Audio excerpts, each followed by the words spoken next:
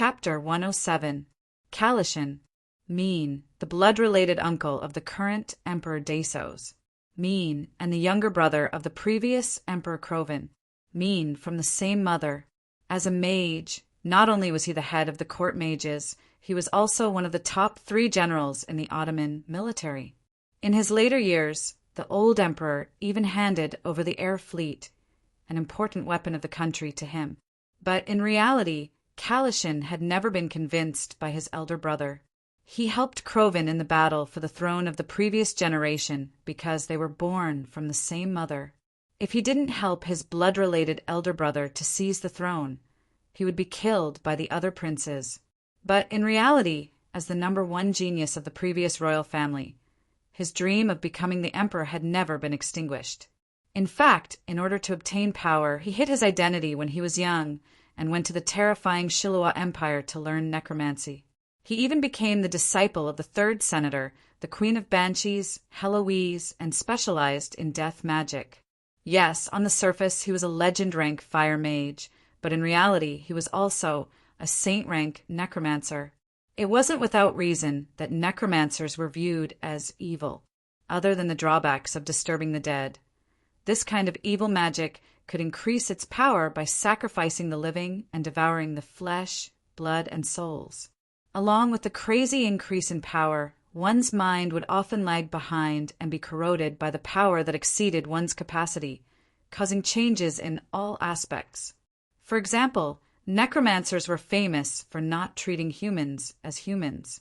The further they progressed, the more indifferent they became to life and death. Demon warlocks and soul reapers, on the other hand, the more inhuman they became, drooling at the sight of the souls of others. Blood mages, on the other hand, were more vampiric than vampires when they reached the bloodthirsty stage. They looked to humans as if they were looking at food.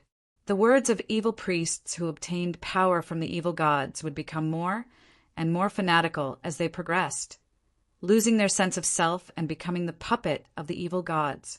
Of course, you could also take it one step at a time and slowly digest it, completely transforming this unorthodox power into a magic sword in your hand instead of being controlled by the magic sword. However, for some people, if they wanted to take it one step at a time, why would they need to practice evil magic? The side effects of having their personality affected were completely acceptable. The most alluring part of these non-mainstream magic spells was that it was very easy to achieve immortality, although this immortality would most likely require an additional price. For example, for necromancers, if they didn't meet with accidents, even if they weren't skilled enough to become a lich, it wouldn't be difficult for them to transform into a skeleton mage or lich. For humans who fear death and the unknown, the temptation of immortality is sometimes hard to resist, especially for ambitious people who yearn for the peak. Of course, it was also possible to obtain immortality if one cultivated to the peak through normal means, such as Valkyrie, oracles, and divine pets. However, there was still a price to pay for such immortality. Although it seemed very noble and high-class, in reality, they would become servants and thugs of the gods. Kalishin, who had already achieved immortality, had always been ambitious. However, it was a pity that, although his personal strength was negligible, his brother Crow had deep attainments in politics and military affairs. Under his governance, the strength of the Ottoman Empire was rising day by day. Heroes are born in troubled times. If the world was not chaotic and the country was stable, there wouldn't be much soil for trouble. Naturally, these ambitious people had to hide their foxtails and pretend to be loyal and capable ministers. Thus, even though Kalishin was a saint-rank archmage, not only did he pretend to be a legend rank, he even groomed a large number of loyal subordinates during his many years in the military. He controlled close to 30% of the White Wolf Guards, waiting for a flaw to appear in Crow's governance. He had long seen through his nephew Dasos' ill intentions, but he still helped him cover it up. As long as Dasos makes his move, it might be the day that he would fish in troubled waters and rise to power. Fortunately, or perhaps unfortunately, Kalishin was too outstanding in pretending to be a loyal minister. Or perhaps Crow had already seen through his younger brother's ambitions and was worried that there would be problems when he succeeded the throne. Thus, he allowed Callison to accept the position of the commander-in-chief of the underwater base. After discovering the greatest trump card of the Ottoman Empire, how could he let it slip by? Thus, when Desos made his move, this ambitious uncle was trapped in the base instead, missing out on a golden opportunity. All right, let's not talk about how this ambitious and unlucky fellow was eliminated for such a laughable reason. What we are facing now is the final rage of an ambitious schemer who had been preparing for decades. Die. The moment I raise my staff, the pitch-black power of death morphs into a ghostly finger and shoots towards me. Instantaneous Death's Finger? It can't be. Death's Finger is an 8-circle necromancy spell that only legend-rank necromancers are able to grasp. To instantaneously cast it, the difficulty would be raised by at least 2 circles. This isn't something that a saint-rank necromancer would be able to do. You are still thinking about this, even when death is at your doorstep, seeking your own death? Actually, if this Death's Finger were to be directed at Diana, even a legend-rank magic-resistant female knight would shiver in fear. However, if it were to be directed at me, perfect courage. Immune to fear-type, death-type magic and talents. The user will always be in a state of high fighting spirit. This effect can be shared with 3 party members. The complete version of Pale Justice is indeed worthy of being the holy light, sacred sword of the Order faction. As expected of a Saint Knight who is an undead slayer, it is a perfect counter to necromancers.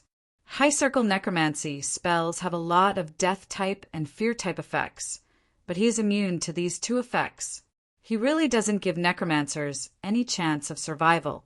As expected, when Death's Finger hits me, the sacred sword that is enveloped in golden holy light suddenly shines and the pitch-black power of death starts to dissipate.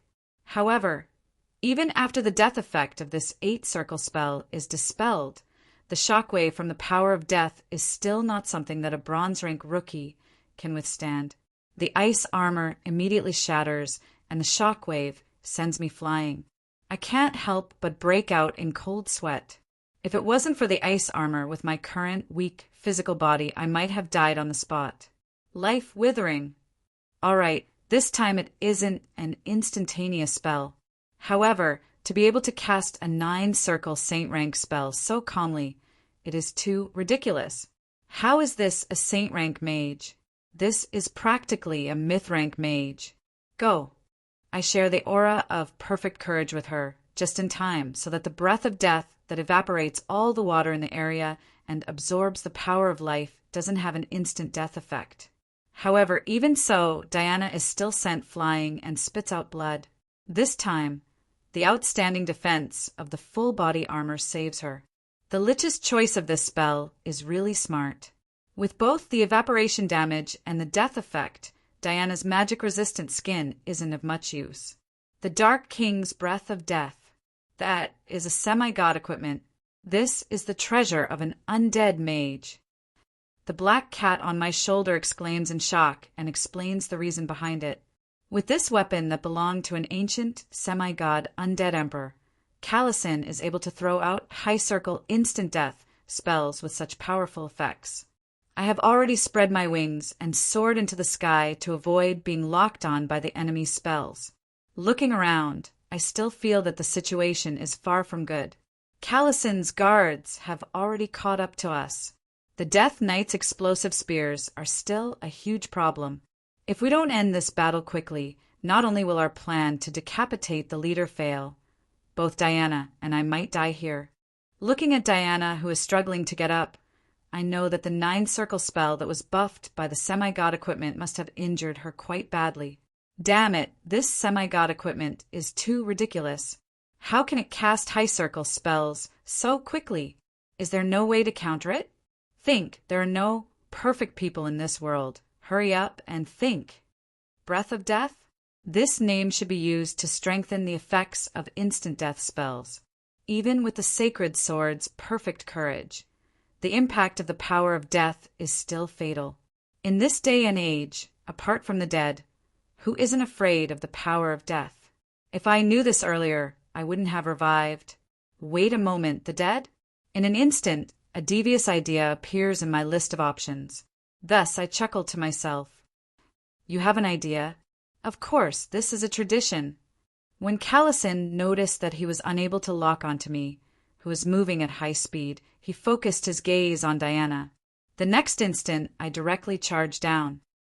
Foolish living being, accept the misfortune that is destined to you. As expected, a black ray of light shot towards me. This was the sixth circle undead spell, physical exhaustion. Since 2 high circle instant death spells were unable to kill me, Callison suspected that we had some sort of treasure that was immune to the effects of death, which was why he chose this spell. Physical exhaustion inherited the viciousness of undead spells. It would make the target feel as if they had just run 2 marathons while carrying 200 kilograms of rice sacks on their backs.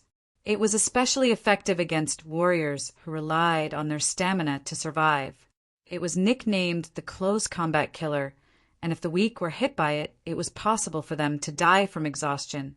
Seeing that the ray of light was too fast for me to change directions in time and was about to collide with it, Diana grit her teeth and charged forward. She opened her hands, intending to try her luck with her magic-resistant skin. As for me, get out of my way. I unhesitatingly pushed away the foolish girl and collided with the ray of light myself. Ah! In the midst of the pitch-black light, I couldn't help but scream in agony. The next moment, I violently fell to the ground and rolled around in pain. Even my golden wings started to disintegrate. The living are truly foolish. To actually play such a laughable game of friendship at such a time. What? Sundering evil slash. I fell less than 5 meters away from the Lich. I pretended to roll for another 2 meters before I suddenly leapt up and covered the distance of 3 meters in a single leap. The sacred sword Pale Justice carried a fatal holy light as it slashed down on his head. It was already impossible for him to dodge. Clang! Even though the Lich was forced to his knees by brute force, the sacred sword was actually blocked by a pitch-black short staff. Could the semi-god equipment's basic attribute of sturdiness be used in such a manner? The green soul fire in the Lich's eye sockets started burning. Judging from his jaw that kept opening and closing, he was actually beginning to chant a major spell. Descend from the dark core hell. The darned cat's rich knowledge of magic allowed her to instantly recognize that this was a 10th circle, myth-ranked forbidden spell. Furthermore, it was an AoE spell that was a combination of the undead and fire elements. As long as he completed this spell, the entire platform would turn into a volcanic crater of the dark core hell. We definitely wouldn't be able to escape, and naturally he wouldn't be able to escape either. As long as the Lich's phylactery wasn't destroyed, he could revive over and over again. Obviously, after being forced to this point, Callison no longer had any confidence in escaping unscathed. He intended to perish together with us before reviving himself. In reality, the reason why Liches were hated by adventurers wasn't just because they were difficult to deal with, but also because of their bad habit of perishing together at the slightest provocation. The sword and the staff clashed. The distance between us was close enough. The skull was filled with malicious intent and even carried a hint of glee. However, since I was already so close to you, you still dared to chant a spell. Aren't you looking down on me? What do you want? Take it. Thus, I unhesitatingly let go of my weapon that was in a stalemate. Under the Lich's confused gaze, I stretched out my hand. Taste my flying dragon cloud reaching hand. Kacha! A crisp sound echoed. The chanting stopped because I had already removed the Lich's jaw. Aha! Let me give your bones a bath and do some maintenance. Dragon cloud reaching hand. Dragon cloud reaching hand. I drew my bow with both hands and fired from both sides. Following that, the ribs were removed, the bones of the hands were removed, and the vertebrae were removed as well. Then, with a violent slap and a shake, the entire skeleton started to fall apart. As an experienced Lich, I couldn't even remember how many times I had removed my own bones to do maintenance over the past few hundred years. Just like how an experienced veteran could close their eyes to dismantle a gun, I could also close my eyes to dismantle a skeleton into its bones before closing my eyes to put it back together. In a short 10 seconds. All that was left of Lich Callison was a skull without a chin. Without any hesitation, I stabbed the holy sword into the soul fire within the skull. As expected, a bizarre soul fluctuation spread, and we could faintly hear a scream of agony coming from the depths of the soul. All right, his soul fire has been burned by the holy flames. Even if he revives, it will take at least a few days. Done and done. Next, we need to find his phylactery before he revives. Indeed, it was done and done. After Callison collapsed, the undead army's weakness of relying too much on the undead lord showed itself once again. A large number of low-level undead who were directly controlled by his undead magic collapsed. A few intelligent undead shouted slogans such as, "Ottoman people don't fight Ottoman people. We were all forced to do this. Actually, we are all good citizens. Actually, I am your father," and so on. Of course, the moment they shouted the last one, they were immediately beaten up by the undead. Take them in and ask them where their phylactery is. Forget it. It's impossible for them to know such things. Let's just ask Callison where his room is. Now is my favorite time to collect the spoils of war. To punish evil. Just as I smiled and put away the Dark King's breath of death, Diana suddenly pounced on me. "Are you all right? How did you make that evil magic not work?" What do you mean by not working? I paid a terrible price for it, look. I opened my shirt collar, and a black cat with half of her body exposed was currently fighting with my sturdy throat. She bit, gnawed, and scratched, using both her claws and teeth, but she was unable to break through my skin. But when she saw me looking at her, she unhesitatingly spat at me. Look, a cat shield. Dodging that harmless attack, I pulled her down and knocked her unconscious. Then I held her in my hand and made a defensive stance, as if she was a shield. How can a kitty block such evil magic? Faced with Diana's question, I pretended to smile mysteriously and didn't reply. Was I supposed to tell her that this darned cat looked cute, but was actually an evil, undead creature? All right, actually, there was no need to use quotation marks on the word evil. If the Queen of Banshees, Heloise, wasn't evil, then everyone in the world would be a saint. Yes, the tradition that I was talking about previously was the tradition of our path to trap mages. Back then, I thought that the already dead Heloise would be an excellent meat shield against an undead mage. Heloise is currently an undead slime. Although she has a portion of the functions of a living being, she is still an undead creation of mine. Using death magic on an undead is no different from throwing a fireball at a fire elemental. Other than making the other party stronger, what other effects does it have? Thus, after using the cat shield to block the body fading ray formed from death magic, I actually didn't suffer any losses. After a performance, I was able to enter close range for a surprise attack. If a mage were to be caught off guard and allow a close combat mage to get close to him, this was also taking advantage of the opponent's lack of combat experience. In my estimation, the esteemed Callison must have been casting his spells safely under the protection of many guards for a long period of time.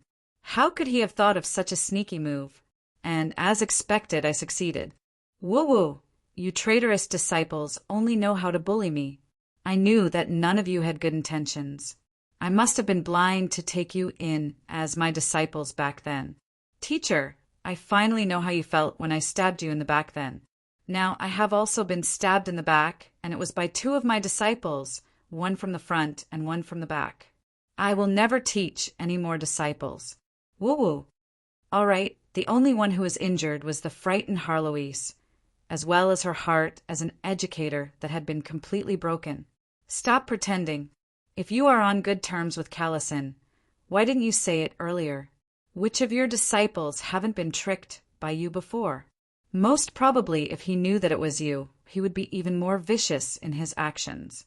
Also, have you forgotten? The existence of the magic pet contract makes it impossible to hide your true feelings from me. Do you think that such a small matter would make you so desperate? All right, after I exposed her, the next moment, Diana was shocked to see that the darned cat immediately calmed down. However, her face was still filled with displeasure. Eat the semi-god scepter for me. I want to strengthen this physical body of mine. I have had enough of being a pet. Sure, act cute for me. If I am satisfied, I will give it to you. Thus, the little cat smiled mysteriously. Meow, Lord Master, can you give me that thick black short stick? He really wants to eat that stick, I beg of you. Meow. Pooh. All right. I underestimated the lower limit of the darned cat.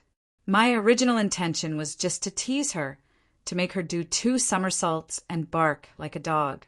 The moment those words came out, not only did I burst into laughter, Diana also looked at me with a strange gaze.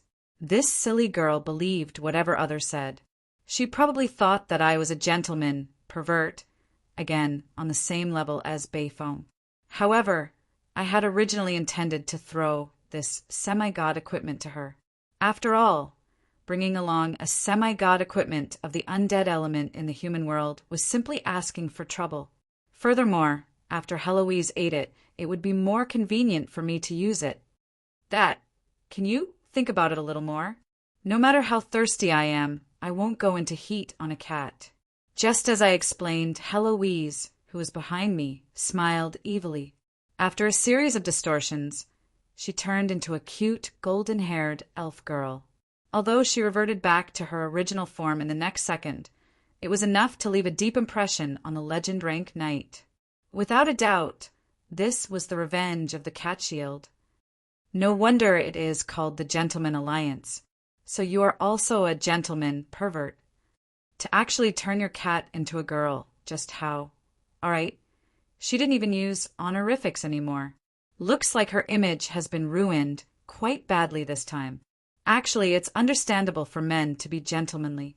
If you really can't stand it, you can actually consider Momo. Although she's always very harsh, she has always been a good girl, and she has always liked you. Forget it. She definitely can't. She definitely can't. Diana's untimely matchmaking reminded me of a few days ago when we were choosing an Aurora Knight. Momo, who is also a silver rank, also came to join in the fun. Initially, with her decent strength, she had a chance of succeeding, but the moment she opened her mouth. Is there anyone who can turn into a cute Shota? It's an 8 or 9-year-old boy, Oh, right. I have a portrait of little Luoluo here. Can you turn it into one? Big Sister Shiva, help me turn him into one. Seeing that I blocked the arrow for you just now, it will be enough. In just a moment, one wave is enough. I want to see little Luoluo, but I can't beat that pervert. Woo, Momo's life is so bitter. Looking at Momo, who is pestering Shiva on the airship, in the end, Diana sighs helplessly. It is because she is getting weirder and weirder that I want to marry her off as soon as possible. If you can't deal with her yourself, you send her out to harm others? Diana, you have also become bad.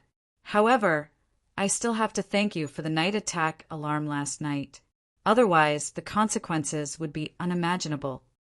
Sigh, actually it is your fault. She was clearly very normal in the past. How can you blame me for this? It is obviously her. All right, it is all my fault. At this moment, I can't help but recall that weird title of King of Gentlemen. What does it mean by all gentlemen will take the initiative to join your ranks? I haven't met many normal people along the way. Ding! Congratulations to the host for discovering the hidden effect of the King of Gentlemen. Not only will it make gentlemen voluntarily join your faction, but it will also turn ordinary people into gentlemen.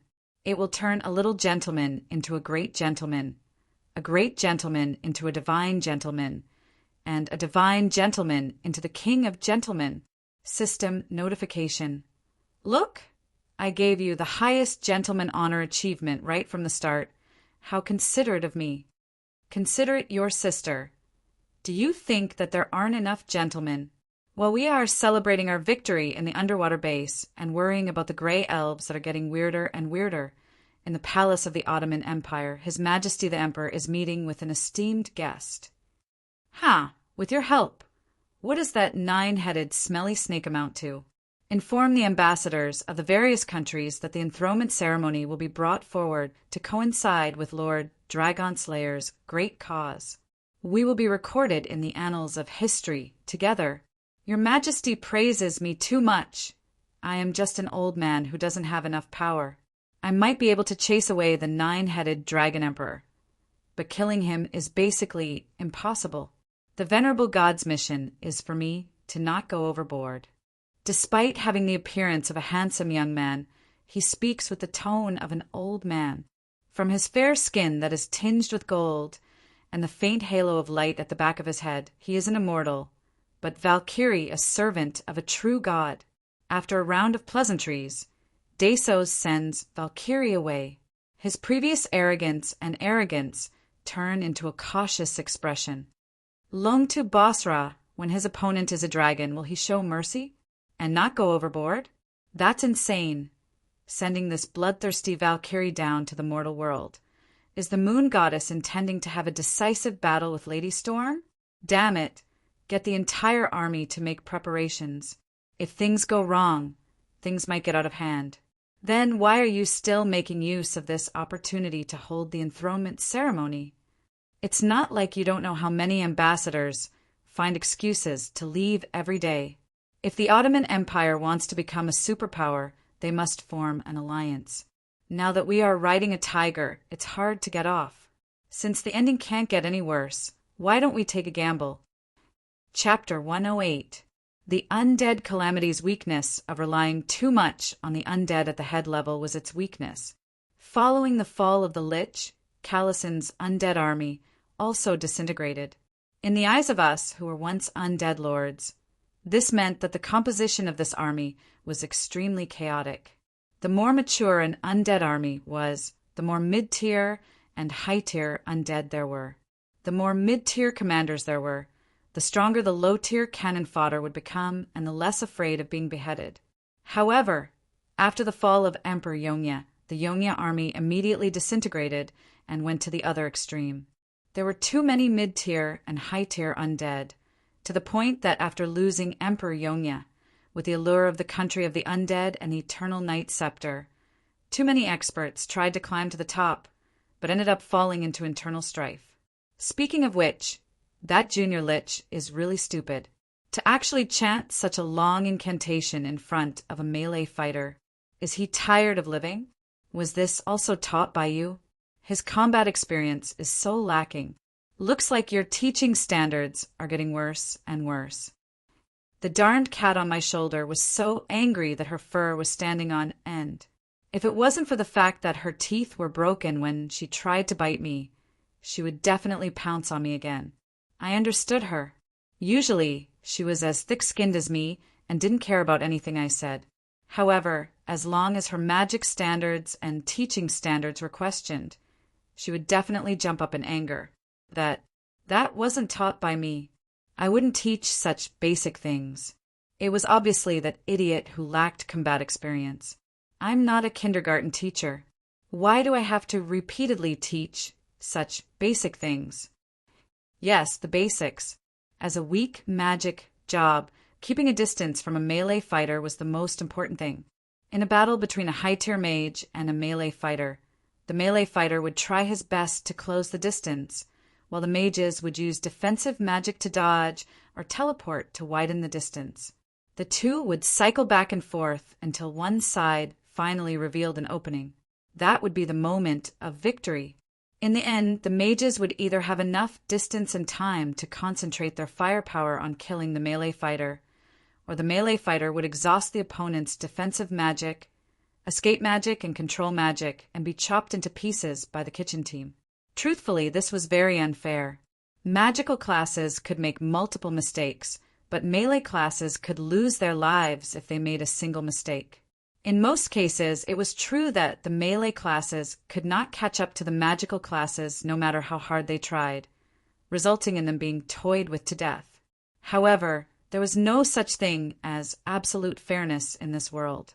Magic classes had extremely high requirements for talent. Among humans, magic classes were less than 1/10 of those of the same tier, and they required a lot of time and wealth to nurture. Hence, it was easier for magic classes to obtain a high status in human society than melee classes. As a court archmage and a prince of the royal family, Callison undoubtedly held real power. However, another aspect of his high status was that he lacked the opportunity to practice in actual combat. Whenever he went out, he would always be accompanied by a large number of bodyguards. How could he be allowed to personally fight for his life? Should it be said that he was immature to the point of being naive? This junior of mine is actually chanting an incantation in front of me. Even if my rank is much lower than his, there is no need for him to ignore me like this. Even if I don't forcefully tear him apart, pale justice will attack me a few more times, and I will be finished sooner or later. I feel that we should expel Callison from our school. I have never taught such a shameful disciple. You should just be happy. If it wasn't for the fact that this guy lacks actual combat experience to the point of being ridiculous, with that saint rank weapon and his strength as a saint rank lich, you would definitely not be able to win. Heloise's words were very honest. This really couldn't be blamed on my teacher for not teaching me well. It was obvious that he usually relied on his saint rank weapon and saint rank strength to use high circle spells to kill everything. Now that he met an unkillable opponent, he panicked and messed around. If it wasn't for Callison being foolish enough with his legendary fire and saint rank undead strength and that saint rank weapon, he would have at least a dozen ways to win. No matter what, he wouldn't have been instantly killed. This fully confirmed the old saying, no matter how good one's martial arts is, if one's brain isn't good, sooner or later one will be smashed by a brick. I nodded my head with a heavy expression, but a smile was already forming on my lips. This junior of mine is simply the captain of a treasure delivery team. The equipment on him is really not bad. I will kindly accept the saint rank weapon. Dark God's Breath of Death Attack Power. 1-2, Saint Rank Weapon One-Handed Scepter, Usage Requirement. Intelligence 15+, High Rank Necromancer Breath of Death. Able to store up to 3 8th Circle, Legendary Rank, Death-type spells. As long as it is activated, it can be instantly cast. If it is a 9th Circle spell, Epic Rank, it can be cast without using any materials. However, you can only store 1 9th Circle spell. Domain of Death. With the scepter as the core, there exists an invisible domain of death.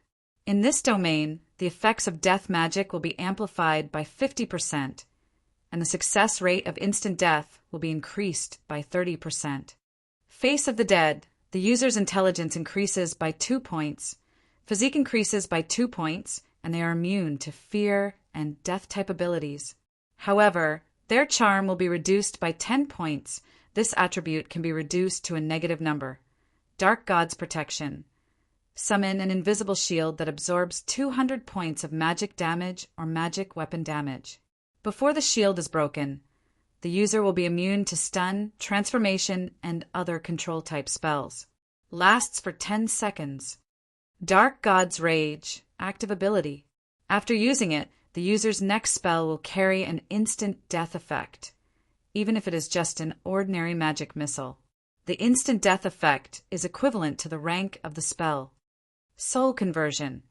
Extract the soul of the dead and convert it into pure death magic. The ancient undead emperor, the Dark God, once reached the pinnacle of the domain of death. Legend has it that just by breathing, he is able to make the living enter the realm of death. Even though he has already fallen, this semi-god equipment still contains a portion of his soul shards. Perhaps an undead lord can use this to comprehend the mysteries of death and enter the supreme throne of a semi-god undead emperor. This is a typical semi-god equipment for combat, not mentioning the mysteries of the undead emperor's soul shards that are able to drive undead lords crazy. It is, after all, a mirage that depends on luck. The 3 instant-cast, death-type spells of Breath of Death are already shocking super-killing machines. With this Breath of Death, there is no need to look at other abilities. Who would be able to withstand 3 death-type spells that he casually throws out? Furthermore, coupled with the soul conversion ability, he does not need to worry about exhausting his mana. It is no wonder that Calison's combat experience is lacking.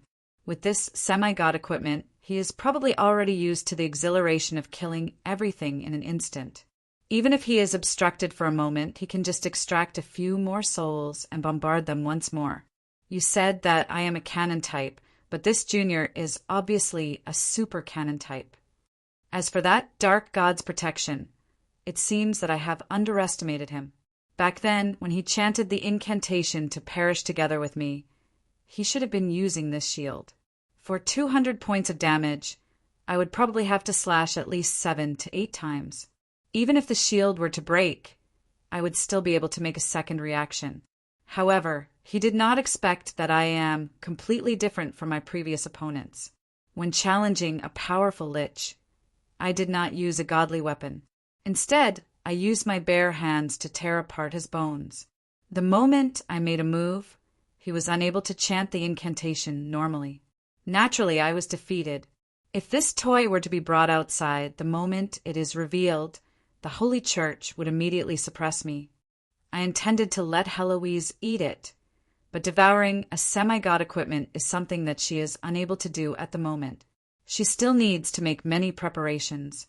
Thus, I kept it with a face full of joy, just as my evaluation of Calison slightly increased due to the fact that the defensive ability did not work as expected. 5 minutes later, this overly high evaluation of him collapsed once more. This, I really did not teach him. I don't know him. I believe that such a foolish student cannot be explained by the fact that a teacher did not teach him well. This is a congenital type of brain damage that no medicine can cure. This kind of intelligence is comparable to that of a silly girl. How did he advance to saint rank? The moment we walked into Calison's room in the Mage Tower, we naturally intended to collect the spoils of war. However, just as we started searching, we found a square box under the bed. Opening it, we saw a blue bottle wrapped in velvet. Within the bottle, there was a quietly burning soul fire. If there wasn't a second Lich here, then this toy would definitely be Calison's phylactery. It was a textbook example of a standard soul bottle. Furthermore, he was afraid of losing it, so he kept it in a box. To be able to explain the term phylactery to such an extent, it was truly a miracle. While other Liches would repeatedly disguise their phylactery, fearing that it would be discovered by others, this phylactery, which was open and undisguised, actually frightened us. Hey, Heloise, if you were to transform into a Lich here, how would you create a phylactery? Just find a random item and after transforming it, throw it into the water. I guarantee that no one will be able to find it. You? I would place it in an ordinary brick and then place the brick on the main road here. This way, passers-by would never know that a Lich's phylactery is right beneath their feet. The two of us looked at each other and saw the mirth in each other's eyes. Sigh, how unfortunate. We should have added an intelligence test to the entrance exam. Don't tell others that I'm his senior. We can't afford to lose face like this. The two of them sighed together. Finally, someone couldn't bear to listen to such sarcasm. Bastard Dasos, do you think that you can insult me as you please just because I've lost? No matter what, I'm still an Ottoman prince. Senior, do you know who my teacher is? You. Shake it. I'm so dizzy, stop shaking it. One of the reasons why the textbook soul bottle was abandoned by most Liches was because the souls contained in the bottle were far too weak. With just a slight shake, Calison unhesitatingly surrendered. This technique is so familiar. Yep, I learned it from you, silly cat. All right, ignoring the silly cat who was going all out to bite me again, I turned my attention to Calison's phylactery, who fell silent again. All right, let me reintroduce myself. Why am I your senior? Yep, I should also be the oldest senior to have survived until now. I am Roland Mist, and this silly cat is our teacher, Heloise. How is this possible? Callison was unable to remain silent anymore. Not only did she expose his teacher, how did the fearsome banshee queen turn into a soft little kitten? However, that black cat glared at her in annoyance. A ghost-like figure flashed behind its back and disappeared. That familiar soul ripple was the best calling card for her. How have you been? By the way, don't tell others that you are my disciple, it's too embarrassing. By the way, Harlock, Callison's pseudonym, I'm no longer angry after seeing you like this. Let's forget about our past grudges. Of course, you can also refuse. We'll settle our scores again. The soul fire surged in the bottle. If the bottle could nod freely, it would have already become a roly-poly toy. Teacher Heloise, you're speaking as if I'm the one who has wronged you. It's obvious that we were all tricked by you. If you want revenge, we should be the ones looking for you. All right, I won't say any more. Noticing that the black cat was baring its fangs, Callison recalled the cat's petty and calculative personality, and the fact that he had fallen into its hands. Wait, the oldest senior brother? Rumor had it that he was also Heloise's disciple. Rumor had it that he was indeed from the Mist Kingdom. Forever and ever, Emperor Yongya. All right, the reverberation of the soul reverberated in the room, revealing the fear and shock contained within. A person's name was like the shadow of a tree. As the only undead emperor in the modern era, as the creator of the strongest undead calamity in the modern era, Emperor Yongya was an existence that all undead mages couldn't avoid. He was an unsurpassable monument, as well as an existence that people feared. And it's me. You don't have to be so surprised. You are now an undying existence. Is it that surprising that I didn't die? I had expected him to throw away his identity.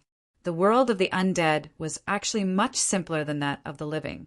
It was common for the strong to be respected. With the golden name of Emperor Yongya, the reality of his failure, and the phylactery in my hands, I didn't think that he would be able to play any tricks. I won't say too much nonsense. You just have to listen to me from now on. We are all in the same profession, and there are many ways to torture the soul. If you want to play any tricks, go ahead. But if the tricks you play are too indecent, too low class that I can't bear to watch, then I won't say much about what will happen to you. Don't need to say much equals think about it yourself equals scare yourself. There was no limit to the imagination of an intelligent being. The more one was used to being cruel to others, the easier it was for them to think of even crueler ways to torture themselves. This method of inducing fear had always been effective, especially when the other party was an undead mage who specialized in torturing souls. If Callison was really a martyr who would rather die than submit, he wouldn't have turned himself into a lich. Seeing that even the powerful Heloise was turned into a pet, what else could he possibly resist? And so, the next period of time was when I told the Lich to obediently do as I said. Let's do it this way. Since I can see that you have a grudge against Dasos, when he opens the door, bring your army to fight against him. Of course, you'll lose in the end, but remember to self-destruct in a spectacular manner. Right? You still have to leave behind the information on the airships. Don't blow them up together. I didn't think that we would be able to hide it from Dasos after we developed an air fleet, but it was entirely possible to create a bit of chaos. The traces of the undead's existence were already impossible to hide, and the traces of the battle that had just occurred were even more obvious. In order to hide the traces of the battle, the easiest way would be to start a new battle. Of course, Heaven's net has long arms, but nothing escapes. There were some things that should not be done. Once done, there would be traces that would eventually be exposed. For Donglon, who lacked everything, just the set of rare alloy equipment of the White Wolf Guard was a priceless treasure. It was impossible for us to let go of the spoils of war that we had collected here. The series of arrangements that we made next could only delay the time for us to be exposed. After the Ottoman Empire finishes dealing with the sea folk, the time for the war between the various countries and the War Vulture would also come. After the war, The underground coalition army and the undead calamity would also arrive. As long as we get through the current trouble, I don't believe that he would still have the spare time to look for trouble with the far north state. Moreover, by that time, when Donglan becomes stronger, it's still unknown who would be looking for trouble with whom. That's right. The 7 countries of the far north wouldn't be so content with their lot. Since they intend to settle down in Donglan, they should also be prepared to deal with the war. Of course, this is the territory of the Lich Kalishin after all. If we want to clean up the place quickly, it's best to get the other party's help.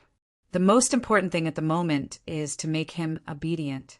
If we want him to work in peace, we can't not give him a carrot after slapping him. I'm not unreasonable. If you listen to me, I'll give you whatever you want, whether it's the secrets of magic, divine weapons, or treasures.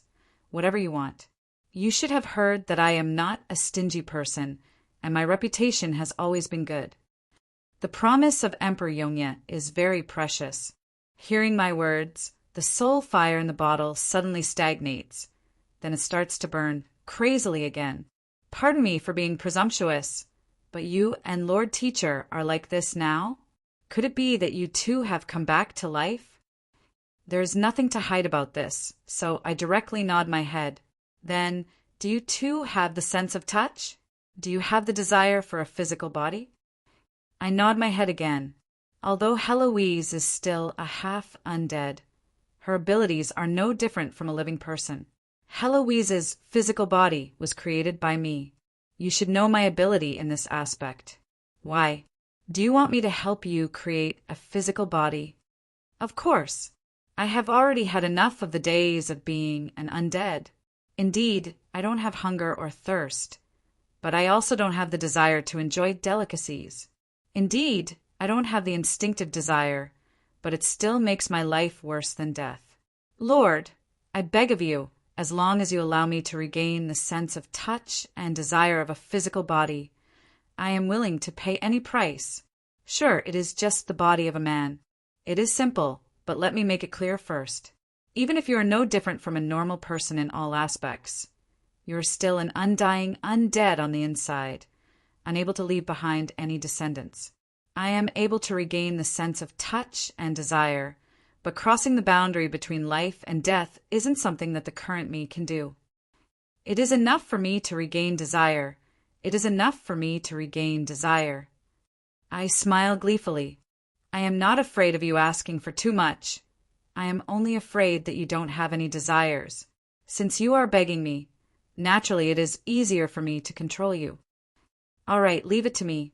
When the time comes, give me a portrait of your past, and I guarantee that I will restore it to the exact same state.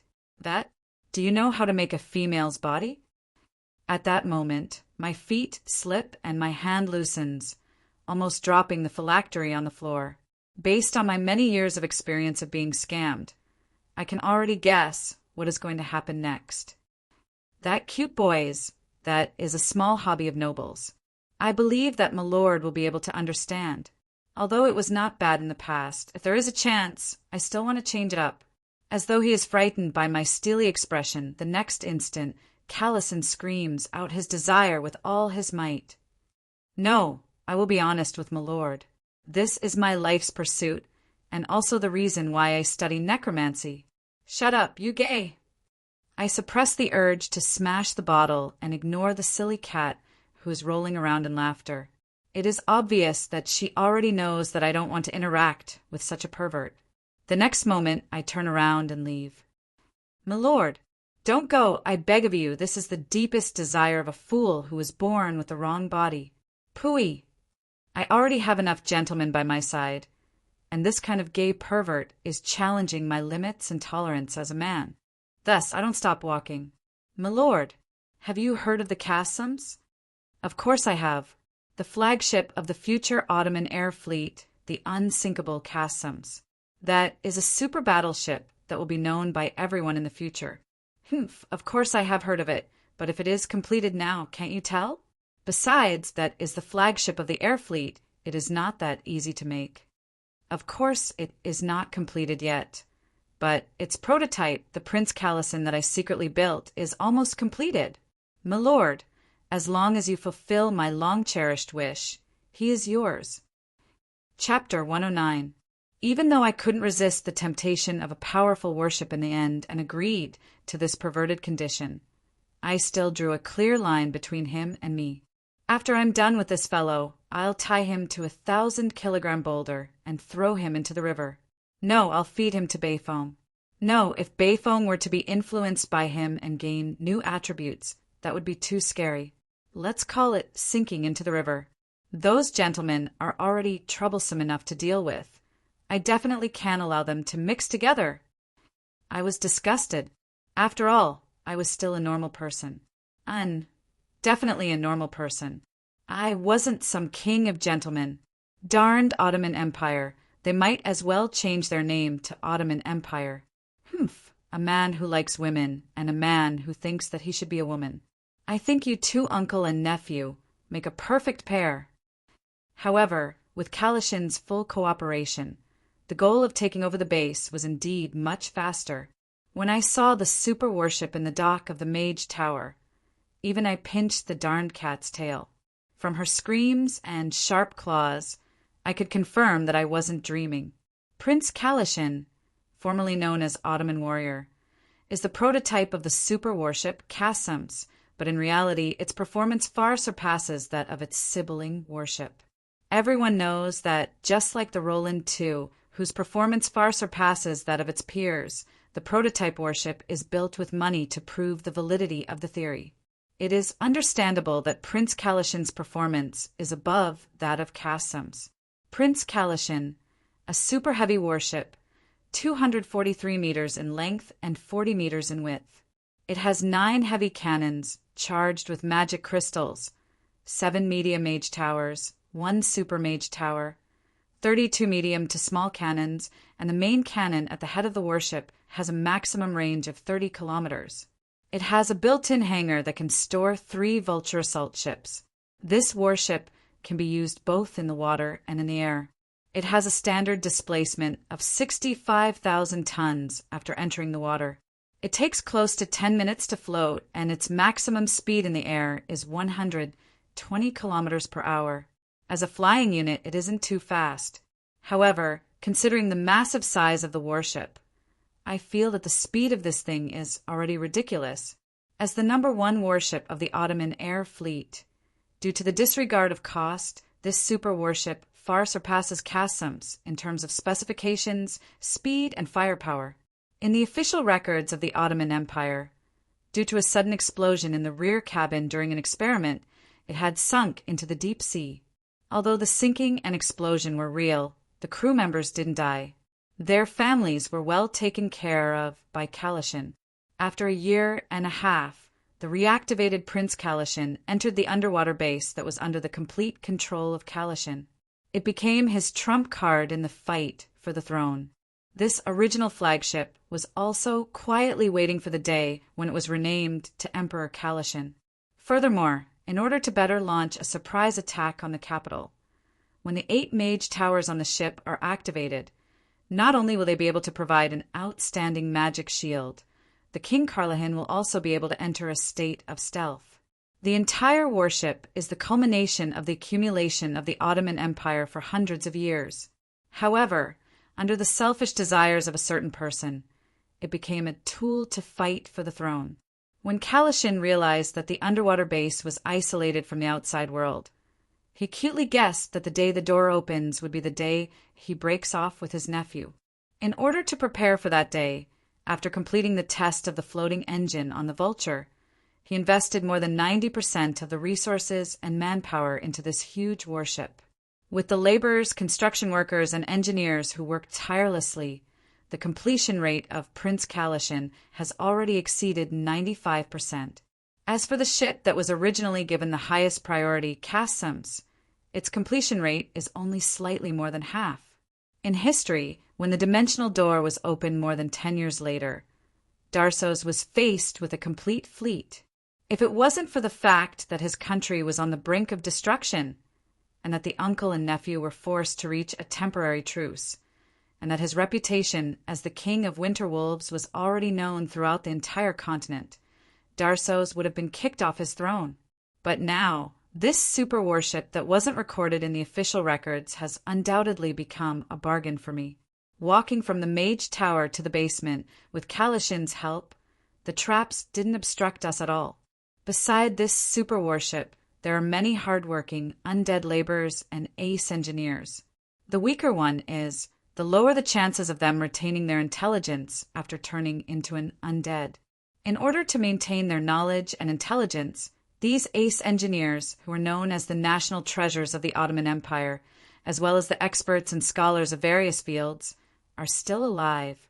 Even though the remaining rations have been provided to them, this place isn't just isolated from the outside world for a day or two. They aren't even given a piece of biscuit every day, and they have to work hard. The result is that their emaciated appearance makes one think that they are skeleton soldiers. From a certain perspective, our ambush has saved them from the brink of death. First, they were forcefully moved here, and their loved ones were turned into undead engineers right in front of them. Their hatred towards the Ottoman Empire, Dasos, and Kalishin was unbelievably smooth, just by saying that I am a citizen of the Donglan Principality. Of course, those who have survived until now are all intelligent people. They know how to make the right choice in order to continue living. It'll be completed by next month, and it'll barely be ready to set sail in 2 weeks. Looking at the ace engineer and grand scholar, who were overjoyed to receive the jerky I handed over, I broke out in a cold sweat when I heard this news. If we had arrived a month later, we probably wouldn't have had any chance of victory at all. Prioritize the construction of the Mage Tower. If necessary, we can directly dismantle the Mage Tower's components. What we need the most right now is its stealth and ambushing abilities. I was filled with joy as I gave the new construction order. Obtaining this Mage Tower doubtlessly gave me much more hope and confidence in my future plans. Prince Kalishin. When I thought about how this was the name of a certain gay man, and how I might end up living in this ship named after a gay man, I unhesitatingly made changing the name of the ship the most important matter before considering anything else. I have always been a troublemaker when it comes to naming things. Just as I hesitantly called out the name Roland, the silly cat's faint voice said, "Have you forgotten about the Roland Titan? Do you intend to have a transformation or a full series of Roland?" This immediately made me give up on this idea. Then I recalled the name of Law and Justice, so I suggested naming this ship Absolute Justice. However, the silly cat's "Is it the incurable disease?" defeated me yet again. Love and courage. Little friend, how old are you today? Do you intend to make everyone laugh their heads off? The angry birds. I feel like I'll crash into a house if I don't crash into a pig's head.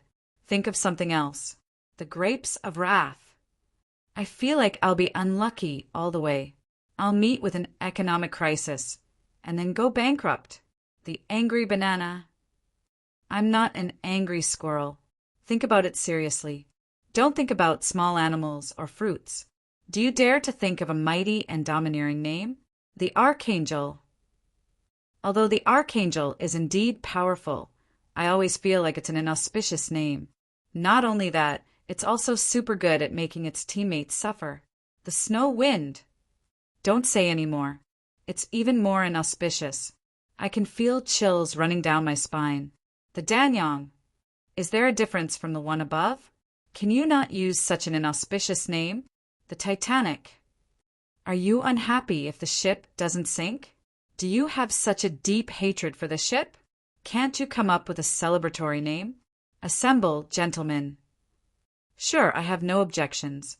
But do your parents know that you're courting death? Do you think that you don't have enough gentlemen under you? The Wyvern. I know of more than 20 ships with this name.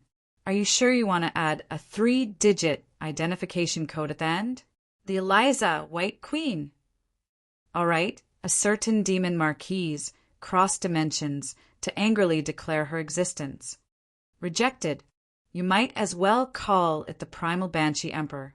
All right, silly cat, your ultimate motive has been revealed. It feels like using a name that is filled with the ultimate evil boss will only result in self-destruction. It was an endless series of suggestions and rejections. It was a heartbreaking self-test. Once again, I confirmed that naming is indeed a troublesome matter. I thought of more than 20 names in a row, but all of them were rejected. Mysterious voice. Are you sure you're not asking for it? The Borealis. Although it feels like it's reflecting something, since it hasn't sunk yet, I'll just make do with it. The Borealis is a natural phenomenon unique to the northern lands. From a certain perspective, this name represents the desire for the mist country to break the ice and rise again. 2 more weeks? Can't it be faster? The conclusion I got was depressing. 2 weeks later, it would barely be able to start up, but it would only be able to fly. Most of the cannons on the ship would be unusable. These 2 weeks were the best-case scenario. Looking at the current situation, there was an 80% chance that it would be delayed. Due to the damage caused to the energy pool by the previous attack and my intention to let the survivors who had managed to survive with great difficulty take a break and eat some good food to recover, the possibility of the delay was even higher. However, as long as it could be driven out, it would be able to fly while completing the remaining work. This was a piece of good news. Without a doubt, in the current situation where the Sea Folk and the Ottoman Empire were at a stalemate, and an all-out war could break out at any moment, this underwater base was the safest. Very quickly, I made a decision. Since the Ottoman Emperor has approved of our request to leave in the contract, it is about time for the envoy group from the Donglan Principality to return to the northern lands. After I returned to the surface, I would arrange for the convoy to return to the northern lands. At the very least, on the surface, I couldn't allow the envoy group to remain in this dangerous city. René, follow this name list and look for the people in the city. Those whose names are underlined in red must be invited, even if you have to resort to violence or kidnapping. Those whose names are in blue must be invited, but if you can't, don't force yourself. Those whose names are in purple must not resort to violence. Otherwise, you will become a troublesome target. Since we were fated to offend the Ottoman Empire, it didn't matter if we offended them a little more. Since we had already started to poach them, we might as well poach more of them. With these historical figures in our hands, regardless of whether it was us, the Donglan Principality, or the Ottoman Empire, the future would be different. After we find them, get them to bring their families here. Remember, tell them that this city is in danger and that we are saving them. This is the truth, so just go ahead and do it. With the underwater base and the Borealis in our hands, it was doubtlessly the first ray of hope in this chaotic situation. With this base that we could attack and defend at will, our safety was truly guaranteed. However, my good mood only lasted until we returned to the Church of Law, inviting me to participate in the Ascension ceremony that will be held in advance. Am I crazy, or is Desos crazy? As the Sea Folk's invasion progressed, and as the 3 main fleets were destroyed one by one, the Ottoman Empire gradually lost control of the rivers and the coastline. All the cities along the coast were being attacked by the Sea Folk. The Empire's defense forces were all mobilized, and the number of cities that had been massacred by the Piranha tribe had already exceeded 2 digits. While the capital was still maintaining a strange balance, the battles below were already a complete mess. Faced with the seemingly endless number of Sea Folk, the Ottoman Empire's not-so-powerful forces on the water began to cower. On the river that led to Kajisi City, the defending fleets of the humans were either completely annihilated or returned to the port of the city to seek help from the local defenders. Over 100 tribes were gathering and trekking. Under the guidance of the storm priests who wore the storm's sacred emblem, they had already completed the transition from mercenaries to regular soldiers. Among them there were ugly and short-fish men, beautiful and pure mermaids, tall and sturdy sea giants, but most of them were the half-human, half-fish Naga sea folk and various water elementals. The simple training and grouping had already ended, and the sea folk were ready for battle. With the storm priests as the core, under the guidance of the true god Lady Storm. After a long trek, they saw their destination. The capital, the new capital that belongs to us. That was what they said. Chapter 110. Long Tu Basra, has the moon goddess gone mad? Why would she release this mad dog? The arrival of the powerful Valkyrie under the moon goddess isn't a secret. After all, the difference between a Valkyrie and a mortal is obvious. Not to mention that one doesn't seem to have any intention of hiding her identity at all. She spends her days in the city, living a normal life, and appearing in public is astonishingly high. In the legends of the Order gods, the Valkyrie are all incredible heroes in history. At the end of their lifespan, they were recognized by the true gods and signed a soul contract to fight for the true gods, becoming the glorious and undying warriors under the true gods. Of course, this is the positive side of things. But if I were to say it, the Valkyrie only look glamorous on the surface. Throw away those boring hymns, and in reality, they're just another type of undead in the Order faction. Furthermore, they are unlucky fellows who accidentally signed a contract to sell themselves for life. They don't even have the freedom of a private life or annual leave. The most obvious point is that even though they have physical bodies and desires, they are unable to leave behind descendants. This is determined by the nature of their souls, which have already entered the cycle of reincarnation. No matter how they replace their physical bodies, it is the same. If it is just to restore their physical bodies and desires, my undead modification technique is able to do it too. On the other hand, the reincarnated god envoys and angels are able to leave behind descendants because they have already completed the cycle of reincarnation and become a living being once again. And in reality, if an angel were to be transformed from a human, it is quite similar to the reincarnation of a demon from the lower plane. Furthermore, just like the undead, whose name is even nicer, the Valkyrie are also extremely obsessed. They are indeed great heroes in history, but great heroes don't mean that they are saints who have no desires. Even after becoming Valkyrie, they still maintain a high level of obsession with their hobbies and the past when they were alive. Basra's past experiences can be summed up with just a single word from his nickname, Lungtu. He was a nobleman born as a wood elf. Back then, the Elven dynasty was still in its heyday.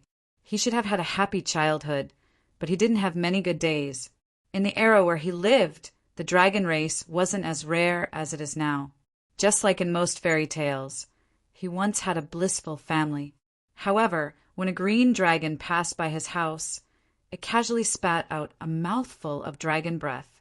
And it's the same as how some uncivilized fellows spit out casually. However, if humans aren't civilized, they might only be met with an auntie with a red armband. The result of a dragon's uncivilized breath is that other than Basler, who managed to escape from the calamity, everyone else was wiped out. All right, the rest of the story was not worth mentioning. Under the wheel of history, the orphan youth slowly grew up and finally set foot on the peak of the world.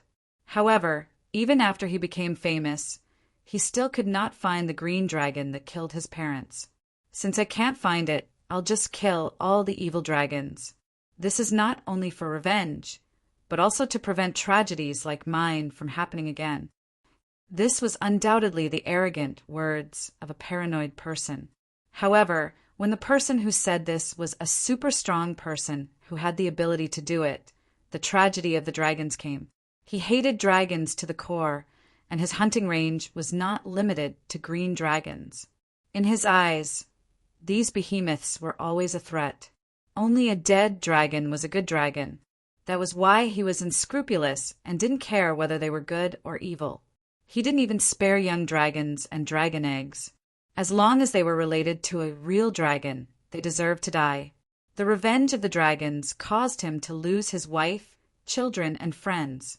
This caused him to be lonely once again, and he became a world-famous professional dragon slayer.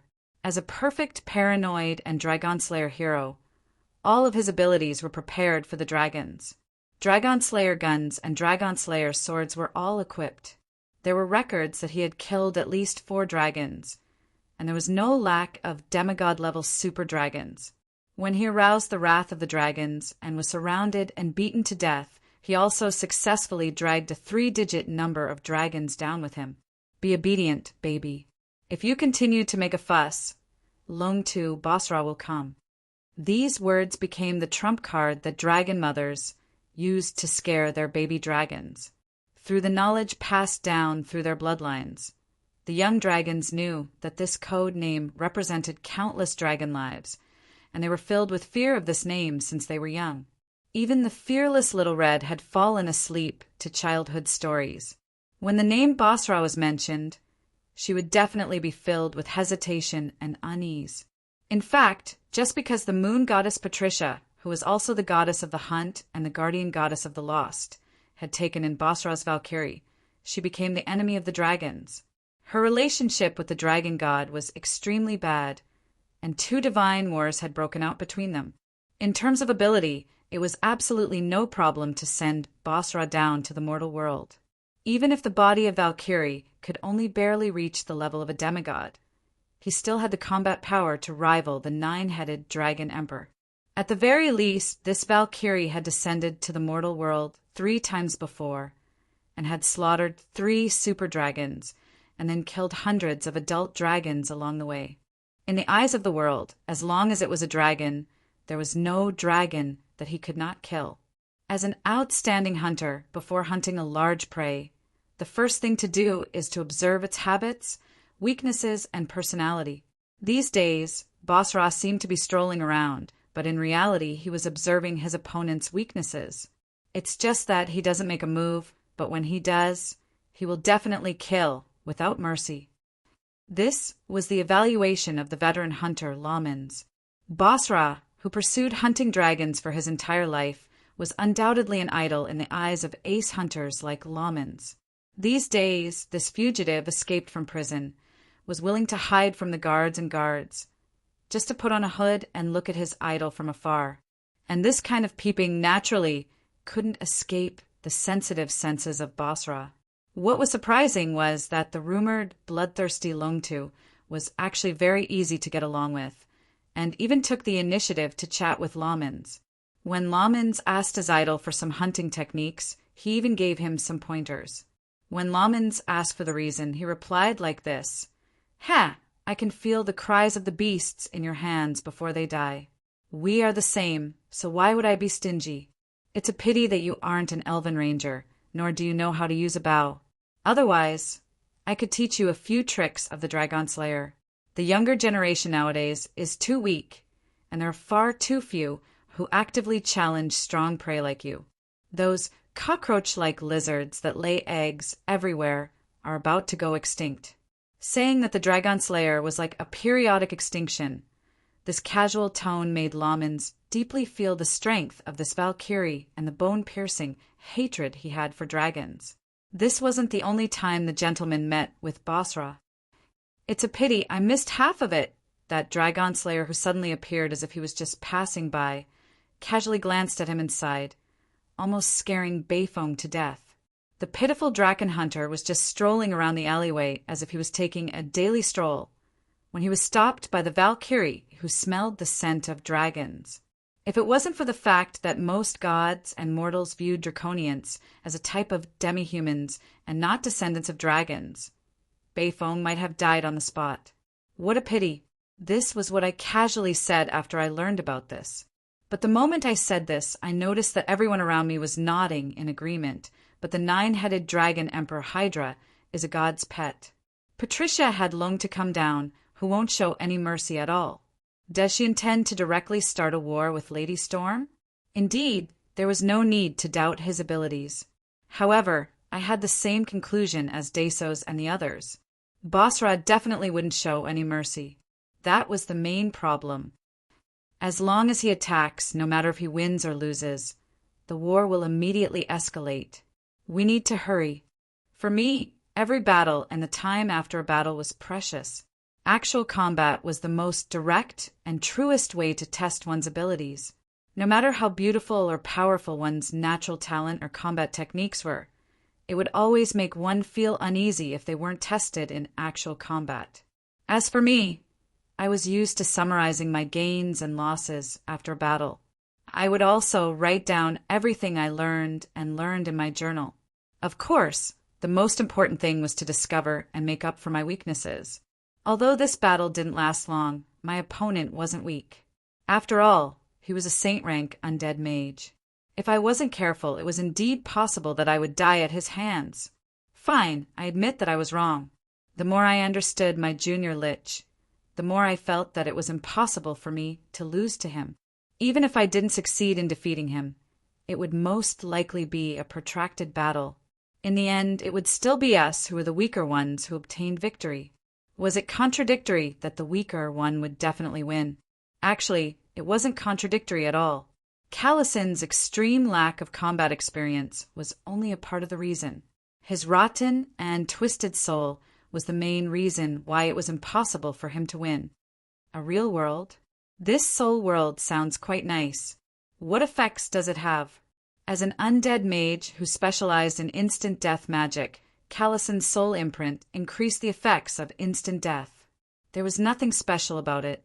However, I heard that he had a soul world. Not only that, it was a rare item that didn't simply increase one's stats, which astonished me greatly. The soul world of most saint-rank mages was only a simple modification of the surrounding environment to make it the most suitable environment for them to use their combat strength. For example, fire mages could transform the surrounding environment into a fire elemental plane. Although this would greatly increase the power of fire magic, it would consume a lot of energy in practical use, which would result in a low cost-performance ratio. Normal soul worlds were often used for large-scale battles or for several mages of the same element to fight together. The stacking of stats would allow one to turn a ring of ice into a blizzard, which would be quite frightening. On the other hand, unconventional soul worlds were the embodiment of one's personal experience and soul. Although there were thousands of differences in power, being able to modify the world with one's own will was enough to prove that one's willpower and determination were extraordinary. Furthermore, such soul worlds were often difficult to deal with and defend against. Having a special soul world was basically the privilege and status symbol of the strongest. I heard that Calison actually had a soul world named a real world. While I was curious about it, I also raised my evaluation of this junior of mine, which had already reached rock bottom. I didn't expect you to be so knowledgeable. Does that soul world have any effects? Why didn't you use it back then? It's not that good. It's just a little bit of my personal obsession. It's like this. After listening to Calison's explanation, I directly lowered my evaluation of his soul world. This time, it wasn't a rock-bottom evaluation, but a basement evaluation. After listening to his introduction, Heloise emphasized to Calison that he mustn't say that he was his master. The reason? This soul world really made me speechless. Changing the gender of everyone within a certain range? What's the point of that? Can't you do something more serious? For example, seriously planning a coup d'etat and an undead calamity. If you were slightly more normal, you would have long overthrown your older brother. But this is the deepest desire in the depths of my heart. And isn't a soul world a representation of the desire in the depths of my heart? All right, although Calison's expression was sullen and his tone lacked confidence, his understanding of a soul world wasn't wrong. The next moment, as if recalling something, Calison's voice became delighted. Moreover, I've used this imagined world twice, and I've successfully taken down extremely difficult opponents. One of them was even a myth-rank expert. Hearing this, I was a little speechless. Indeed, not every man would be able to remain calm when he suddenly realized that he had 2 extra pieces of meat on his chest and that his little brother had disappeared without a trace. Being distracted in a tense battle was equivalent to seeking death. However, for a powerful expert to die because he was distracted looking at his crotch, it was too embarrassing. Thinking about what would have happened if he had suddenly activated this soul world during the battle, I couldn't help but shiver. Definitely don't use this soul world. Right? Also, don't tell anyone about this soul world, especially Kolos. I didn't dare to imagine what would happen if Kolos were to know about this soul world.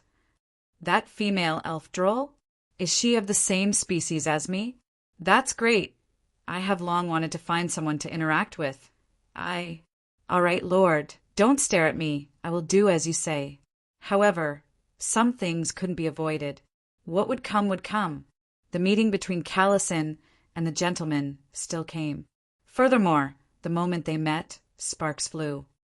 You still like adult men because you have yet to meet a Shota that you truly love. Age, that has never been a problem. A certain gray elf said. You still like females because you have yet to meet a man that you truly love. Gender, that has never been a problem. A certain Lich said. You still like humans because you have yet to meet a life that you truly love. Species, that has never been a problem. This person that everyone knew. The three of them shook hands, and an indescribable resonance formed between the three of them, forming a friendship exclusive to gentlemen.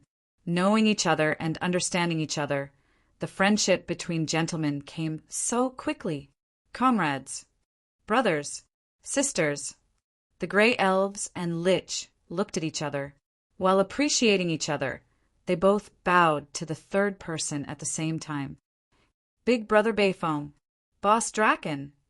Yes, if there were levels to gentlemen, then Bayfing's demeanor as the unit of measurement of gentlemen shows his status as the leader of the gentlemen. We are all people who disregard illusions and face and wholeheartedly pursue the true love. There's no need to be so polite. I am not alone. From now on, let us call each other brother and sister. Even if the world can't understand our pursuit of true love, at least we can understand each other. Little brother, little sister, what do you say?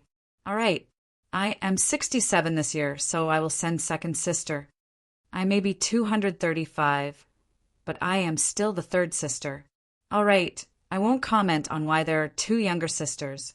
Also, I won't comment on how Momo, who is the oldest, is the third sister. Obviously, their arrangement of becoming sworn brothers isn't based on age, but based on gentlemen's level. When the three pairs of hands shook hands, when a certain Draken became the leader of the three siblings, when the three siblings of true love were born, the eyes of the others in the room were blinded. I can't take it anymore. My corium or dog eyes. Some people covered their eyes and rolled on the floor. Don't stop me, let me kill her. The glory of Sulphur City's town security cannot be lost in her hands. The one who caught perverts turned into a pervert. The one who found a mummy turned into a mummy. This is too embarrassing. Some people drew their swords in anger. I can't take it anymore. Big brother, I will work hard. One day, I will also find my true love. Some people were moved by the sworn brothers in front of them, and their blood surged. If true love is an inanimate object, will it work too? Some people didn't join in due to their pride. But upon seeing this scene, they were tempted. Stop. I have had enough of these darn gentlemen. If you dare to mix with them and allow the true love siblings to proliferate, I will really make a move. Some people intended to use force to stop the spread of the Bayfong virus. That will true love be blood relatives as well? That's not right. I remember that only those within 3 generations can be considered blood relatives. We are the first, second, third generation. I have already forgotten the genealogy. Anyway, it has been many generations, and there is no obstruction at all. Some people were secretly laughing to themselves. To actually laugh foolishly for no reason, and even counting with her fingers. Looks like under Roland's influence, Renee's etiquette is completely gone. She is getting crazier and crazier. Why is she behaving like a princess of a country? Looks like I have to give her supplementary lessons when I get back. Some people were secretly worried about the princess who was getting weirder and weirder. And right now, I deeply regretted fulfilling my promise so quickly and creating a physical body for Callison, which led to the birth of the true love siblings. Yep, perhaps she should now be called Rosemary, the name he came up with. On the day that I received Desos' malicious invitation to the enthronement ceremony, I unhesitatingly started creating a physical body for Rosemary. This seemingly beautiful female body also contained my malicious intentions. Her appearance was based on Empress Victoria, who had gone through the historical verification. Amidst it was a combination of the androgynous beauty of Kolos and many others. Coupled with her unnaturally seductive and mature curves, Rosemary's own research on female behavior was a perfect performance. It was definitely a masterpiece. Furthermore, it could be said that it was tailor-made for a certain someone's interests in women. At the very least, when Rosemary appeared, the young lads of the Donlon Royal Knight Order were all stunned. The young knight of the Ottoman White Wolf Guard almost dropped the sword in his hand. Judging from the fervent gazes of the men staring at Rosemary, my craftsmanship hadn't deteriorated at all. As for myself, when you pieced mud bit by bit into a doll and used meat to piece together a humanoid doll, how could you possibly have any interest in a doll? At this moment, I was sitting in the carriage and looking at the super beauty sitting opposite me. I viciously imagined Desos' panicked expression to vent my frustration at having to wear a dress again. Wait, let's stop for a moment. Seeing that it was still early, I was curious about the scenery by the roadside. Under my request, the Ottoman royal family's reception carriage slowed down. By the roadside, there was a group of poor beggars. They stared at our carriage, which bore the emblem of the Ottoman royal family. I could feel a bone-piercing hatred beneath their expressionless faces. They are just lowly commoners of the docks. Your Highness, there's nothing to see here. In this enthronement ceremony, there are the world's top singing and dancing troops and circus troops. Nodding my head thoughtfully, I pulled down the curtains of the carriage and let the carriage continue moving forward. Along the way, we had already met such refugees 4 to 5 times. Obviously, as the war of attrition between the sea folk continued, more and more refugees would appear. Perhaps the Ottoman nobles who were busy with the enthronement ceremony were just like the White Wolf Knight who had a face full of disdain, completely ignoring these unlucky people. On the other hand, the carriages which were moving in the opposite direction from us caused even more congestion. More and more citizens realized that the situation wasn't right and there were more and more of them escaping. The commoners wouldn't care about the balance of the war. They only knew that their homes and lives were being threatened. On the other hand, the nobles and knight were busy with the so-called enthronement ceremony, completely ignoring the pleas for help from the lower echelons. Even though it was just a small matter, it was enough to show the current tense situation and the problems within Kajisi City. At the very least, the originally high popularity of the new emperor was almost gone. Without a doubt, this had shaken his foundation as a ruler. It is impossible for Desos to not see it, but he still didn't do anything. Looks like he is intending to use the enthronement ceremony as an opportunity to stake all of his cards and make a huge gamble. Making a huge gamble under the premise that he lacks sufficient understanding of the sea folk? I don't think so. Looks like it's time for us to retreat. Chapter 111. As the carriage slowly advanced on the road, there was a sudden clap of thunder in the sky. Dark clouds gathered, and the sky darkened. The next moment, rain began to fall. Torrential rain in summer came and went quickly. One moment it was drizzling, and the next moment it was a torrential downpour. The raindrops clattered against the roof of the carriage, and everything outside the carriage was a blur. The dark clouds and torrential rain made the day seem like night. Even though it's only summer, it's already been raining for 3 consecutive days this week. It's been raining quite frequently recently.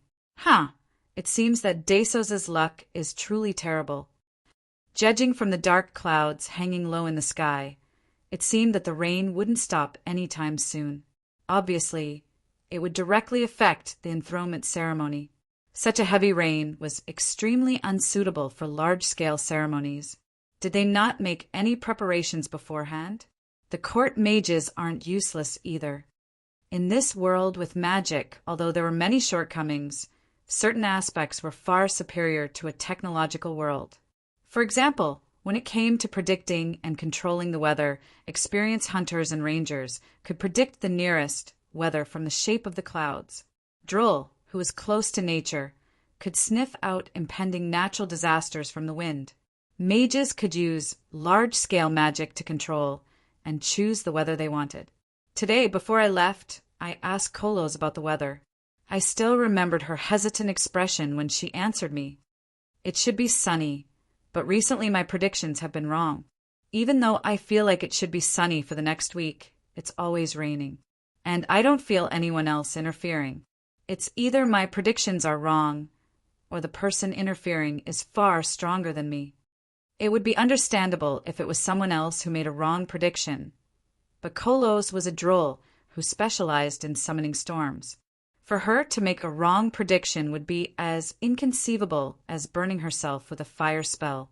On a normal day, it wouldn't matter if the weather was wrong, but since there was a group of sea folk living by the riverside, it would be a huge problem.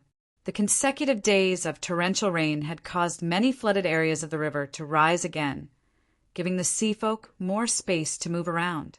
On rainy days, when it was inconvenient for humans, the sea folk actually returned to their home turf, greatly increasing their combat strength. Thus, every time it rained, the guards along the coast would be on high alert. Fortunately, the sea race didn't seem to have any plans to attack during the rain. The mages of the Ottoman Empire aren't useless either. They wouldn't allow the rain to disrupt the scheduled ceremony. There's only one explanation for this. The recent rain isn't just a natural phenomenon, but the culprit behind it is far stronger than the mages of the Ottoman Empire. Such a powerful existence naturally wouldn't do something unimportant. He must have a reason for spending so much effort to change the weather. The carriage's sudden stop and change direction surprised me. Could it be that Desos would change his plans just because it was raining? Why did it change direction? Where do we go now? Are we going back? Hearing my doubts, the White Wolf Knight leading the team hurriedly explained. Changing the route during the rain is a set procedure for the ceremony. In order to deal with the possibility of heavy rain, we have prepared 2 venues.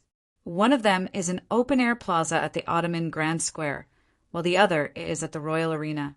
That place has already been sealed off, making it an indoor venue. If it was anyone else who heard the reply, they would probably be impressed by the Ottoman royal family's thorough preparations. However, I could hear the helplessness and weakness of a certain emperor. Without a doubt, ascending to the throne under the eyes and blessings of the citizens, followed by a celebration and performance together with the citizens, was the best choice to win the hearts of the people. Now that it was changed to an indoor venue, it could only mean that the situation had gone out of control. The road leading to the Royal Arena wasn't easy to travel on, other than the dissatisfied faces of the citizens along the way. The horses that were rushing in from all directions were creating a constant jam. When 2 carriages met, the one who walked in front to give way wasn't determined by the location of the carriage, but by the rank of the guests. Obviously, the princess of a small country wasn't that high up in the hierarchy.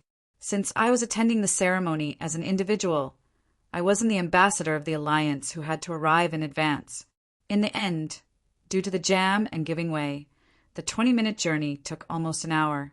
By the time we finally arrived, the place was already jammed to the point where not even a drop of water could trickle through. There were no more places for carriages to park around the arena.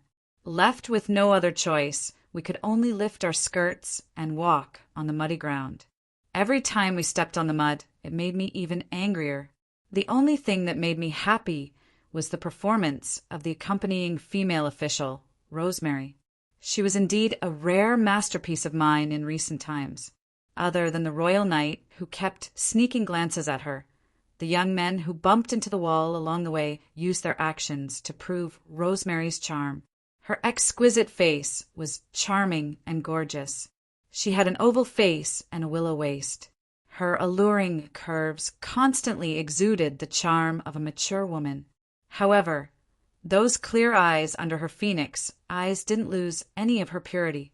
Her short blonde hair was combed into a cute little braid. The occasional manly movements made her seem even more youthful and lively, making her look even cuter. Her contradictory beauty brought about a complicated temperament. In the eyes of the men, her temperament constantly changed as she moved and spoke. Sometimes she was a young married woman, sometimes she was an 18-year-old girl, sometimes she was young and pure, and sometimes she was seductive and luxurious. Every man could find the appearance of their dream lover. Ardenea, the true name of the goddess of beauty, was constantly repeated. In the eyes of the crowd, this extraordinary beauty wasn't on a level that ordinary people could reach. Compared to a real flower, a fake flower made of plastic was even more exquisite and perfect. As the work of my meticulous carving, Rosemary, who had the advantages of countless beauties, was definitely the most beautiful woman I had ever seen. Nature's creations were the accumulation of coincidences.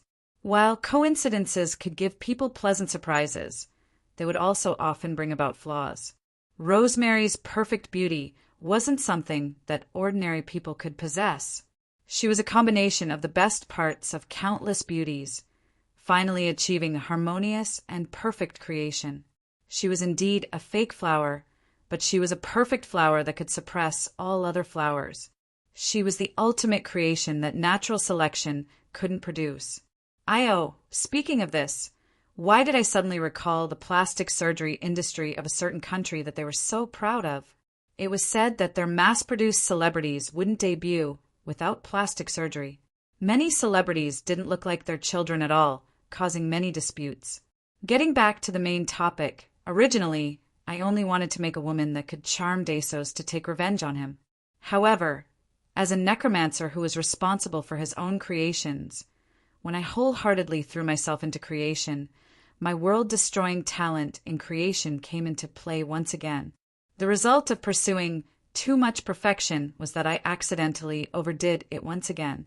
Ardenea, I think it should be Pandora. No man would be able to reject the request of such a woman. That would be really troublesome.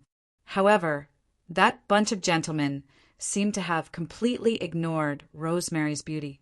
As expected, gentlemen's sense of beauty was different from others. In my eyes, beauties had always been trouble, and this kind of super beauty was a huge trouble. Countless myths, legends, and historical stories proved this point of view. However, I realized that I had overdone it once again, forcefully creating a perfect woman that could bring disaster to a country. Thus, I decided to leave him in the Ottoman Empire without any hesitation. Since his phylactery is in my hands, I don't have to be afraid of him playing any tricks. I'll just send him out to bring disaster to others. Dasos, accept your unavoidable fate. I cursed viciously with resentment. Then, with tears in my eyes, I looked at the new achievement that I received before I left. Mommy, why is this brother wearing a skirt? Don't look. Hurry up and leave. When the system notification popped up this time, that simulated child's voice almost scared me to the point that my heart nearly stopped. I thought that I had really been exposed. Ding! Congratulations on appearing in public while wearing female clothing for the third time. You have received the hidden achievement, Man in a Skirt. You have been given the honorary title, Head of the Men's Club. After equipping this title, all creatures that look like females, including traps, tomboys, transvestites, and other creatures of unknown gender, will have their friendliness towards you greatly increase. Their wariness towards you will also be lowered, and the possibility of love will be greatly reduced. This title is automatically bound to the King of Gentlemen title, and it will be activated at the same time. He isn't bad. I feel that I can tell him anything, and he is really suitable as a sister and a close friend. However, as a love partner, it feels a little weird. I probably don't see him as a man. System notice. I didn't expect you to discover such a hidden achievement. As expected of the great King of Gentlemen. Repeat after me. It isn't wrong to wear female clothing, but it is wrong to not be beautiful enough when wearing female clothing. I am the great king of female clothing, Lord St. Roland. Oh yeah, actually, I'm already numb to gentlemanly things to the point that I'm a little indifferent to them. However, that the possibility of love being born is greatly reduced is an actual curse of misfortune. It makes this former veteran member who has died a super long-distance relationship where having a girlfriend is equivalent to not having a girlfriend. Feel the urge to squat in a corner and draw circles. Ding! Let me add one more thing. Abnormal people, gentlemen, will ignore this side effect. So, enjoy the sincere feelings between gentlemen to your heart's content.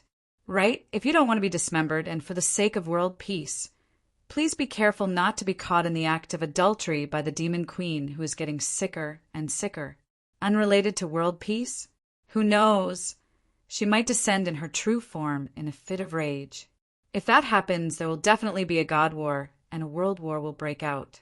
You still dare to say that your love life has nothing to do with world peace? Lord Yongye? Rosemary's soft question jolts me out of my reverie, even though the royal attendant beside me is staring at me in a daze for a long time. He still maintains his smile and etiquette. Lord, His Majesty invites you to the VIP lounge for a discussion. What was meant to come still came. I don't think that Desos invited me here just to observe the ceremony. Under the attendant's guidance, I soon arrived at the VIP lounge. Today's main character, who is adorned with countless decorations and looks like a Christmas tree, His Majesty, Emperor Desos I of the Ottoman Empire. This is Rosemary, my maid. My malicious introduction, Rosemary's flirtatious gesture of lifting her skirt and her perfect smile, didn't receive the response he deserved. After perfunctorily nodding his head, that bastard still glared at me. You are still as beautiful as ever. I trust that you have been well since we last met. I miss you so much. All right then, that one sentence caused me to have the urge to draw my sword and kill him. From a certain standpoint, this is another type of ability. To be honest, my current appearance is exactly the same as Renée's. The young Renée is obviously late in puberty, which is why there is room for me, who has reverted back to my boyish stage, to impersonate her. With such an appearance and an aircraft-like body that doesn't have any curves to speak of, it would be a stretch to say that she is cute. But to say that she is beautiful is either a lie to make people happy, or the person who said it is truly blind. This bastard can't be a gay lullicon, right? Uft! Behind me, Rosemary immediately bursts into laughter upon hearing my nephew's praise. Although she hurriedly covers her mouth, it's probably too late. A maid being so rude is the equivalent of His Majesty the Emperor being laughed at. Desos, who has been quite angry recently, instinctively reaches for his sword. But when he sees me blocking in front of the maid and frowning in dissatisfaction, he hurriedly adds, I'm talking about this aura of a conqueror, not your figure. Actually, your figure is quite good, considering your age. Desos' voice gets softer and softer as he uses his actions to hide what he meant by death. However, since I am not a female, I am actually slightly happy that he says that I don't have a figure. But what kind of figure does a man have? Did something go wrong somewhere? Was it wrong from the very start? I can only keep my angry roar in my heart. After a while, I suppressed my anger and asked, Why are you looking for me? You should be very busy right now, so just say it. Your Highness Roland, are you willing to become the Empress of the Ottoman Empire? I won't interfere with your private life after marriage. If you are willing to merge the two countries, I will give the Donglan Principality the highest level of autonomy, allowing it to become the wealthiest and most peaceful region in the Ottoman Empire. I refuse. I squeeze these words out from the gaps of my teeth. I am filled with anger, but I can't do anything about it. It really makes me feel sullen. I am seriously considering if I should find a priest of the god of fate to change my luck, even if there is an 80% chance that they are using the name of the god of fate to scam money. I know that you are worried that the Ottoman Empire will take this opportunity to swallow up the Donglan Principality. How about this? You can temporarily entrust the royal power to someone trustworthy and wait for our second child to be born. Enough! There is a limit to my patience, so stop insulting me." My angry roar caused Dasos to swallow back the rest of his words. Looking at my angry face, he finally shakes his head and asks for help. "Hermit, it is, as you said, I can't convince her at all." "Then you go." "I already said, your way of coaxing a little girl is fine, but it is meaningless to a true ruler. Your Highness, since you can't convince me, let's get straight to the point and talk about a deal." Hermit understands my temperament very well, so he didn't waste any words and directly brought up the deal and conditions. It turns out that due to the changes in the situation and the signing of the secret contract, the Ottoman royal family has changed their original goal. That marriage proposal wasn't as simple as it seemed. In their eyes, this wasn't a method to swallow up the Donglan principality, but a kind of bribe, a bribe aimed at the princess. As long as you are willing to become the Ottoman Empress, you will become the second most powerful person after His Majesty the Emperor. You can touch the women in the harem as you please, as long as you have 2 children of the Ottoman royal bloodline. Dasos himself isn't a person who likes women, so you don't have to worry about him using force.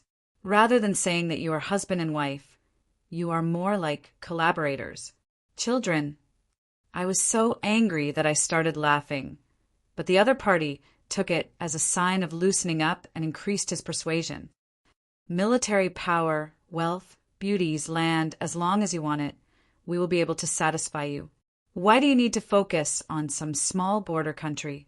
Agree to this condition. An entire Ottoman principality will be yours.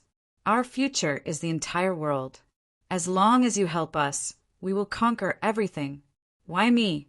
What ability does a princess from the countryside have? At this point, I was so angry that I started laughing. This time, the one who replied was Dasos himself. Don't belittle yourself. Who would dare to look down on the twin stars of the mist bloodline? Besides, just the talent of the tyrant and the bloodline of the angel that can unlock the Scarlet Conqueror to the final stage is worth us betting on. What does a Donglan amount to? This continent is so vast, waiting for us to discover and conquer it. Furthermore, don't say that I am a little unreliable, but my instincts tell me that if we want to conquer this continent, you are absolutely indispensable. Your true potential and abilities are definitely not as much as what you have shown. All right, these are all excuses, reasons to convince myself. I have taken a liking to you, and I feel that you are the most suitable empress for me. Marry me. Together, with the entire Ottoman Empire as our foundation, we will conquer the entire world and bring an order that belongs to us to Aichi. Without a doubt, this is a kind of bribe. If the one staying here was really the princess of a small country, rather than returning to her impoverished country and fighting for the fate of her country in the land of ice, becoming the empress of a large country is undoubtedly a much better choice. Furthermore, if the one he is trying to convince is a 14-year-old girl, the chances of success are even higher. However, he was wrong from the start. This is definitely not on my list of choices. Lord, can I laugh? I really can't take it anymore. Rosemary, who is disguised as a maid, has a calm expression on her face, but from my phylactery, she is trying to stifle her laughter. Hold it in.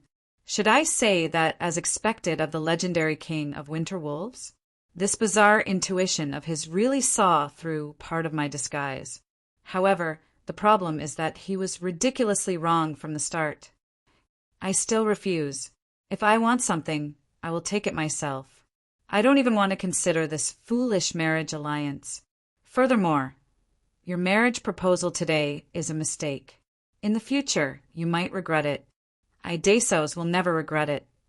All right, this time, it is my turn to try my best to stifle my laughter. The last time, the one who said never regret it was the old Lion King. However, his ending wasn't good. I reckon that he probably regretted it in the end. As for Dasos, no matter how I look at it, it is a tragedy. Thinking about this, my mood suddenly becomes better, and I smile playfully. I look forward to that day. Who knows? 10 years after the secret agreement expires. There might be a day where we fight. Darsos finally knew that his bribe plan and proposal had completely failed. After letting out a sigh, he pretended to be relaxed and shrugged. Just as he was about to say something, the door of the VIP room was opened. "Who is it? Didn't I say that no one is allowed to enter?" The angry roar of the emperor causes the person who enters to tremble. However, recalling the intelligence that he just received, the royal attendant hurries to the emperor's ear and whispers something to him. Even though he is whispering, my ears have always been sharp since I am not too far away from him. The flood suddenly rose again. The sea folk have come ashore, and the defensive line along the river has been breached. Lord Basra and the 9-headed dragon have suddenly started fighting. Before the ceremony even started, the situation in Kajisi City, the capital of the Ottoman Empire, has gone out of control. The war has already broken out. Chapter 112, AD 1897, the summer of the Year of the Griffin, was destined to be remembered by many. No matter if it was the start of the eternal holy war, the start of the sea folks' rise to the stage of history, or the birth of the city of rain, Falohi, it was remembered by the later generations. After all, there were too many major events that happened in this year. From the start, everyone, including me, underestimated the sea folk and, even more so, underestimated the Lady Storm and the water elemental god behind them. The most important thing to make an accurate judgment was to obtain comprehensive and accurate information. However, the people on the surface had too little understanding of the sea folk. At the start of the sea folks' invasion, even the most brilliant strategist could only make a conservative judgment based on past experience and history. It should only be a small-scale war. Or perhaps it can't even be called a war. It should just be an attack on the coastal cities. After all, they can't even go ashore, nor can they occupy our land. Could it be that killing all the creatures on the surface would be considered a victory? This kind of war is meaningless. As long as the sea folk are intelligent creatures, as long as our living space can't overlap, they can't go ashore, and we can't enter the water, then an all-out war between us is meaningless and impossible to happen. Wars between countries and races are usually for the sake of benefits. No matter if it's a fight for living space, land, and resources, or just for the grudges of the leaders, the hearts of the people, or the long-cherished wishes of the military, war can break out. However, if the war is destined to not have enough benefits, or if the cost is obviously greater than the return, then the possibility of such a meaningless war breaking out is so low that it can be ignored. The sea folk can't stay on the surface for long. They are just cannon fodder forced to go ashore by the evil god Lady Storm. As long as the war drags on, they will retreat sooner or later. In this world, even the decisions of the gods can't be absolute. The gods are high above and accept the beliefs of the various races. They also protect their believers according to their divine domain and divine concept. However, if they force everyone to throw themselves into a war where they are 100% certain to die, but are destined to get nothing out of it, then perhaps it would be good if they just disobeyed the gods on the surface. It's even possible for them to abandon the gods' beliefs and find a new god. After all, this was not an absolute world completely ruled by a monotheistic religion. Many gods were originally mortals, and the distance between gods and mortals was not that far.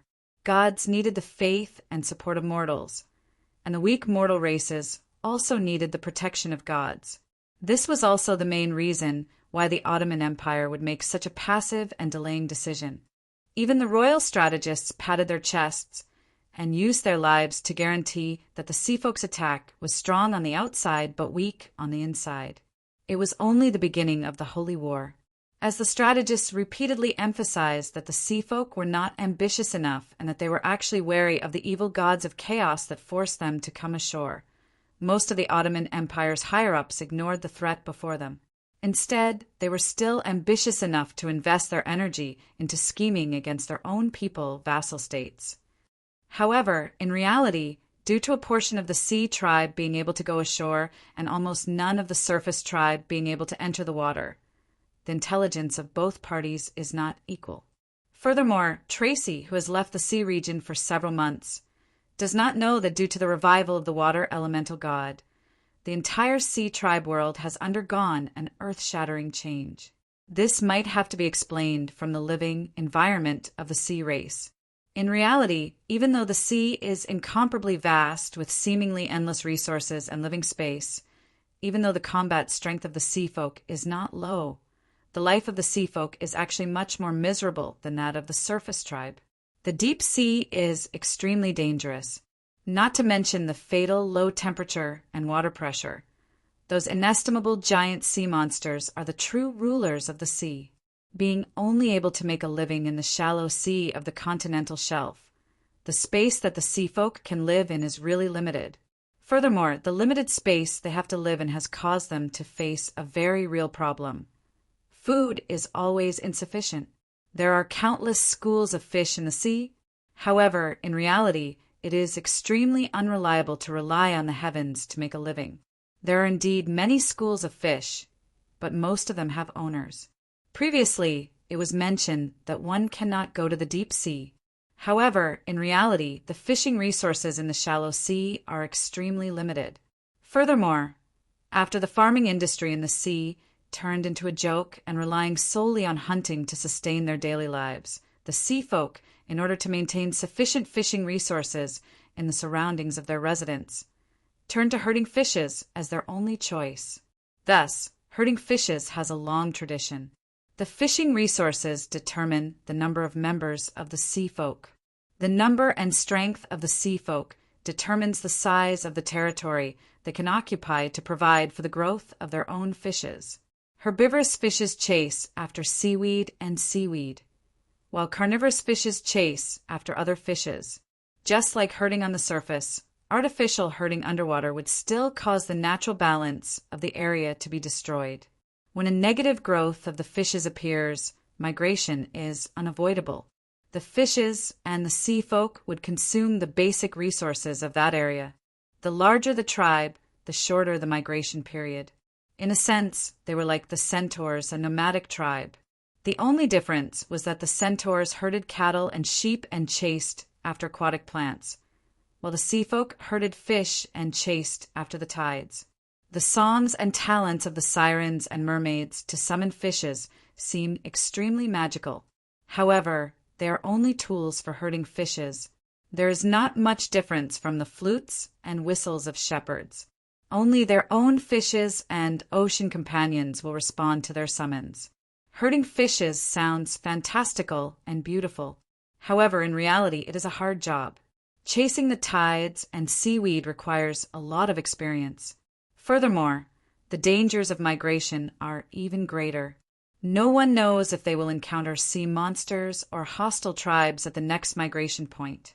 If they are unlucky and suffer heavy losses after several migrations, it will be time for the tribe to disband. On the other hand, the nomadic tribes are naturally aggressive, causing many tribes to work as mercenaries or even bandits themselves. However, on the other hand, the nomadic way of survival is destined to prevent the birth of a relatively centralized feudal country.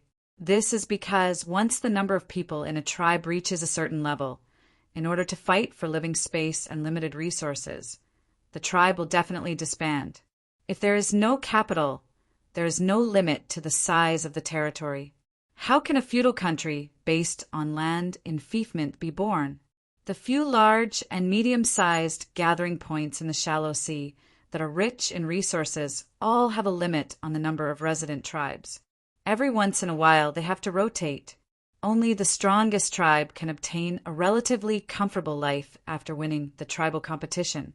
No one can guarantee that they will not meet with an unstoppable disaster the next time they migrate. A relatively stable and settled life is the desire of the sea folk from the bottom of their hearts. It is also the root cause of their jealousy and even hatred towards the tribes on the surface. Why do those weak and timid creatures on the surface have a happy and stable daily life? Well, we don't even know where we will be tomorrow.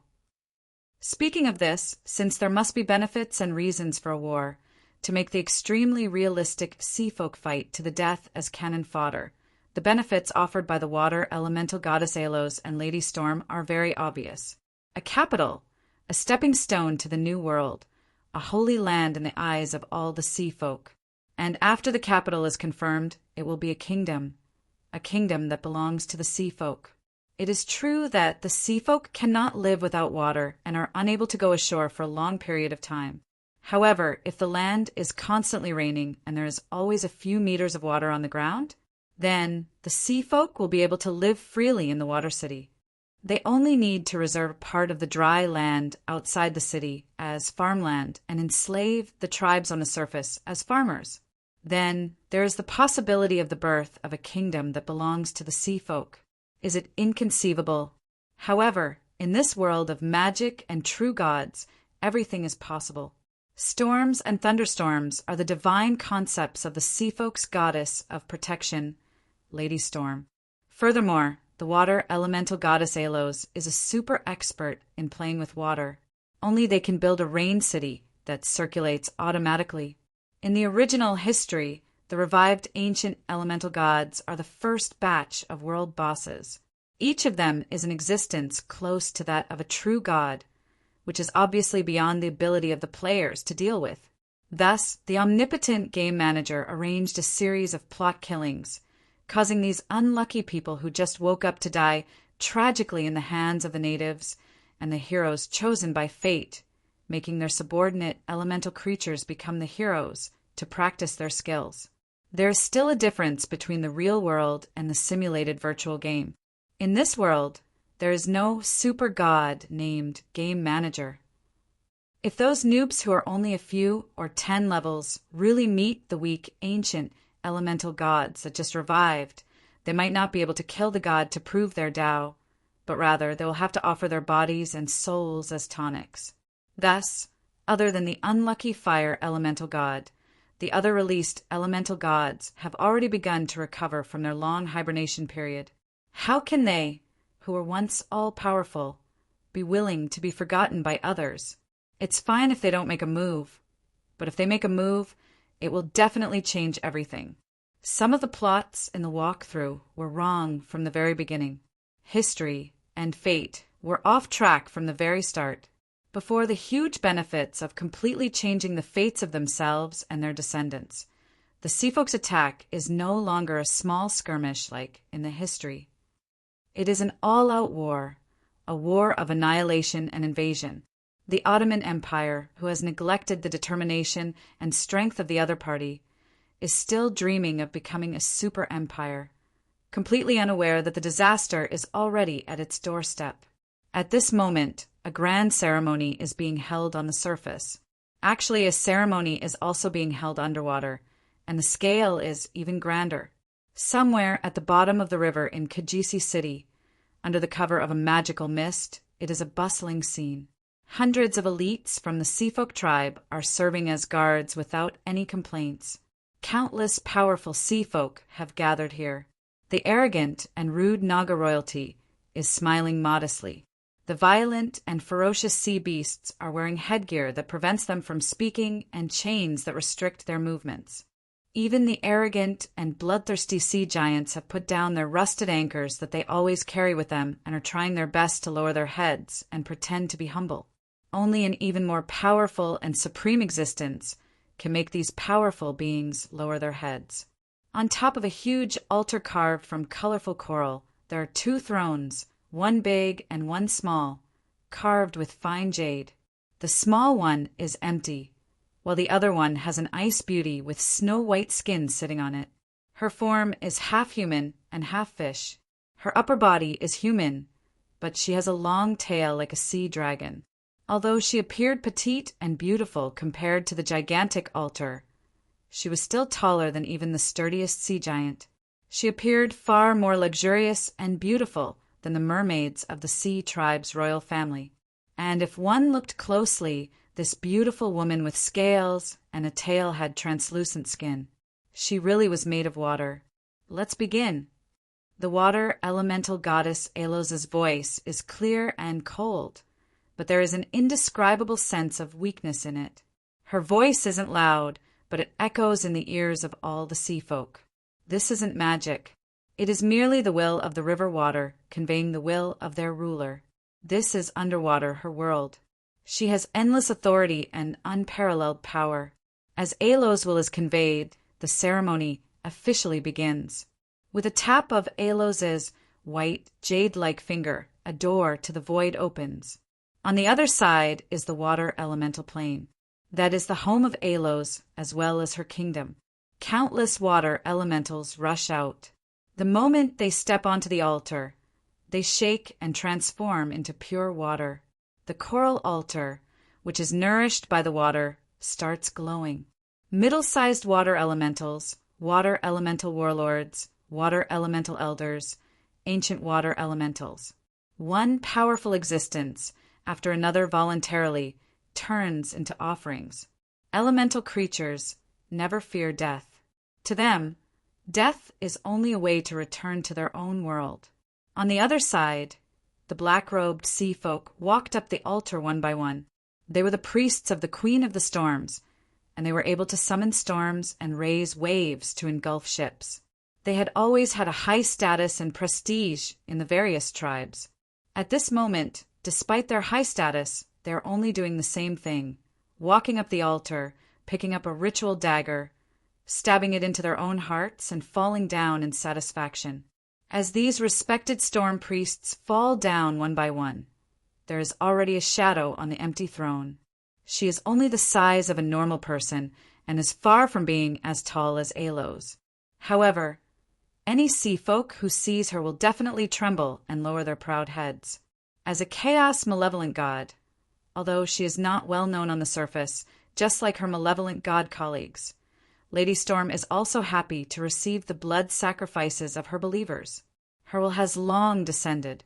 Your souls shall enter my God's realm. Your deeds shall be sung by the future generations.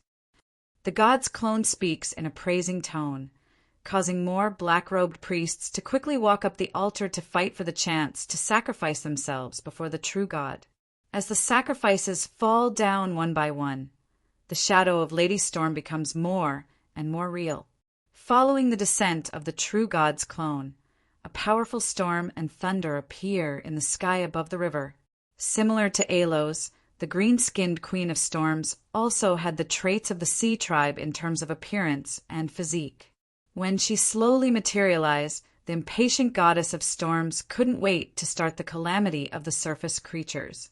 Kajisi City, from now on, only the capital of the sea folk, the city of rain, Felohi. My people, use your own hands to seize the kingdom of your dreams. The will of the god is conveyed in the storm.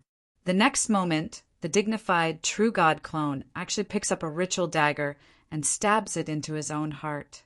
When the will of the clone returns to the main body, it has already turned into a tornado in the midst of the black storm god power.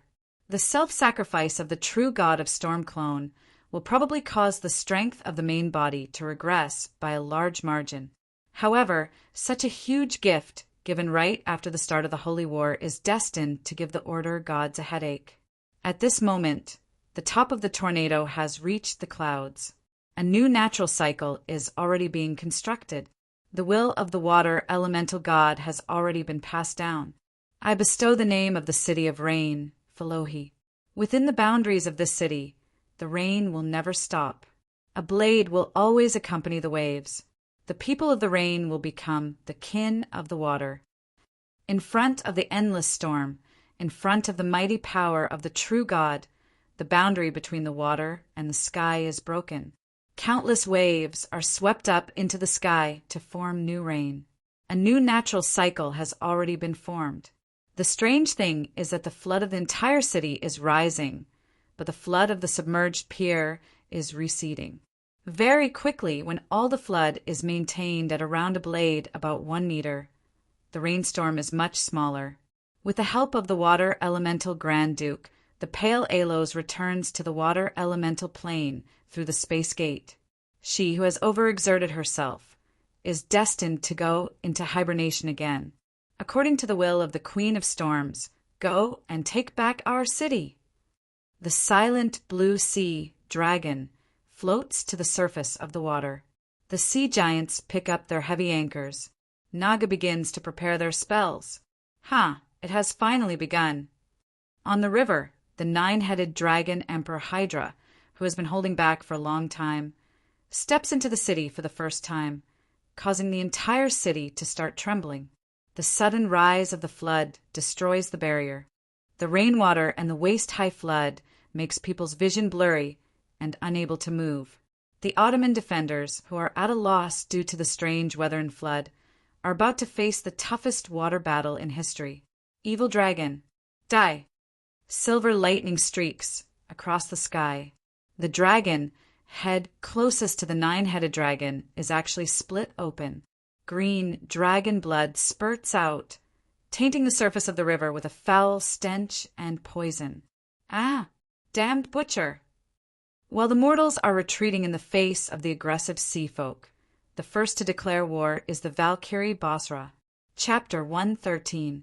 The torrential rain and thunder outside the window could no longer be regarded as the background. Along with the flood came the wrath of the ocean. Humans had occupied the most fertile land for far too long. As the victors of the last holy war, they had a reason to be proud. The sea folk were chased into the pitch-black, cold ocean. The beast men lost their grasslands and plains. The undead hid in the swamps and deserts. Even the kingdom of the elves, which was also the law of order, could only shut up its citizens and live in peace in a corner of the world when faced with the overbearing human kingdom. The losers of the previous holy war and their god of protection had suffered in agony for more than 1,700 years. The long-lived ones who were fortunate enough to survive could still remember how their families and homes were destroyed in the war.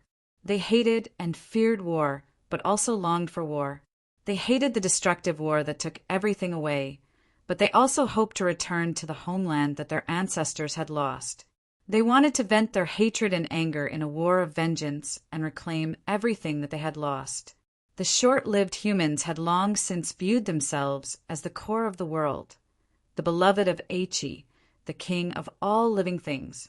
The origin of the beast men, the holy land of Bayanluya, the great plains of Bayanluya, the fertile black soil of today is said to be able to grow seedlings even if rice is sown, but it is one of the less important parts of the endless territory of the San Antonio Empire. The original owners of the beast men were either killing each other in the underground world or searching for food in the wastelands. Back when the sea tribe was still just an aquatic tribe, they could be found in rivers, lakes, and seas. But now, if the sea tribe appeared in the inland lakes, it was likely that armies would immediately come to annihilate them, and adventurers would come to claim their rewards. The kingdom of the elves, which was supposed to be an ally of the elves, would always be able to find their own kind in the slave market. The border conflicts between the elves and the human kingdoms had never stopped. The once brave knight class had now become the Lord Knight class. Humans' overly comfortable and relaxed lives compared to other species had given rise to an inexplicable arrogance and pride. As short-lived species, their short-sightedness and forgetfulness made them forget the glory and struggle of their ancestors. They felt that they were the spirit of all creatures, and that all other lives should be their subordinates. Orcs? Weren't they just a bunch of barbarians who couldn't even speak clearly? In the face of our new technology and war machines, these barbarians are nothing. Elves? They're just a bunch of stupid antiques. If there really is a holy war, just 2 of our human super kingdoms would be enough to sweep through all 4 sides. Perhaps we'll become the easiest holy war's victors. The victors of the last holy war were proud of their strength and devoted themselves to scheming against their own kind. The losers, on the other hand, were suffering in agony, waiting patiently for a chance to make a comeback. The 2 sides had completely different battle preparation attitudes, causing the originally victorious order to unknowingly fall into an absolute disadvantage. In the northern wastelands, the earth elemental god and the beast men came together. On a cold night, relying on bonfires to keep warm, the tribe leaders pointed at their dream homeland on the map and loudly roared and cried. The beast men warriors swore a blood oath and prepared for the journey. On the barren island in the south, the black-winged people, who had already become a pirate species, regained the right to fly with the help of the wind elemental god. They activated the ancient floating island, picked up their divine spears, and began a new hunting season. If it wasn't for the fire elemental god that Eliza had eaten as a tonic, the 4 ancient elemental gods would have all been mobilized. The elemental tide would rise wildly throughout the entire plane. Magic, abilities, divine arts, and other supernatural abilities would become much easier to learn. As the origin of elemental magic, the 4 main elemental magic would have an exponential increase in power. At the same time, it would become easier and more frequent to receive visitors from other planes. The elemental gods would become a permanent resident of the main plane. The Chaos Faction's demon army had already begun the latest round of bloody elimination competition. The new army leader would obtain the opportunity to bring demons to harvest the souls of the surface. Perhaps this was only the prelude to the eternal holy war. But if they couldn't even survive the prelude, it wouldn't be wrong to say that it was the final battle. As for the Order faction, other than the humans, the second main force should be the elves, who had already split into countless kingdoms, tribes, and tribes. However, more than 100 years ago, the kingdom of the elves had already begun to close off their countries. The long-lived species and the elven gods, who were getting weaker and weaker, had no intention of informing their allies, even if they received the warning of the Holy War. After all, they knew that even if they did inform the humans, they would most likely be ignored and mocked by the arrogant humans. You could praise the elves for their beauty, kindness, and intelligence, but never praise them for their magnanimity. That was because, in the elven language, forgiveness and forgetfulness were synonymous. For those narrow-minded elves with long ears, thousands of years of accumulated grudges seemed to have happened just yesterday. They had long since decided to stay out of trouble, so it was already good enough that they didn't kick them when they were down. Furthermore, there were rumors that the elven gods had always been in cahoots with the chaos evil gods. It was difficult to ascertain whether the rumors were true or not. However, it was a publicly acknowledged fact that the relationship between the elven gods and the human gods was extremely poor. After all, there would always be some indescribable estrangement between a leader who was past his prime and a leader who was still in power. It was just like watching a popular celebrity from yesterday. Even if they didn't show it on the surface, they would definitely feel all sorts of emotions in their hearts. All right, getting back to the main topic, the current situation was already laid out before us. The Chaos Faction had been sharpening their blades for 1,000 years, while the human empire was still in the midst of internal strife, in the midst of peace and prosperity. As long as war were to break out, the outcome of the early stages would already be decided. Looking at the conclusion after that, I personally made the same mistake as the Celestial Tower. They relied too much on prophecy magic, while I relied too much on the so-called historical prophecy. Even if that history was a simulation of reality, and the earlier part of history was accurate, it didn't mean that the later part would be accurate as well, other than the butterfly effect that I had on myself. Just the fact that there were no other players in the real world meant that everything was destined to be different. In the real world, where there were no players blessed by the heavens, it was impossible for the 3 elemental gods to be killed by a random plot. The level of the elemental calamity had far exceeded my expectations. Perhaps in the entire Holy War and the continent, this could only be considered as an appetizer. However, this war was destined to be even more tragic than the one in the history.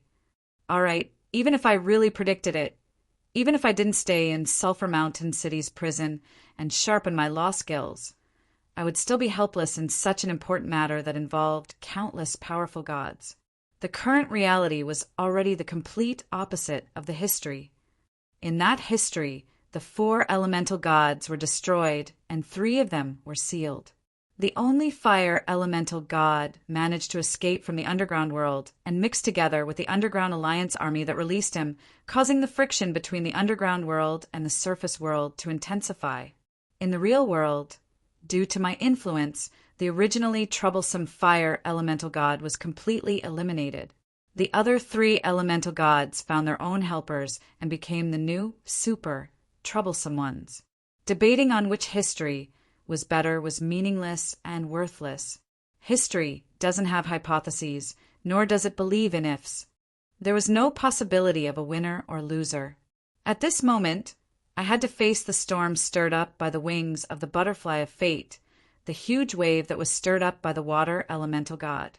Coming out from the VIP lounge, even I, who had experienced countless wars, was shocked by the sight before me. Outside the window was a tornado that covered the sky. It was as though a giant dragon was sucking up water into the sky. The dark clouds maintained a relatively even rainfall, turning the entire city into a city of rain. A miracle! This wasn't a description. It was a judgment based on the current situation.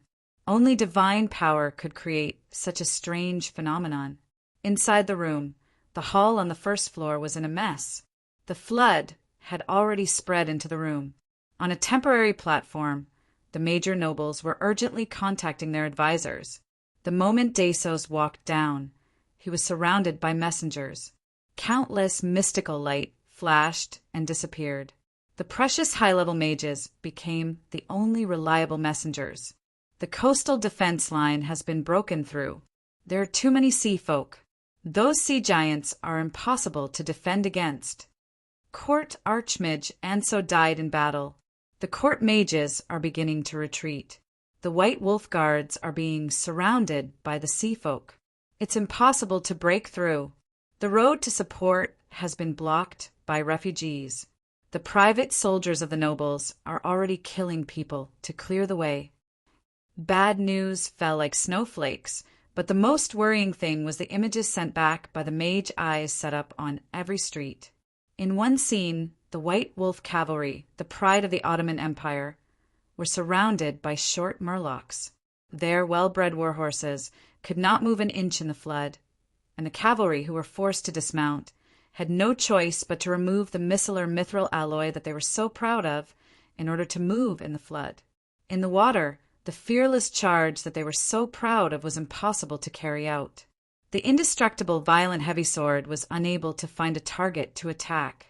It was impossible to throw the explosive javelins in the heavy rain. The dripping White Wolf Guard was unable to catch up to the murlocs swimming in the water. Their heavy armor and weapons became their greatest burden. The powerful White Wolf Guard was fighting a chaotic battle in the flood. Their performance was even worse than a fisherman's. Even though the sound transmitted from the image was very soft, the knight's expression of extreme pain, the blood that appeared on his body, and the sudden appearance of a harpoon on his back explained everything. Wa-la-la-la-la-la. Merrily shrieking, the merman popped his head up from the water, but then he lowered his head and dove back into the water, searching for the next chance to attack. The short stature of the murlocs, which was ridiculed by other races in the past, became the best weapon in this flood. The muddy river water made it impossible for the knight to discover the murlocs underwater. On the other side, a sturdy knight was caught in a fishing net and dragged to the ground. Relying on his strong physique and heavy armor, he was entangled in the fishing net and couldn't get up at all. He tore the net with all his might, but he still couldn't open his eyes. In the end, he could only open his eyes wide and strangle his own neck. Just like that, he was drowned to death in the eyes of everyone. That's little Mickey, the youngest Silver Knight of the Guards. His ability to control his steed and charge was the best in the 7th platoon, but he died just like that in the hands of a low-level murloc. Hauke, the strongest knight of the 7th squad, was drowned. My lord, please think of something. At the very least, we can't let everyone die such a worthless death. The angry roar of the White Wolf Knight in the hall made everyone feel inexplicably sad. One of the virtues of a knight was to not fear sacrifice, but at the same time there was also a rule that said sacrifice must be worthwhile. If one died while charging towards a giant dragon, it would naturally be a kind of honor. However, if one died in the hands of a weak murloc that they looked down on in the past, it would be an insult to a knight. If the powerful White Wolf Guard was already so tragic, then the Ottoman people in the other scenes were even more tragic. A beautiful mermaid was jumping underwater. The pouring rain reminded her of the water curtain waterfall in her hometown. Thus, she caressed the magic shell between her golden hair and sang a song. The mermaid's singing voice was world famous. The beautiful figure in the shell swimsuit was even more charming. However, the warriors present didn't have the mood to appreciate it. That was because, along with the song of tides, there was a deadly lurker. Ah, piranhas. There are piranhas under the water. The warrior who screamed in pain immediately fell to the ground. After a few seconds, white bones filled with teeth marks floated to the surface of the blood. Jellyfish! Poisonous jellyfish! Everyone get out of the water! The almost transparent and colorless jellyfish in the water were impossible to detect. Even the strongest warrior would be paralyzed to death unknowingly after being touched by those poisonous tentacles that were filled with deadly venom. Ah! Swordfish! This warrior was lucky. At the very least, he knew who killed him. The long mouth of the swordfish pierced into his stomach. He didn't even struggle for a few seconds before he fell to the ground and died. Along with the mermaid singing, the seafood delicacies in the restaurant became a deadly hunter. Everyone knew that staying in the water was equivalent to seeking death. However, under the blessing of the two gods' divine power for Rain City, every place in the city was submerged in water. The warriors had nowhere to retreat to, although there were people who abandoned everything and climbed onto the roofs. Judging from the fins of the sharks underwater, it was the same as being trapped in a dangerous place where they couldn't move. What awaited them was still the end of the world. A large number of sea folk entered the city. If the battle between the middle and low-level warriors caused people to sigh helplessly, then the battle between the high-level warriors caused people to despair. Exploding flames come. A battle mage who specialized in fire summoned the flames he was most proficient in despair. However, before the flames could take shape, a young Naga clapped her hands together and extinguished the flames. As the incarnation of a water snake spirit, every Naga more or less knew some water magic. Perhaps on land, she would only be able to quench thirst. However, the waves she created in the water were deadly. Furthermore, she was only an apprentice. The water god and sea god's blessing greatly increased the sea folks' combat strength. The shock waves created by the sea giants could easily destroy even the sturdiest of fortresses. The seafolk archmages with evil smiles only needed to hide in the water and repeatedly summon huge waves to wash away everything. Furthermore, the elite warriors from several hundred tribes had arrived today. The human warriors were surrounded and killed by the flood. In terms of the number of high-level warriors, the humans didn't have the advantage. Never fight against the seafolk in the water unless you also have fins and don't need to breathe. It was unknown who said this ancient advice first, but there was only a deathly silence in the hall. What followed after was the faint sound of sobbing. That's right, no one could defeat the seafolk in the water. Just like how I almost died in the fishing nets of a group of fishmen a few days ago. The combat strength of the seafolk in the water was immeasurable. This was also the reason why the two gods went to rest after completing the blessing of Rain City. They believed that there was no need for them to interfere anymore. The development of the situation proved their judgment right. From the moment this city became the home ground of the seafolk, the outcome of the battle was already decided. The Ottoman Empire was destined to lose its most luxurious city, the Pearl City. No one expected that on this joyous day for the Ottoman Empire, the powerful empire would meet with such a calamity. Everyone turned their gazes to Desos, waiting for his decision. A city wasn't everything to an empire. A vast territory could still form new armies. As long as the people were alive, there would still be hope. The day of vengeance would eventually arrive. Meaningless sacrifices were meaningless. Everyone could see and think about what needed to be done right now. However, the cruel decision would be carried out by the emperor who ascended to the throne today. Abandon the defensive line. Those who can walk, retreat. Leave the city. Shouting these words through gritted teeth, Desos seemed to have aged 10 years. No. My parents are still at home. Your Majesty, please save them. The cry of alarm from the nobles was only the beginning. My boys are still resisting. How can we give up? This is the most despicable betrayal. The old general roared at the king. His soldiers were dying, tragically one by one. Once the retreat began, all of them would become cannon fodder. There was no possibility of survival. Kajisi is the capital. If we lose the capital, what face do we have left to stand on the Aichi continent? We will become the laughingstock of the entire world. The old marquis smiled bitterly. What he said was indeed the truth. The only ones who were smiling in the hall were the small countries that were forced to be subordinate. Even though the envoys were worried about their own safety, they still looked happy. For real diplomats, even if they died, as long as they didn't sign on the humiliating treaty and their descendants wouldn't be shamed for 100 years, it was worth it, even if they died on the spot. I said, give up. The scarlet demon's sword emitted a blood-like brilliance. The king who held the sword stabbed it into the ground. Stay in this city and wait for death? Stupid. So what if we lose the White Wolf Guards? We can just rebuild the White Lion Guards and White Tiger Guards. So what if we lose the old capital? Our great Ottoman territory is vast. There are countless cities that are close to Kajisi. We can just choose again. We have indeed lost today. We will remember this hatred. Tomorrow my army will take back everything. I said retreat. Take away the important things and throw away the useless belongings. Take away all the national treasures. Technical information is prioritized. Children, women, and the elderly are prioritized. Special talents are prioritized. Young men with 4 limbs, pick up your weapons and stand with me. My knight and I will stay until the very last moment. After his anger reached its peak, the Winter Wolf King's tone became abnormally calm.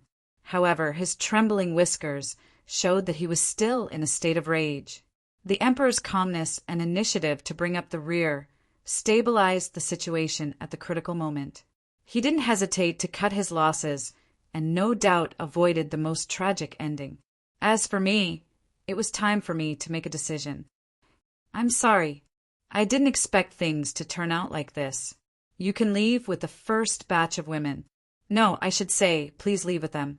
Green Wild Bays Goblin Bank. If you complete the requirements of the contract, you can receive the key there. However, it will have to be at least a month later. I didn't answer the question and didn't speak a single word of truth. I was making the final preparations before leaving. So how could I tell the other party that the key was on me? Leave just like that? Impossible. Little Rene is currently following my request to invite talents from all over. Kolos is currently standing guard at the church, so they are definitely in danger. If I were to escape with the key, not only would my companions on the surface die, even those fellows in the underwater base would starve to death. You intend to save your companions? Stop joking. The entire city is filled with the sea folk. Even if it is you, fighting with the sea folk in the water is suicidal. A meaningless sacrifice is the shame of a knight. Suicidal? I don't think so. There was no point in saying anything more. I shook my head and walked down the hall. In a relatively spacious area, I took out my own space bag and searched for my old belongings. Yes, even if it was me, I had no chance of winning against the sea folk in the water. Furthermore, the duration of the War Angel transformation was extremely short. As long as I entered the water, it would be impossible for me to shake off the sea folk's pursuit. It was impossible for me to achieve my goal. However, as long as I had that item, it wasn't impossible. Naturally, I have no chance of winning in the water. However, it might be possible on the ice. I got it. After pouring out a pile of dried plums, marbles, handmade poker cards, and other miscellaneous items, I finally found my target. It was a hand-carved, short wooden sword. It was only the size of a hand, and it was obviously a child's toy sword. The workmanship was rough, and there were a few crooked words carved on the hilt of the sword. The words were distorted and childish, as though it was written by a child. Cavendish's sword. Roland is not allowed to steal it or play with it. Those words were really written by a child. That was the signature that Cavendish left for his precious wooden sword when he was still a child. When he was young, he was never willing to call me, who was only a few minutes older than him, older brother. Basically, he would just call me by my name.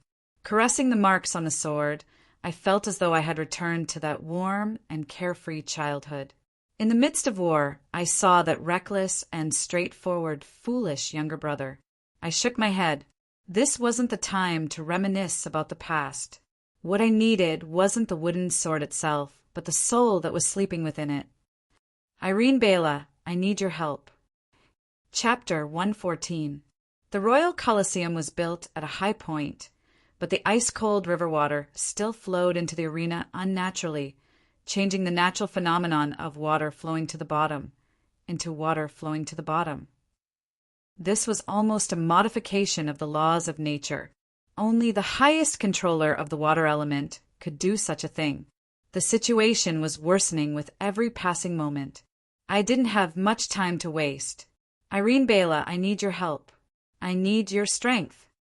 The water had already reached my feet, but I was still patiently talking to the wooden sword. Perhaps in the eyes of others, this scene was a little silly, but I knew that this was the only solution. Irene Bela wasn't the name of a person. Rather, it was a deeply wounded soul, a sleeping beauty who had been in a deep slumber for more than 300 years. My cry for help was clearly heard, but there was no response, like a stone sinking into the ocean. However, I knew that she had already woken up. It was just that she didn't want to respond to my call, or perhaps she didn't know how to respond to my call. Irene, short for Irene Bela, there isn't much time left. We have to sign a soul contract as soon as possible. Only with your help can I fight on the surface of the water. A weak voice finally sounded beside my ear. I'm already very tired. Soul creatures didn't have a natural physical body, so how could they have the concept of stamina and fatigue? However, I could understand it. The so-called love doesn't tire was probably the barrier erected by a wounded heart to prevent it from being hurt again. Yes, that's why you have been resting for more than 300 years. If you don't wake up to bask in the sun, you will probably dissipate. This wasn't a lie. For humans, excessive sadness and depression was an extremely dangerous mental illness. For soul creatures whose soul was their physical body, negative emotions were a fatal poison. Who knows? It might be a good thing for me to dissipate. You should know that I don't want to sign a contract with Other Night. That's why I didn't allow Renee and the others to disturb your rest. You should have other choices, even if you haven't entered the silver rank yet, as long as you send out a contract invitation. Those frigid maw wouldn't reject it. Yes, sleeping within the wooden sword was a frigid maw. It was the companion of an Aurora Knight in the past. And now I was trying to poach it to become my mount. What I want isn't a chain that restrains my growth, but a pair of wings that allows me to soar higher. Only you can become my wings and not a shackle that hinders my growth. There were many paths to the top, but to reach the top, one path was enough. The more power, the better. Too much power would lose its purity. I have already made a plan for my own growth. Ice, death, law, and holy light. The 4 main domains are enough for me to study for the rest of my life. The frigid nightmare can indeed increase my combat strength, but it isn't a necessity. Of course, becoming an Aurora Knight would greatly increase my combat strength, which was a good thing for the current me. However, the reason why I had never considered signing a contract with Frigid Maw was because Frigid Maw grew together with the Night Soul. A mature Frigid Maw would have too many traces of the original Frigid Maw, which would instead restrict my growth. As a soul creature, the newly born Frigid Maw was blank. As the contract Knight grew, its master's memories and emotions would become nutrients for its growth. The master's desire to become stronger would become the driving force for its evolution.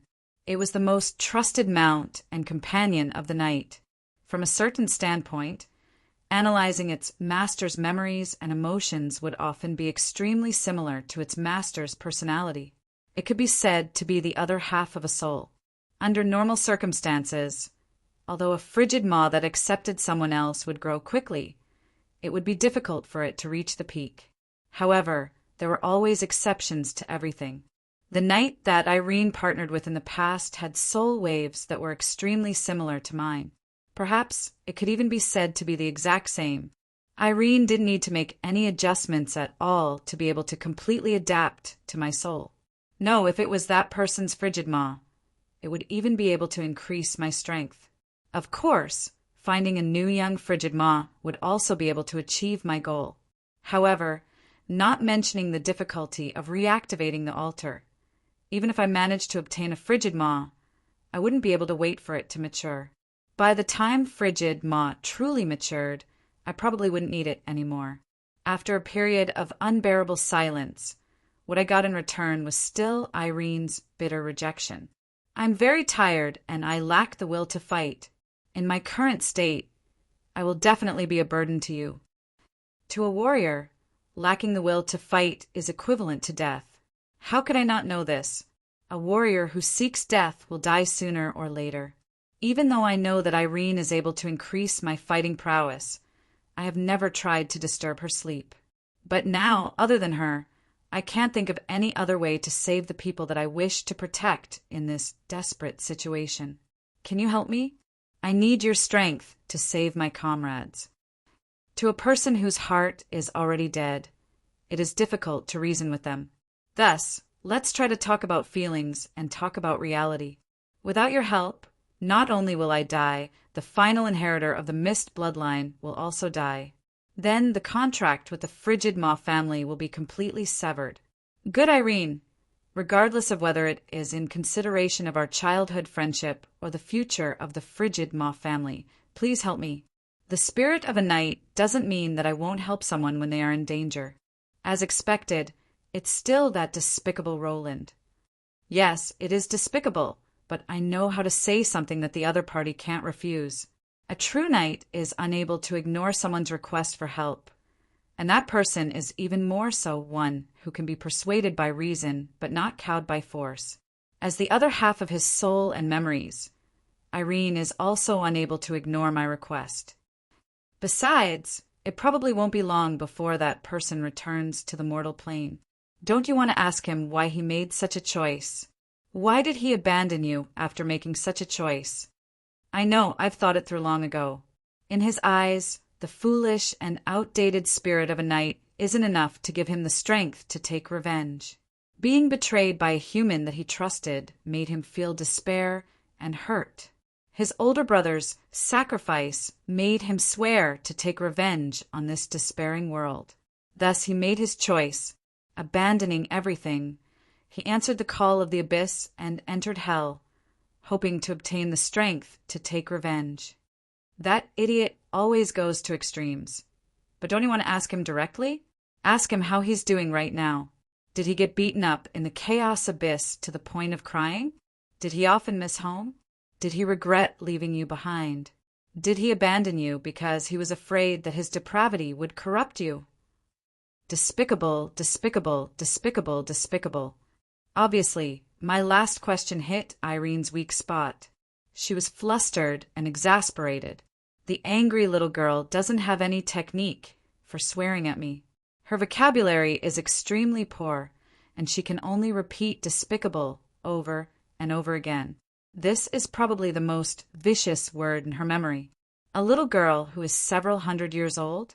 It hasn't even been 10 years since Frigid Maw's egg hatched until it went into hibernation again. Even with all the shared memories and knowledge, she has less than 10 years of life experience. If she isn't a little girl, then what is she? However, I seem to have underestimated a little girl's resentment. Your Highness Roland, haven't you always been mocking the knight's virtues of protection and sacrifice? The spirit of mist that His Highness Cavendish believes in is even treated as a joke by you, based on your personality. When faced with an impossible situation, shouldn't you rationally give up on those chess pieces to preserve your strength? Why did you choose the path of protection that you despise so much at this moment? Yes, Irene is Cavendish's frigid maw. This young soul was raised by Cavendish to have a wooden brain just like him. However, after a long hibernation, she, who is still stuck in time 300 years ago, still treats me as the young holy knight prince. Did I really think that way back then? But it really sounds like what I would say. There's no need to sigh helplessly. Since she asked such a question, I know that she is moved. Back then, I was indeed arrogant, but in the end, I still suffered a crushing defeat. Now that I'm back to square one, Cavendish is walking down my old path, so I intend to stop him. Irene Bela, come with me. I've hidden many things from you. After the contract, you can take a look at it yourself. If you're dissatisfied, you can cancel the contract. The white light that silently seeped out from the wooden sword is Irene's answer. From the moment I invited her, it was already decided. A pale, cold light surges around me. The ripples of two souls are approaching each other. The natural advantage of being a twin makes it so that Irene doesn't even need to change her wavelength to form a new contract. You must be joking. So many things actually happened back then. So many years, so many calamities. How did you survive? So much anger, despair, hatred. Why haven't you gone mad yet? Greed, nothingness, slander, jealousy, pain. You've seen all the ugliness in the world, yet you have no hope for the future. Why? Why can you still be so optimistic? Why haven't you given up hope? My soul contract is now completely open.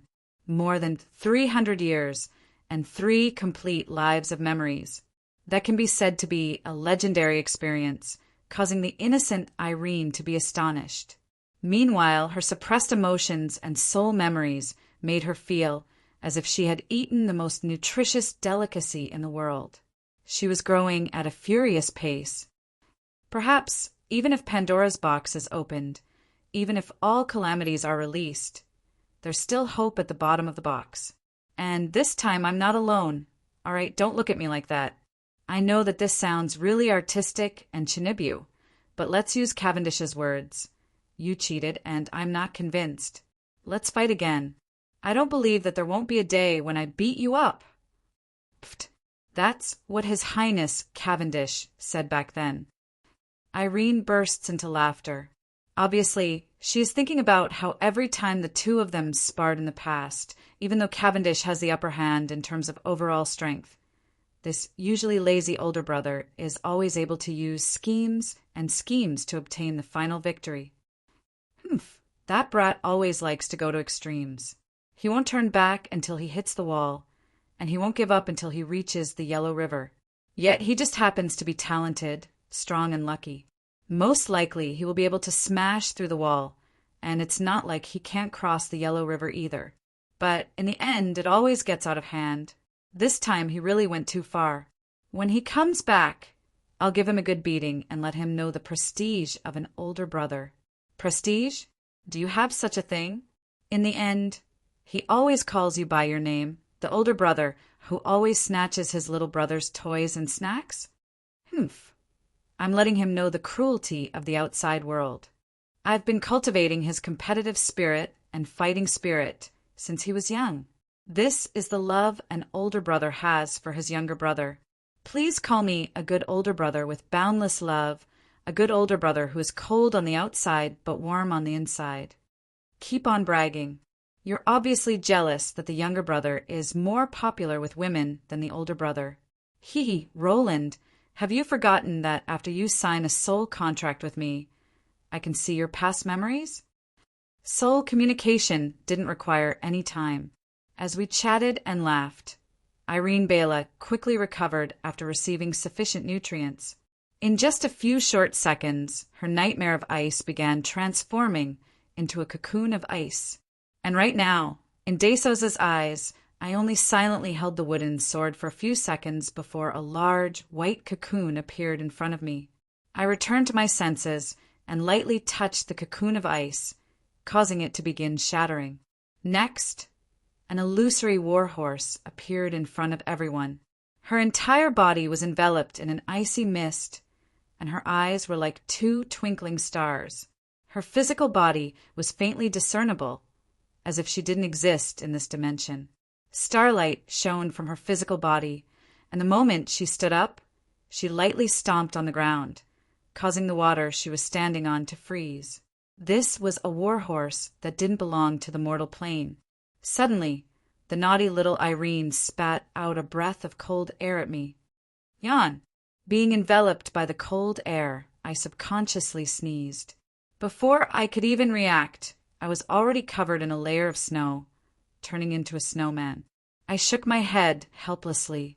With a slight shake of my hand, snowflakes fell and fell into the water, forming a thin layer of ice. As for me, I was covered in a layer of silver armor.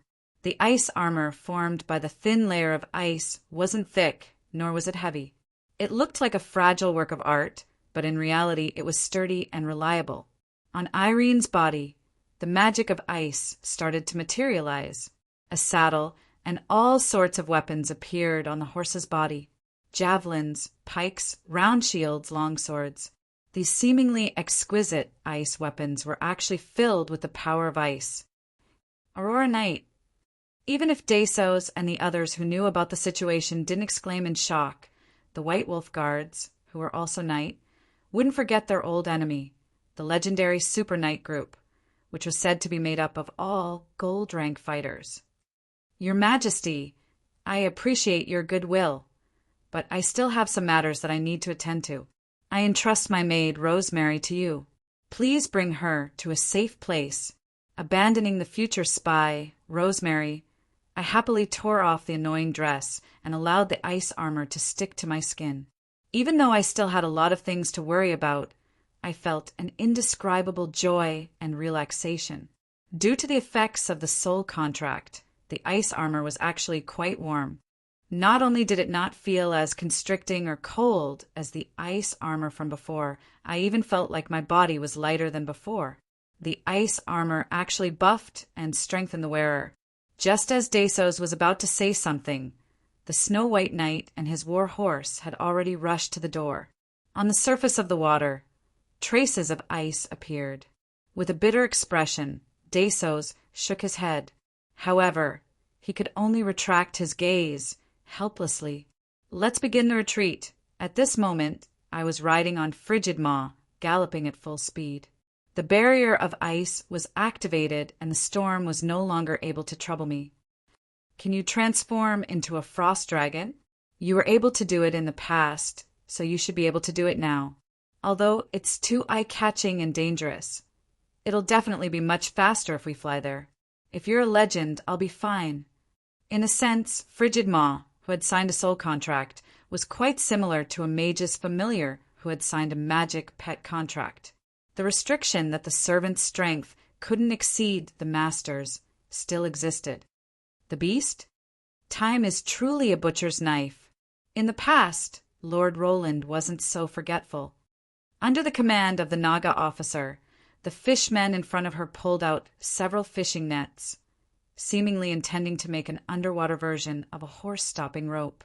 However, Irene leaped lightly into the air, ignoring the fishman's interception. Even in the past, you didn't have such a sharp tongue. Where's that big sister snow lady who always smiles so gently? As he joked, he threw the ice javelin.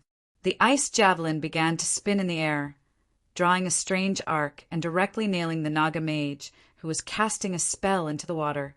Then, the ring of ice erupted and froze several Naga guards who dared to help the mage to death. What kind of image did I have in your heart in the past?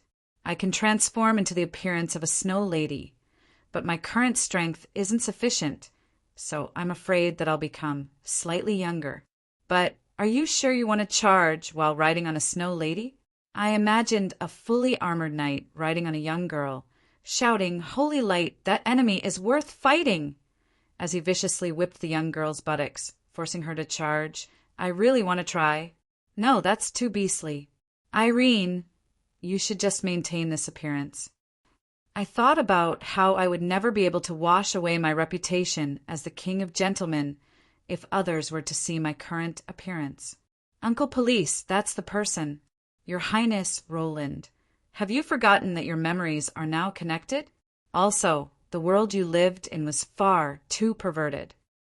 The opening of my soul allowed me to retain my memories from the other world. That familiar yet unfamiliar retort made me pause for a moment before bursting into laughter. Actually, you can search for the keywords Gentleman Alliance and True Love Siblings in my memories. Right, due to the protection of minors, please do not search for Bayphone. I take back what I said just now. As expected, there are perverts in every world. Also, you did it on purpose, right? If you didn't say it, who would have taken the initiative to search for you? If you said it, they would have definitely gone over to take a look out of curiosity. I nearly went blind. You have to take responsibility. I'll be responsible for introducing Bayphone to you. I apologize. Please don't take responsibility for me. Even though she was joking, the galloping Aurora warhorse didn't slow down at all. Her natural talent of turning water into ice allowed her to easily jump and avoid the encirclement of the sea folk. Even the fastest seahorse, Night, was unable to keep up with her pace. Furthermore, with the advantage of my new idea, I didn't have to worry about being knocked off my horse. I only had to choose to attack and kill my target. If I were to meet with a strong offensive magic, the Semigod Equipment Scepter's protective magic would be perfect for an emergency. Protection of the Dark God summons a formless protective shield that absorbs 200 points of magic damage or magic weapon damage. Before the protective shield shatters, the wearer will be immune to stun, transformation, and other control-type magic. Lasts for 10 seconds. Use 3 times a day. After using the final protective shield to block a chain of ice arrows from a Naga mage. We had already reached the border of the Pearl District before the enemy's aerial troops arrived. Let's head to the Church of Law first and meet up with everyone. Please be safe. Chapter 115. For the strong, actual combat would always be the best test. No matter how high level or how famous a secret technique was, if it couldn't be tested in actual combat, it would still be worthless. The recent battle with Rosemary Kalishin undead army was probably the most intense one since my reincarnation. To me, that was not only an actual battle, it was also a good opportunity to test my abilities and determine my future path of development. There were many problems exposed in the battle. The most obvious one was that my ability system was too complicated. I lacked a killing move that could end the battle in one go, and the combination of abilities and character positioning was slightly messy. Magic and martial arts were often the exclusive rights of long-lived species. It wasn't just because they had enough time to squander, allowing them to climb to the peak of both magic and martial arts. It wasn't just because of their natural talents and stats that allowed them to reach a realm that short-lived species couldn't reach. The most fundamental reason was that they had inherited secret techniques that allowed both magic and martial arts to overlap. The Twilight Blade and Jade Thorn were the most fearsome weapons of the elven race. Those warriors who wielded magic swords wore light leather armor and chose the most suitable buffs and enchantments for themselves. Their long years of training allowed them to not lose out to any opponent in terms of combat techniques. The magic swords hidden in their sleeves were even more fatal. They were experts in adding various abilities to themselves and their magic swords. As long as one made preparations beforehand, the Twilight Blade, which seemed to have a wild fighting style but was actually cautious and intelligent, was a killing machine that could take on 100 enemies on the battlefield. The Jade Thorn, on the other hand, specialized in all kinds of concealment, sense elimination, and anti-detection spells. Against them, one had to be prepared for the strange situation where the enemy would disappear 4 or 5 times in 100 days. Of course, the prerequisite was that one had to avoid their fatal ambush first. They were the super assassins that gave mages the most headaches. The blood tribe's tainted blood demon swordsmen, the dwarves' golden armored warriors, the demon hunters who were taboo existences, the black-winged people's cursed spear dancers, and the most commonly seen and infamous Death Knight, which made all living beings tremble in fear, could be considered as classic troops that had the advantages of both magic and martial arts. Unlike human high-tier troops that relied on equipment and mounts, these special inheritances often appeared in the form of job advancement. They had their own unique ways of fighting and training. It was the accumulation of countless years of the long-lived species, and there was basically no possibility of it being passed on to outsiders. Perhaps there weren't many of them, but once they appeared on the battlefield, they would definitely be nightmares for the non-human kind. Of course, humans have tried their best in this aspect. The Arcane Knight, the gold-rank Mage Knight, was created in this way. However, the Arcane Knight is a notoriously weak job class. Not only does it require a lot of talent, but in order to cast spells, the Arcane Knight can't wear heavy armor. As a melee fighter, the Arcane Knight is weaker than warriors and Holy Knight of the same level. The only skill that the Arcane Knight has is the Fireball spell. That's right, this Mage Knight's forte was the 3-circle fire spell Fireball. Perhaps it was effective in low-level battles, but in a gold-rank battle, no one would be afraid of a 3-circle fire spell. The supporters of the Arcane Knight had tried their best to argue against it. Together with the theory of fire magic, they proposed that 5 fireballs stacked on top of each other can destroy everything. We don't need any other magic at all. That was how the strange 5-fireball church was born. At the end of the day, it was because magic and martial arts weren't perfectly combined, and there wasn't a clear definition of the role. In my eyes, the reason why the Arcane Knight failed, even though the number of new Arcane Knights doesn't exceed a single digit every year, the 5-fireball church still refuses to admit its failure, was mainly because he split his attention between 2 different fields. He tried to be all-powerful in both melee and long-range combat, but the result was that he was useless in both fields. The reason why those non-human kind succeeded in their job class advancement was undoubtedly because they had a goal and a specialty. Then they used magic and martial arts to make that specialty blossom. As for abilities that were completely useless to their goal, no matter how useful they were, they wouldn't choose to learn them. The most obvious reason was that those successful dual job classes were all powerful melee fighters or powerful long-range fighters. None of them intended to be like the Arcane Knight, crushing warriors in melee and blasting mages away with long-range fireballs. In the end, they were crushed by the other party's weakness. One specialty has many strengths. With the specialty as the core, one would realize one's role. Using other strengths to make up for one's shortcomings. Using one's strengths to make up for the specialty. This was pretty much the general thinking of a warrior with multiple abilities. Then, as someone who possessed 4 different powers, if I were to develop them evenly in an attempt to create an all-round warrior, I would probably end up as a useless Arcane Knight. What am I best at? How do I use other powers to make my strengths into a specialty and make up for my shortcomings?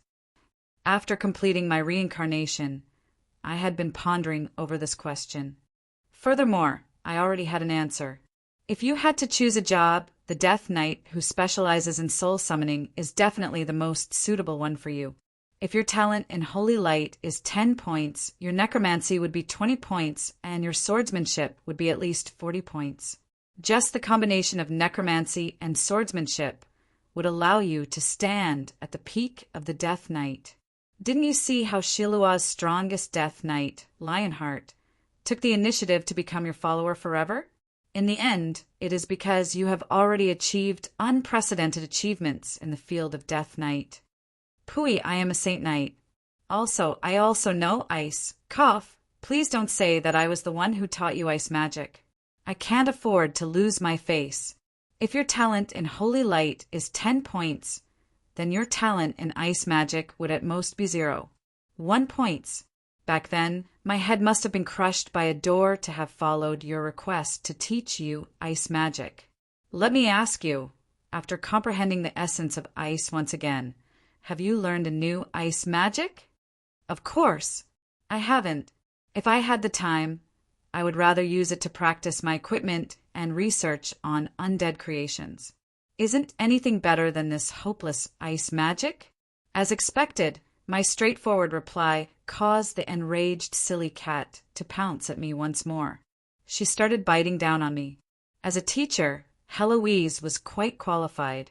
Although most of the students she taught were rebellious disciples and perverts, at the very least, she was outstanding when it came to teaching students in accordance with their aptitudes. Even though this kind of advanced personality education was also the main reason why there were more and more weirdos among her disciples. Cough! I can't say any more. Otherwise that darned cat would try to take revenge on me again. The feeling of being drenched in milk in the morning was terrible. The last time, I spent an entire morning explaining to Renee, who woke me up with a piece of white paste on my hand. However, judging from what she said about my talent, the darned cat had already told me what I was best at, swordsmanship, just like how Adam mocked me in the past, while the other holy knight's basic function was as a meat shield, using divine arts and holy light to strengthen their defense and support abilities to become the so-called leader of the team. What I was best at was my offensive swordsmanship. In fact, after several reincarnations, my swordsmanship, which was the pride of a warrior, surpassed most sword saints in this world. Without a doubt, this was an ironic joke that left others speechless. Furthermore, it made Adam, who is known as the best swordsman in this world, feel indignant. A great sword saint who couldn't even defeat a holy knight in swordsmanship? One of the best swordsmen in the world. What a joke! However, as he grew, so did I. In the end, I was still able to suppress him. Perhaps what Adam regretted the most during his time in the underground world was that he was unable to defeat me in swordsmanship. But this was to be expected. Not mentioning my decent talent in swordsmanship, the power of swordsmanship was originally a skill. When the skill was honed and raised to the level of art, it was the comprehension of life and the world. These things could be washed away by reincarnation, but it wasn't difficult to pick them up again. From a certain standpoint, I was the true undying and long-lived species. While the other long-lived species were extravagantly wasting their time, enjoying 200 years of childhood, I was like the short-lived species, viewing time as life itself. Every day, I was thinking and trying to achieve something. The battles and experiences that I had gone through today were probably more than a dozen Valkyrie combined. When these comprehension and skills settled down, when the accumulated swordsmanship and secrets of 3 lives finally changed from quantitative to qualitative, I didn't think that any sword saint would be able to reach my level. In my eyes, the Beastman sword saints were overly crude and lacked emotions. The elf sword saints pursued the limits of techniques and neglected the cruel essence of the art of killing. If the two were to be combined and train in the swordsmanship of both races at the same time, perhaps a pure sword saint would appear.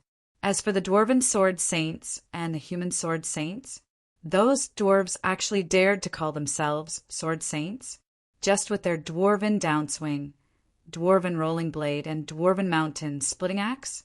The human sword saints were even more of a joke. 70% of their abilities were the same as the human sword saints, and they couldn't even use sword energy without their equipment. Normally, I would treat them as a joke. In that case, my future path of development was already clear. I would specialize in close combat swordsmanship, while the other powers would serve as support and bonuses. However, pure swordsmanship would still meet with bottlenecks in top-level duels. Not mentioning those creatures that were immune to physical attacks, the gigantic bodies and thick defenses of great demons, dragons, and other creatures were far too difficult to deal with just the small toothpicks in the sword saint's hands. Otherwise, we wouldn't have worked so hard to help Adam win the inheritance of the Phoenix, so that he could use the Phoenix Flames as a support for his swordsmanship. But when I confirmed that close combat swordsmanship would be the core and the other powers would serve as support, I confirmed the direction of my future, and my path became much wider. Sword Dance Ultimate, flowing water swift sword. Ice magic gathered on the true ice sword. Under the influence of ice magic, the stream-like sword intent transformed into the beautiful ice river of my homeland.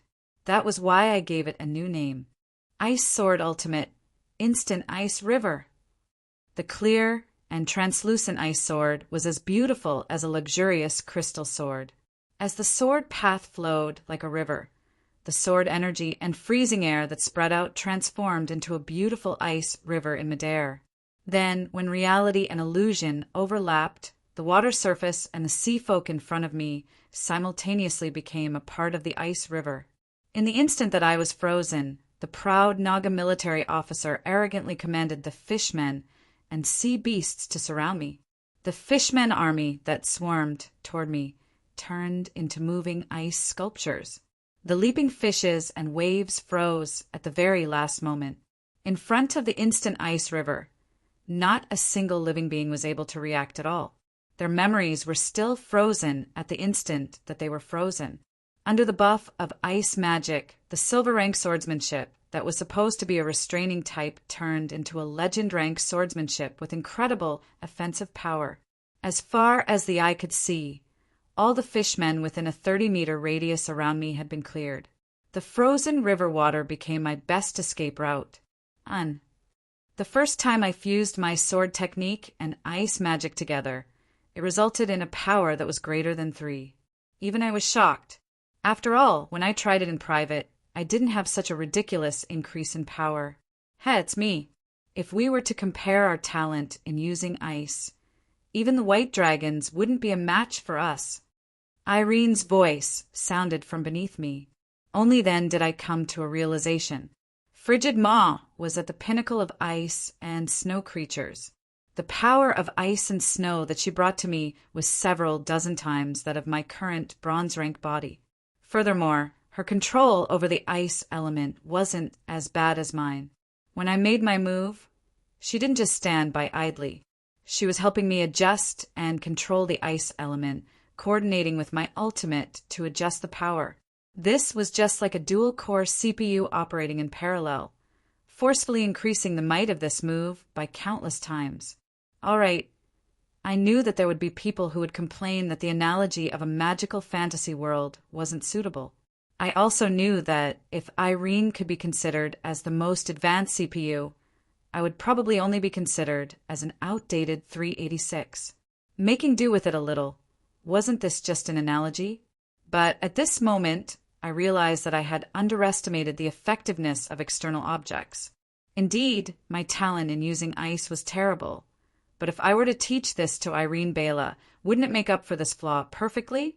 Similarly, if I were to give the power of death, the power of holy light, and the power of law to other magic pets to boost them and create more secondary cores, my combat strength might increase explosively. Heloise. All right, at this moment, I decisively thought of the omniscient Heloise. However, the current Heloise only had knowledge and techniques, but she didn't have a physical body that matched her past strength and boundless knowledge. It was obvious that she couldn't meet my requirements. The plans for Heloise's 37 modifications regarding the change in color of the 4 limbs and Heloise's 38 modifications regarding the 3 stages of transformation should be activated as soon as possible. Right? There's also the super cat Leo. And I can add at least a dozen other modifications, such as adding the ability to grow bigger after eating mushrooms, or the ability to throw fireballs after eating flowers. Hee, that sounds interesting. At this moment, it wasn't the time for me to be thinking about such messy matters.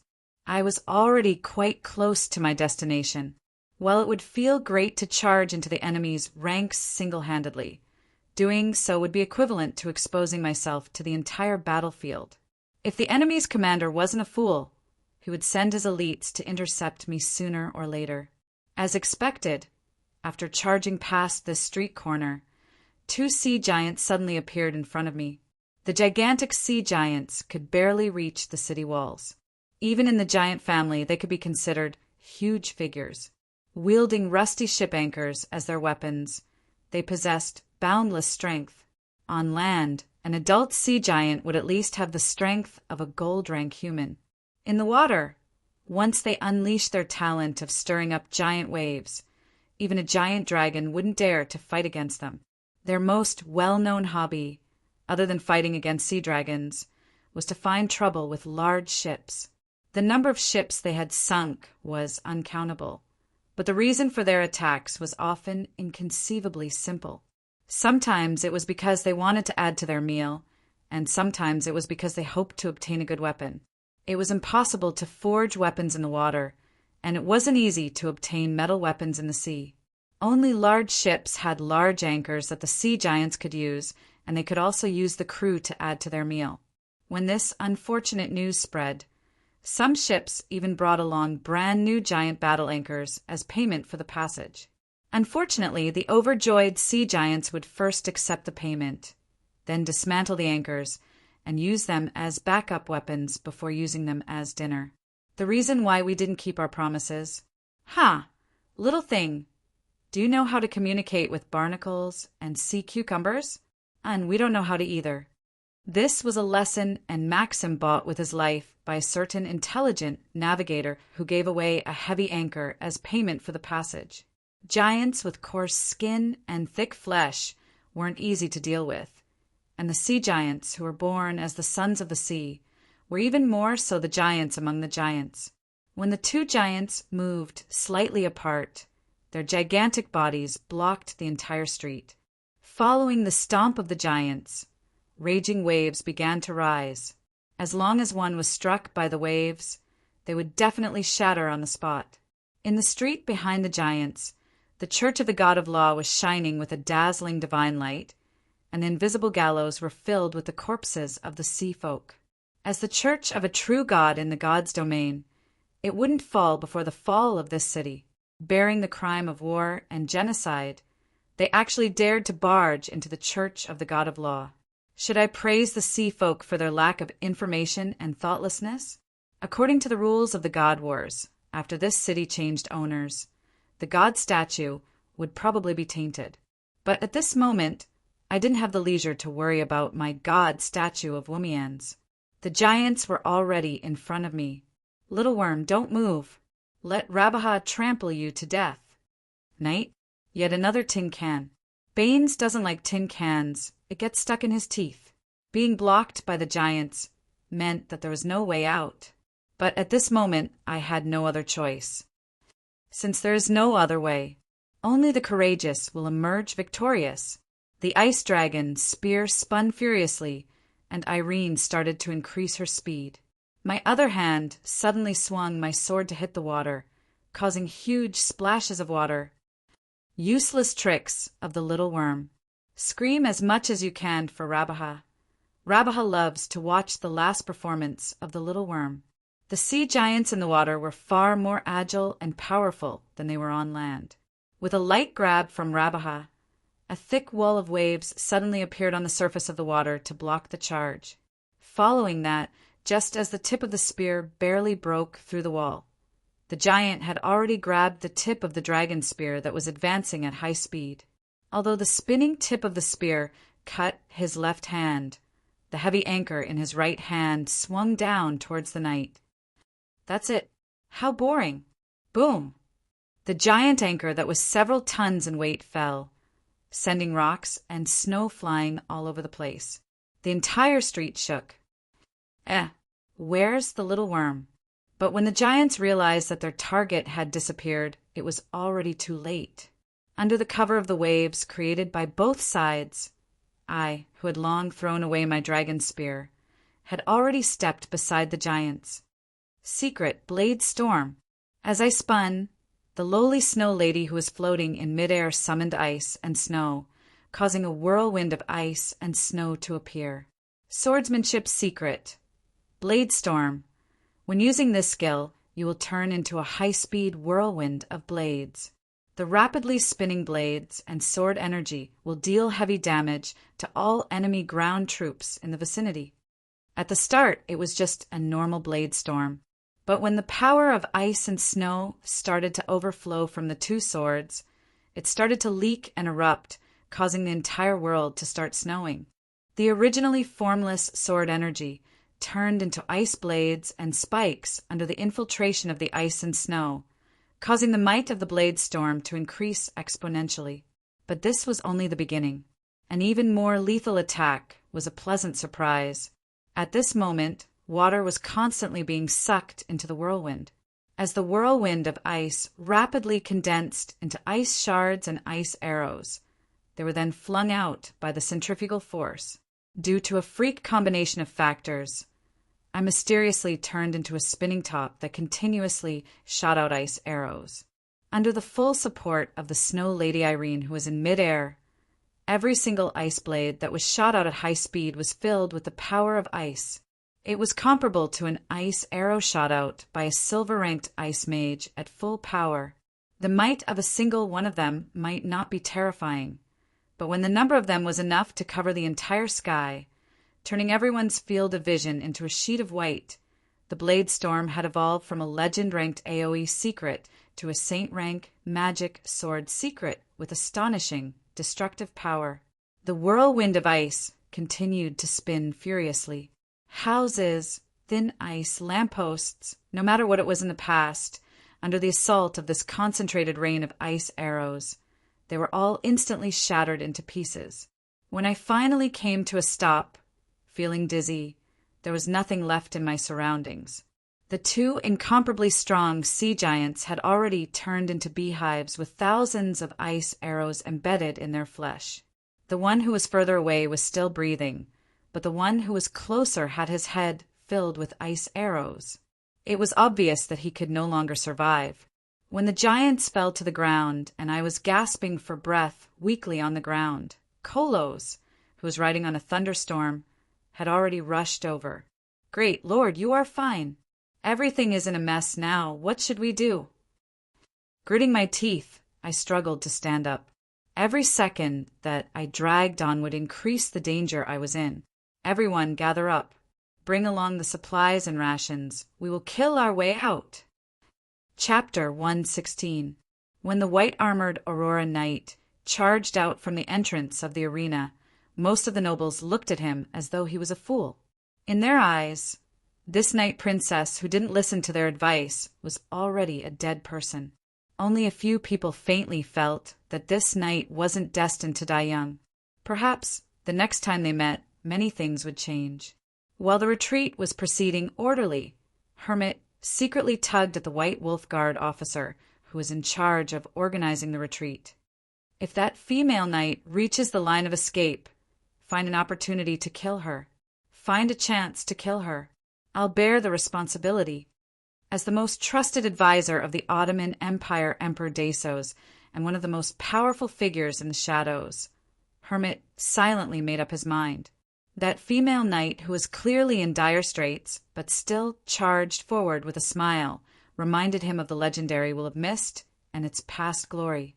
Even though she was the princess of a small country who was clearly at a disadvantage, she was able to gain the upper hand in a series of clashes.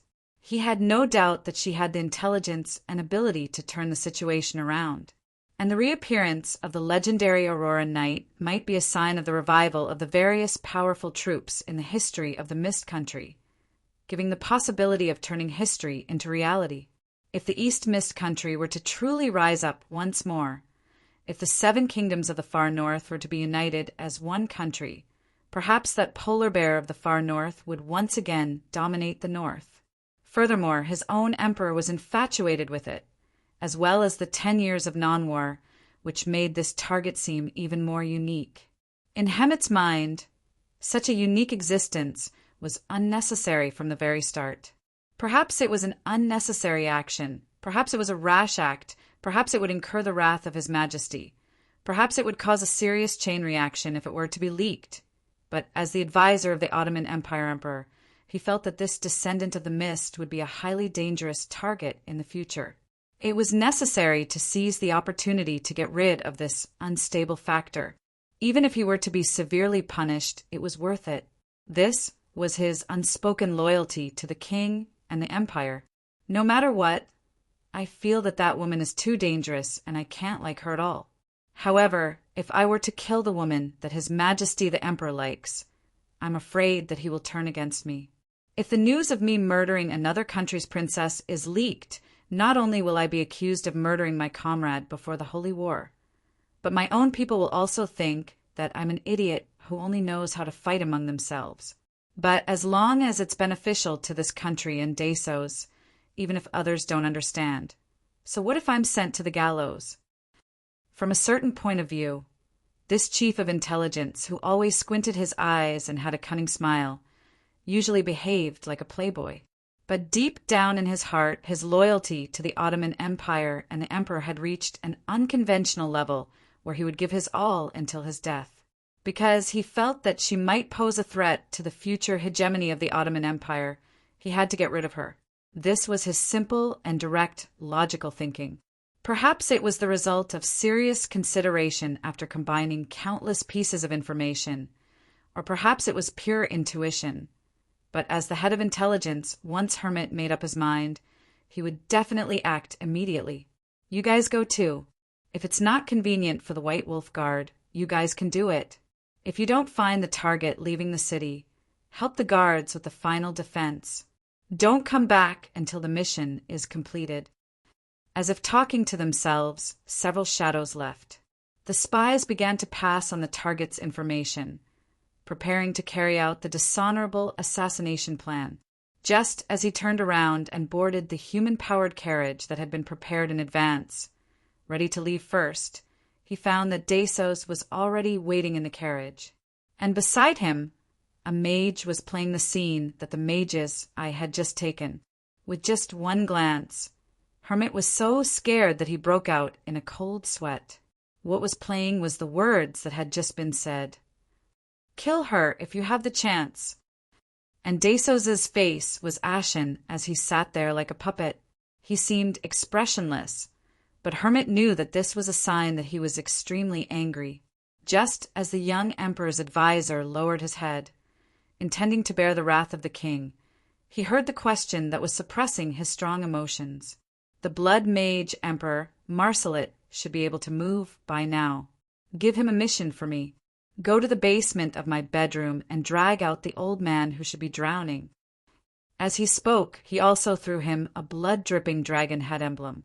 This was the only proof of royal power that could command the demigod Blood Devourer. What's going on? He doesn't intend to punish me? Hermit's face was full of hesitation. This is a super secret, so if you meet anyone on the way, just kill them. By the way, emphasize to Marsalit that if there's a possibility that something might happen to the old man, remember to give him a stab in advance. Immediately, Hermit understood. Now that the situation was so chaotic, only the super strong could enter and exit the chaotic area at will. Marsalit, who was rebelling with him, came and went like the wind. Even if he brought people with him, how could he be discovered? How was this a rescue mission? It was clearly an opportunity for him to kill with a borrowed knife. My dear Hermit, do you still remember our ideals? I want the Ottoman Empire to stand at the top of the world. In front of it, what is a woman? He still spoke in a business-like manner. He didn't mention killing anyone, but the words squeezed out from between his teeth indicated that he had already made up his mind. Dasos was the only one who signed the contract. Under the intentional or unintentional forgetting, the two sides agreed that their hostile actions were only aimed at the country. They forgot that personal safety was involved. If his subordinates acted on their own and used a borrowed knife to kill someone, or if a demigod unintentionally killed someone to silence them while carrying out a mission, the contract wouldn't care. Moreover, in the eyes of the contract and in Dasos's own heart, he didn't give any orders. Everything was his subordinates' reckless actions. Since she isn't fated to be mine, then her remaining identity can only be that of my enemy. If I can't get her, no one else can. Even if he couldn't hear the voice hidden in the deepest part of the emperor's heart, the king's trust in him from the bottom of his heart, this way of giving up everything for the sake of righteousness, had already moved the usually indifferent hermit to the extreme. This was the disposition of a hero that he worshipped and swore loyalty to. This was the Winter Wolf King who was fated to lead the Ottoman Empire to the top. Yes, Your Majesty. You definitely won't be disappointed. Ding. The host has killed a sea giant. The reward is 198 fate points, special spoils of war, the soul of the sea giant and the sea giant's smelly socks. The soul of the sea giant. For 10 minutes, sea giant battles soul possession. Strength +5, agility -2, grants the ability to breathe underwater and control giant waves. As for the sea giant's smelly socks, you can try to make a raincoat with it. It's definitely waterproof, and it can even increase your stats. As long as you don't have a nose or a slow sense of smell, you won't die from the stench. Ding. Congratulations to the host for creating a Saint-Tier Demon Sword Esoteric, Ultimate Sword Cyclone. Your physical body has once again achieved a breakthrough. Strength +1, agility +1. Legendary Sword Art Esoteric, Blade Storm. Using this skill, you will become a high-speed rotating blade storm. The rapidly rotating blade and sword aura will severely injure all enemy ground troops in the vicinity. Usage prerequisites: 20 strength, 10 agility, 15 vitality. Saint-Tier Demon Sword Esoteric, Ultimate Sword Cyclone. This skill is the evolution of Blade Storm. Only a sword saint who has completely mastered Blade Storm can attempt to learn this skill. Using this skill, you will become a high-speed rotating ice storm. The rapidly rotating blade and sword aura are only the first wave of attack. The intense cold air and ice arrows will bring the final destruction to your enemies. This skill is extremely powerful and has a large area of effect. Usage prerequisites: 22 strength, 15 agility, 20 vitality, 15 intelligence. The complete form of Ultimate Sword Cyclone requires the help of Frigid Maw and Irene Bela. The notifications from the system made me happy. After breaking through to 20 agility, the racial talent I received was even more eye-catching. However, I didn't have the leisure to appreciate it. The intense dizziness and exhaustion caused me to be unable to stand up straight. Although the power of the upgraded Ultimate Sword Cyclone has increased greatly, the usage requirements have also increased greatly. I have barely reached this basic requirement, but there is a hidden requirement that I can't avoid no matter what. Basic rank. Swordsmanship Esoteric doesn't mean that the stronger the better. The most suitable one is the best. As a bronze rank, it is already difficult for me to forcefully use the legend rank Sword Esoteric by relying on my basic stats and sturdy physical body. If I were to jump another rank, it would be no different from seeking my own death. Through the system's quantification, the basic information of the swordsmanship is clear at a glance. A strength-type swordsmanship esoteric requires strength to increase its lethality, agility to maintain the speed, accuracy, and balance of the attack. It also requires vitality to deal with the recoil and impact, so as to prevent one from accidentally killing oneself. As for intelligence, it is obviously a requirement for magic. Every time I increase my rank and rank, it is actually the support of my basic stats. The current me, even though I have barely reached the quality requirement of my basic stats, in terms of quantity, I am still far from it. At this moment, both of my hands are injured by my own sword aura. Even with Irene as an external mana storage, the little amount of mana I have is still wiped clean. My physical strength is so weak that my head hurts endlessly and I feel nauseous. The reason why I didn't directly kill myself is because Irene helped me deal with the recoil of my mana. Furthermore, my mastery of swordsmanship has already reached a whole new realm. Even after putting in so much effort, this ultimate sword cyclone still isn't at its full power. Under the limitations of my current physical body, the original ultimate sword cyclone's power and duration is less than a third of its original state. This advanced version of the Saint rank magic sword esoteric is probably not even a tenth of the full version. Otherwise, under my Saint rank swordsmanship's profound meaning, a gold rank human sea giant would have been killed in an instant. It wouldn't have ended up with only one dead and one injured after the water and Earth Ice Arrow's power was boosted. In order for the magic sword esoteric to be truly effective, I probably can't slack off on my swordsmanship and magic. Based on my current condition, my swordsmanship can only wait for its rank to be upgraded before it can become stronger. On the contrary, my magic is the real headache. After I return, I will immediately activate the Heloise modification plan. However, the most important thing right now isn't to think about the future or imagine the full power of the ultimate sword cyclone. If we are unable to overcome this obstacle, we probably won't have a future. With Koloza's help, alright, with her support, let us ignore the mysterious glare not too far away. Kolos, can you let me walk by myself? No, Lord, don't force yourself. I'm not forcing myself. Your clothes are already drenched. Thinking about it, you are a girl now. You are the one who is forcing yourself. You are obviously an elf. Isn't it scientific to have such a domineering body? The curves in the water are obvious.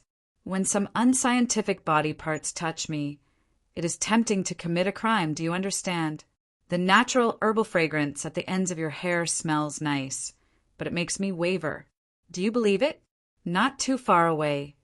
Deer and moose are already crying in envy. Do you realize it?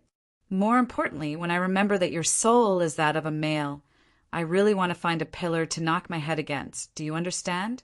All right, before the vengeance on the other side materializes, I return to the church of the God of Law. A faint silver light emanates from the church. That seemingly gentle radiance blocks the river water that is infused with God power. From Kolos and the others, I find out that the two sea giants aren't here to stop me.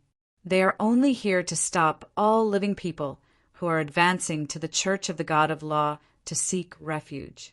Before I return, they have already exchanged blows with Kolos several times. There are many other small sea folk squads like this. Their goal is to stop important people from hiding in the Church of the God of Law. In reality, the sea folk and their subordinates have no intention of attacking the Church of the God of Law. In fact, there is no need for them to do so. The Church is the land of God. The land of God is free from all harm. This is the power of a true God. But it is a pity that as the city falls and the believers of the God of Law die, the Kajisi branch of the Church of Law, which doesn't meet the minimum requirement of the Church of Law, will fall into a church. In that case, they don't even need to do anything personally. The river water will be sufficient to solve all problems. Furthermore, the statue of a true God of the church will become the best sacrifice to please the malevolent gods of chaos. But even though the sea folk who trespassed were punished by the God of Law and hung on invisible gallows, the interior is still a mess. What reassures me the most are the few trailers placed in the main hall. They aren't God equipment or treasures, but the most important things at the moment, rations, medicine, and other necessities.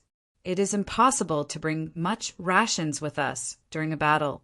The remaining rations in the underground base are what we have left behind in our luggage. The engineers and the others won't be able to support us for long. So, the moment we return to the surface, I get Kolos to secretly gather rations. If contracts could be perfect and flawless, if the law could prevent all crimes, perhaps this world would have become a peaceful and fertile land long ago. How could I rest in peace in a land filled with enemies? I had been prepared to retreat from the very start. Now, sufficient rations are neatly prepared on the trailers. As long as we can reach the underwater base, we will be able to attack or retreat at will. We have already achieved a strategic victory. Are you ready? Yes, Lord. We can start any time. If it wasn't for you insisting that I go change my clothes, we could have started 10 minutes earlier. Lord is the most inflexible. How annoying. All right. I ignore the cute complaint that makes me want to bang my head against the wall. I won't force you to change out of your wet clothes. Even if most of the people left behind are gentlemen with unique tastes and won't do anything, Renee and the others who are filled with resentment will really eat me alive. Renee, isn't it just that my figure is slightly better than yours?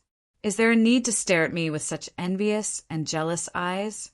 What you should be worried about is your back. Look at Callie. She's writing notes on your back. A new supplementary lesson plan is brewing. Obviously, this isn't the time to think too much about it. Looking at the Seafolk elites gathering outside, I made up my mind. Then, let the great trial begin. Kolos raises the semi-god equipment grimoire in her hands and announces loudly, I, the Bishop of the Ottoman region of the Church of Law, Korozindan, a real name that has long been forgotten by everyone, hereby declare that villains are running amok in this city. A genocide and an unjust war are happening before our eyes. In the name of our god Womians, we shall judge all crimes in this city. Primordial Codex Fragment Page, a replica of the god equipment. After the god of law ascended to the throne, it was greatly strengthened. Faith in law. 169/2000. Every 1,000 people's faith will increase by 1 point per week. A maximum of 50 points per month. When the number of points reaches 1,000, 1,000 points can be used to duplicate the Primordial Codex Fragment Page. Effect 1, 3, Slight. Effect 2, Great Trial. Active consumes 100 points of faith in law in one go and consumes 1 point every minute thereafter. When the user activates it, everyone in the city will be subjected to the judgment spell equivalent to that of a legend-ranked judge, judging the crimes committed in the past 3 hours. If guilty, one will be subjected to restrictions on freedom, invisible shackles, weapon lock, and many other negative effects. In the Great Trial, the effects of all executioners' law incantations will be doubled and their rank will temporarily increase by 1. Prerequisites. This city's laws are chaotic and villains are running amok. This city is on the verge of destruction. Following the declaration, the silver light of order first transformed into a pillar of light before spreading outwards. Countless cries of alarm sounded out. The Seafolk who were enjoying the massacre were obviously annoyed by the effects of this unprecedented law incantation. Although it's still impossible to save them, restraining them like this might give the commoners more chances to escape. There's a time limit for the Great Trial. Let's head out now and rush to the entrance of the underwater base before the effects disappear. At this moment, the 2 frigid maw had already transformed into the heavy ice boar form, which was suitable for heavy armor charging. Renee, and I would be the spearhead of the escape convoy.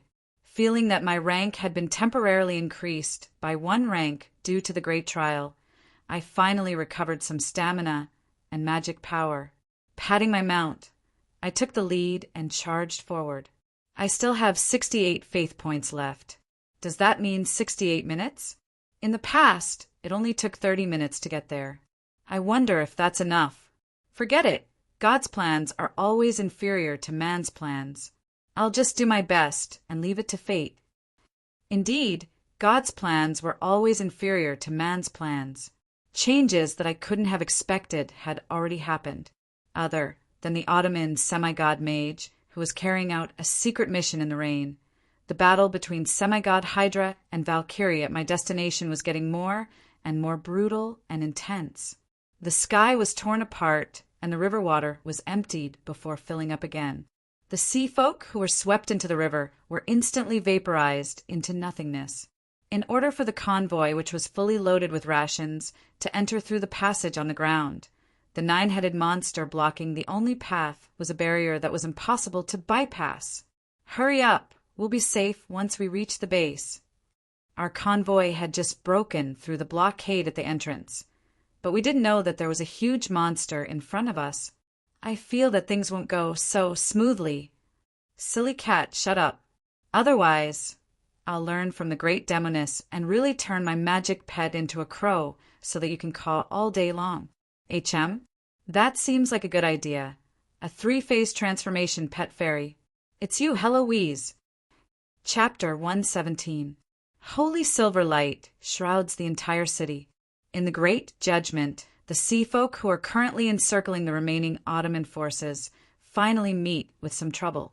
Along with Crow's declaration of judgment, The silver pillar of light continuously emits flashes of brilliance that represents order. Every city slaughterer who is dyed red by judgment is struck by the flashes of light and is punished by the power of law.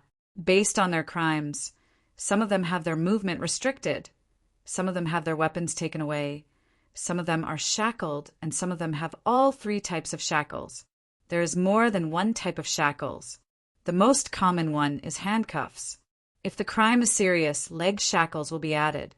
If the crime is even more serious, it is not impossible for the entire body to be tied with iron balls. As it is a semi-god equipment's area of effect, judgment without a source, it only consumes the stored faith force. The restraints on each individual target are not too strict. The material of the handcuffs is not much stronger than pig iron. Any beastman warrior might be able to easily tear it apart. Perhaps this is nothing to a true expert. However, to the low-tier fishmen, it is fatal. Every army has the most cannon fodder. The number of fishmen at the lowest level of the sea folk invading army is undoubtedly astronomical. They are the main force that can cause the most damage in this situation. Furthermore, their small bodies are bound by iron chains, handcuffs, and iron balls. Not many of them are able to move. According to the post-battle statistics, in that 1 hour of the sudden restraints on the invaders, at least 70,000 to 80,000 civilians escaped from the hopeless situation. This is even more of a help to the warriors. In a battle between two warriors, if one of them is suddenly restrained, even if the restraint only lasts for 0.1 seconds, it is still a decisive opportunity. This is the effect of military-level strategic forbidden spells, including magic and divine arts. Perhaps it might not be able to affect a semi-god or myth-ranked expert. However, as long as it appears on the battlefield, it can completely change the situation of the entire battlefield. What the two Chaos faction true gods did is a country-level, perpetual, strategic forbidden spell, Blessing of the Sea God, City of Rain, Felohi. Country level and military level are only differences in the effectiveness of extraordinary magic. There is no difference between the two. Emperor Yongye's Ice Aeon is only a military level spell. However, that attack can wipe out a city and turn hundreds of kilometers into an ice field. It is even more terrifying than most country level forbidden spells. No one would be willing to be hit by it. The biggest difference between the two is probably the area of effect and the duration. Military-level spells have obvious effects, but the duration is short. However, this City of Rain will only change the environment and will not cause any direct damage. However, the duration is probably forever. But because of this, country-level forbidden spells often require extra sacrifices, which is rarely seen in history. National forbidden spells like this often happen. This time, the sea folk and the true gods had sacrificed so much. Of course, they wouldn't do it just for a piece of land. The dark clouds in the sky would continue to spread, and the City of Rain would continue to expand its territory as time passed. Within its range, other than the dry areas designated by the user of the forbidden spell, the other areas would become the new territories of the City of Rain. Although the speed of expansion is extremely slow, as long as the water elemental goddess, who is the source of magic, doesn't die, there's no possibility of this expansion stopping. This will always be the biggest problem for the Ottoman Empire. Perhaps countless sea tribes are already on their way here. As new tribes move in and their territory expands, Rainland will sooner or later become a country of the sea tribe. It is just like the cancer cells on a cancer patient. The longer it grows, the more dangerous it will be. By the time it really erupts, it will already be too late. That's why when I discovered the effects of this forbidden divine art that is obviously the work of a true god, I unhesitatingly gave up on the possibility of turning the situation around. Right now, the only possibility of turning the situation around is to kill the caster of this forbidden divine art. Even if the caster is foolish enough to not hide in an absolutely safe place, it is likely that a true god's caster appears in front of me. This isn't someone that I can deal with in my current state. Although my Law Faction's Great Judgment series was also quite strong, it was only a support type forbidden spell that could be used against armies. It wasn't very effective against enemies. The strongest part of this forbidden spell was its ability to raise Law by 1 rank and double the effects of Law incantations. But right now, without enough Law job classes, this forbidden spell wouldn't be able to display its full potential. This is also the main effect of its design. Perhaps it isn't much right now, but this forbidden divine art with strict requirements can be activated by duplicated god equipment pages. As long as every city's Law job class can have it in the future, perhaps any empire or race will have to reevaluate the risks and costs of starting a war. And when such a fact was gradually recognized by the world, the small and weak countries would undoubtedly increase the number of Law job class members, promoting the rise of the Law faction from another direction. And when the Law faction truly rose to power, when the power of Law was equally effective against Order creatures that had crossed the bottom line, and when the fact that Chaos creatures could also learn and control Law was discovered, perhaps this new power of the Order faction would reveal its true colors as a neutral faction. Thus, in order to obtain the best marketing result, I intended to design the best opportunity for it to make an appearance instead of standing on the side of the loser in this battlefield where it is destined to lose, becoming an additional decoration on the crown of the victor. However, what I didn't expect was that the moment this forbidden divine art that was destined to be ineffective was activated, it would achieve astonishing results. Roar, roar, roar! The roaring Hydra's 9 heads are all in a frenzy. He is frenziedly spitting out venom, flames, ice, and lightning, but he is unable to hit the agile opponent in front of him. As for Longtu Basra, he appears and disappears from time to time in the void. Every time he appears, the floating Dragon Slayer spear will shatter one of the dragon heads. Even if Hydra in the water is able to quickly use his powerful regeneration ability to regrow the dragon heads, the blind angle caused by the loss of the dragon head is enough for the Dragon Slayer spear to take the opportunity to chop off another dragon head. Even if the regeneration ability takes effect a few seconds later, Basra doesn't hesitate to look for his next target. That is because he knows that when his Dragon Seal ability takes effect, Hydra's regeneration ability is no longer limitless. The Hydra roared furiously, but he was still unable to break free from the chains. Furthermore, the strange chains were getting closer and closer to him. Not only was he unable to use the transfiguration technique, it was also gradually cutting off his connection with the river. If this continued, his regenerative abilities would run out sooner or later. Hydra is roaring in rage, but he is also terrified. As an ancient sea monster, he can faintly see his own doomsday. Originally, the two sides should have been evenly matched, but the reason why the situation has become one-sided is because of the 40-minute Great Judgment. Actually, at the start of the battle, Hydra has the absolute advantage. Due to the activation of the True God's forbidden spell, Basra was forced to make the first move. After losing the advantage of being an ambush hunter, he naturally fell into a disadvantageous position. But when the silver light of order descends, the situation is reversed yet again. Now, a gigantic chain is tied around the 9-headed dragon's body. Although the 9-headed dragon's body is powerful, it is still unable to break free from the chains that should have been incredibly weak. Now, the chains are flashing with a dark golden light, and runes and magic arrays with special effects against dragons are faintly discernible. It is evident that this is a top-level divine weapon against dragons. Looking at the bizarre scene before me, I am stunned at first, but then I come to a realization. Perhaps due to a freak combination of factors, the reason why Longtu Basra is almost invincible against dragons has finally been discovered. As a Valkyrie, when Basra was still a relatively ordinary Wood Elf Ranger, he advanced to the Twilight Blade class. Their specialty is to target their opponent's attributes and abilities, giving themselves and their own weapons the most suitable buffs. And obviously, Basra is still a Twilight Blade, and he is still an expert in weapons enchantment. It is just that his specific enchantment is obviously an extraordinary Dragon Slayer special effect that normal Twilight blades would never be able to learn. This is also the reason why he always carries a large number of Dragon Slayer weapons with him. Then, the reason why the situation has developed to this point is obvious. When the gigantic chains and shackles fell from the sky, how could Basra, who has been through countless desperate situations, miss this opportunity?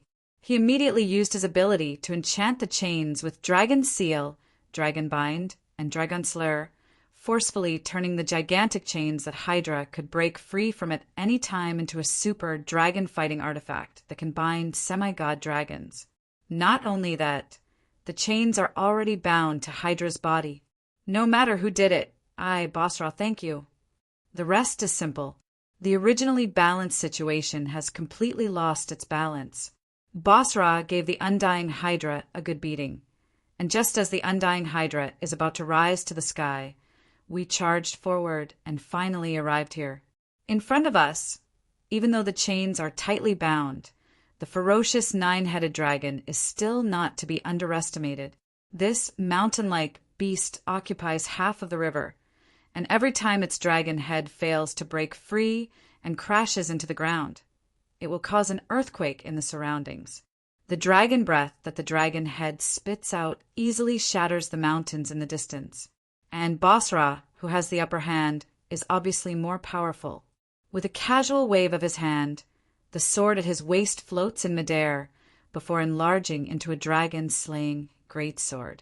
Lightning sparks fly everywhere, and the magical runes that represent dragon slaying appear on the blade of the sword. As the greatsword swings down, the gigantic dragon head spits out poisonous blood and falls into the river. To be honest, looking at a battlefield of this level, I really feel like turning around and leaving. Based on our current strength, we would die mysteriously if we were to get too close to a battlefield of such pinnacle strength. However, the position of the Hydra happens to be blocking the entrance to the underwater base, making it impossible for us to avoid it. Wait for Basra to obtain victory? It's hard to say who will win and who will lose. The Great Judgment should last for less than 20 minutes, and as long as the time is up, all the shackles of sin will disappear on the spot.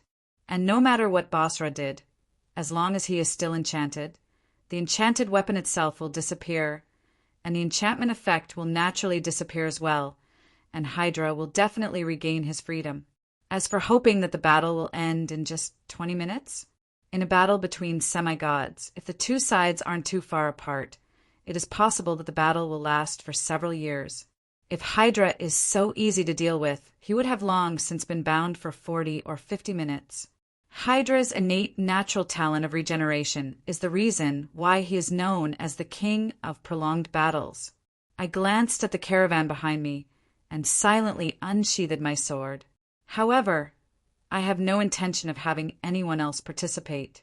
In such a situation, even if it is a classic saying that the braver one will win when two sides meet on a narrow path, for this to happen, the difference in strength between the two sides must not be too great. Otherwise, the braver one's sacrifice will be meaningless. Since a battle of this level means death if one gets involved, then the only way is to think of a way to avoid getting involved at all. This is the toughest test of one's vision, combat experience, and agility. Our strongest Kolos might have reached saint rank thanks to the forbidden spell, but a battle of this level is definitely not something that she, who has never experienced battles between semi-gods, can participate in. Charge! Let's kill that evil dragon. That enemy is worth fighting. Just as I was thinking about it, Renee seems to have misunderstood my action of unsheathing my sword, which gave her an inexplicable courage. She actually slaps her steed and charges forward first. Damn it! Stop saying death falg, what the dead often say before they die. Hurry up and come back. There is a reason for Renee's confidence. At this moment, Renee, who was raised to silver rank by the system's cheat, had barely managed to reach gold rank after receiving Frigid Maw. After being raised to legend rank by the forbidden spell, her unprecedented strength made her feel that she is omnipotent. Along the way, the wanton slaughter of the powerful sea folk gave her an inexplicable confidence. But if I were to say it, any silver rank veteran would be able to easily beat up this legend rank, who is immature in all aspects. Just as I was about to stop him, a blood-red figure blocked my path. It was a red-robed archmage. He had a head full of silver hair, and his face was as red as a baby's. He had a kind and gentle smile on his face, making him look like a benevolent elder. The legend rank Aurora Knight is indeed brave and skilled in battle. As expected of the Knight Princess, I am the Ottoman state teacher, Marsalit. Under the orders of the Emperor, I am here to protect the princess. Let me lend her a helping hand. I can make use of this opportunity to exact vengeance for Damis. Following the raising of his staff, a scarlet red light shone on both sides. Under the buff of berserk bloodlust, Renee increased the speed and might of her charge. On the other hand, the attack directed at the nine-headed dragon was a venomous blood loss curse. In an instant, the dragon head that was trying hard to regenerate spat out a large amount of poisonous blood, causing the regeneration to fail. The blood mage emperor Marsalit? Why would he be here? If it was anyone else, they would have thought that he was a kind-hearted person. However, my heart was filled with wariness and surprise. This Ottoman state teacher has always kept a low profile and appeared as a good person to the outside world. However, history had exposed the true face of this murderer and poisoner. Just as I mentioned before, as a master of water magic, an unorthodox variant of blood magic, he had long viewed other living beings as a living blood bank. He loved the blood of women and infants the most. The crimes he had committed were too numerous to be recorded. Even if he were to be executed 100 times, it wouldn't be considered too much. As for taking revenge for Damis, that was even more ridiculous. Back then, when Hydra first appeared at this location, he had indeed killed dragon hunter Damis, who was guarding the exit, and severely injured Marsalit, who was attacking the sea folk on the fleet. However, in history, the two of them were undeniably mortal enemies. Marsalit disregarded the price he had to pay to cultivate the depraved and evil blood magic in order to take revenge on Damis. He should be happy that he had died. The sudden appearance of the murderer and the lies he spouted made me raise my guard. At this moment, Renee had already rushed to the edge of the semi-god battle zone. Naughty brats really get carried away easily. Damn it, get out of the way. Above my head, a crow was silently flying in circles. Even though it was raining cats and dogs, it was unable to wet its wings. Those blood-red eyes were filled with hatred and resentment. Chapter 118. Guardians of the Forest? I have no idea where those fellows popped out from. Then they started talking about protecting your family's forest. If you were to chase them away, not only will you lose your forest, you will also lose your manor and your old horse. How are they guardians? They are obviously a bunch of bandits. An unlucky fellow who lost his own forest and manor. As a radical nature protector, Drool's reputation has never been too good. As a former guardian of the forest, a radical Drool organization that tends to protect nature and vegetation, even though she has been intentionally avoiding her past experiences, we are still able to guess many things. Judging from the heavy makeup that she has been putting on recently, she is most likely a wanted criminal on the surface with a guilty conscience.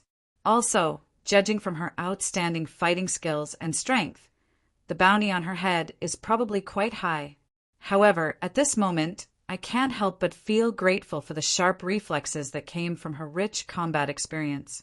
Kolos! Under the support of a blood mage, the reckless brat has already reached the edge of the semi-god battlefield. Subconsciously calling out Kolos's name is the only possibility of saving her life. Fortunately, Kolos doesn't disappoint me. Just by calling out her name, she knows what to do. Lightning Cage! As a derivative of the 4 great elemental magic wind magic, lightning magic is famous for its high attack power from the very start. Unlike fire magic, which is also one of the two great canons, which has high attack power and a large area of effect, lightning magic is famous for its high speed, high frequency, and suddenness. Different from elemental mages who can directly control the power of the elements, Druil has two ways of controlling lightning. One is direct control, similar to mages, and the other is indirect control of nature and the weather. Although it has many weaknesses, such as inconvenient control and the need to calculate in advance, lightning descending from the sky is more powerful and has a longer range. Furthermore, its concealment and suddenness make it impossible to guard against, making it the first choice of the Storm Druil. As a Storm Druil who was once proficient in summoning lightning, the dark clouds covering the sky actually increased his strength greatly. The temporary saint rank Kolos gives up on chanting and uses her will to guide the dark clouds to send down lightning. The moment she chants the name of the divine art, 17 consecutive lightning bolts strike down, forming a lightning barrier. However, the barrier isn't the enemy, but the blindly charging knight. Sixth Circle Storm Druil Divine Art. Summon a barrier made of lightning to block and hinder the enemy's movement. In its original state, there are 6 lightning pillars, which can be lengthened and widened according to the user's ability. Once the barrier is touched, the lightning will explode. In a lightning storm, what you want is definitely not an umbrella, but a lightning rod. What? You're holding a lightning rod, but you're hit? All right, I'll be straightforward. The lightning rod refers to a foolish spearman who runs around on a rainy day with a spear. Remember to recruit spearmen with a high salary and buy insurance for them. It's everyone's responsibility to protect spearmen. Please support the automatic insurance plan to protect spearmen. TSS, TSS, TSS, TSS. With the temporary saint rank buff, the original 6 lightning bolts became 17, and 15 of them only played the role of blocking the path. Only 2 of the weakest lightning bolts struck, right on top of Seiji's head, using the swimming plasma to remind this naughty child that she had touched the edge of the most dangerous bottom line. Unfortunately, although the Aurora Knight was one of the very few top-level magic pet knight that could achieve telepathy with her mount, Renee was also one of the very few noob knight that didn't have any positive effects. Instead, she would affect her mount's judgment and actions. TSS, TSS, TSS, TSS, TSS. Frigid Ma Shiva, who had already discovered the lightning cage, hurriedly stopped. Renee, who didn't react in time, wanted to charge forward. Under the clash of 2 wills, the originally successful wild charge still took one more step forward and directly crashed into the lightning barrier, causing the lightning bolts to explode. The lightning bolts wandered around Renee and Shiva's bodies. Judging from the pitiful screams, they were at least medium rare. Everything that happened in the next second proved that it was indeed worth it. Not far away, a dark green ball of venom suddenly landed on the ground and corroded the ground. Without a sound, a 5-meter wide hole appeared in the ground. The 9-headed dragon's 18 eyes had no blind spots at all. His field of vision was incredibly wide. Even though his physical body was tightly bound, how could he not notice our arrival and Renee's charge? And so, the venom-spitting dragon had casually spat out dragon breath, which was more than enough to deal with her. If Renee hadn't been stopped by the lightning cage, based on the 9-headed dragon's precise calculations, she would have been hit by the ball of venom and corroded into nothingness. If it wasn't for Kolos's timely reaction, I would have been thinking about what I should write on this naughty brat's grave. This foolish princess's dream was to be like the main character in a legendary knight's novel, charging towards a gigantic dragon. It was a pity that she only met a windmill, until that day when she met a semi-god 9-headed dragon. She realized her dream and proved her courage. Then she charged towards a semi-god. So what then? Let's just say it like this. Renee Chin Mist died in AD 1897 at the age of 14. Cause of death: poisoning from a knight's novel. But at this moment, I didn't have the heart to discipline her because there were more troublesome matters to deal with. Seeing that Renee had escaped from death, The Ottoman state teacher Marsalit in front of him had a look of pity on his face. The only thing missing was a "why didn't I die" expression. What a pity. If I had succeeded in my charge just now, I might have been able to deal a fatal blow to the evil dragon. Fatal blow? A newbie knight who had barely reached the gold rank in terms of overall combat power against a semi-god Hydra? Even if I managed to hit him, I would probably be ignored. This shoddily made-up story that didn't use my brain at all. This worry that was so fake that it was a complete insult to my intelligence as the one being deceived. But in reality, there was no need for me to guess the other party's intentions. He was here to scheme and murder. Evidence. This city was currently in the Great Judgment phase, so it was normal for him to suddenly appear. However, from the moment he cast the Berserk Bloodlust spell on Renee, his body was covered in a layer of bright red light of sinners. This was the judgment of the judgment spell for attempted murder. Why did he want to find trouble with Renee? Didn't he want to kill Roland? Actually, after I tore off my clothes, I dashed back to the church in an ice armor, almost naked. After which, I changed into a male knight's attire. The ice armor covered my face, but it was obvious that I was a male under the heavy armor, so it was impossible for me to be mistaken as a male. On the other hand, the mission that Marsalit received was kill the Shadow Princess of the Mist royalty. She is an Aurora Knight, and her overall combat power is around gold rank. Previously, Renee's strength couldn't be hidden from the true experts. She didn't even reach bronze rank, so how could she advance to silver rank Aurora Knight? Thus, from the very start, Marsalit treated Renee as the Shadow Princess Roland. At this moment, Marsalit thought that his actions were hidden and that his position was high, but he didn't notice the fact that he had been exposed. After all, he was an archmage dressed in a blood-red robe, and what he practiced was blood magic that was filled with blood-red aura. This red light was long ignored by him, and the negative effects of great judgment couldn't even break through his defensive magic. However, it is good that you are fine. He was still trying to defend himself, but I didn't have the intention to expose him.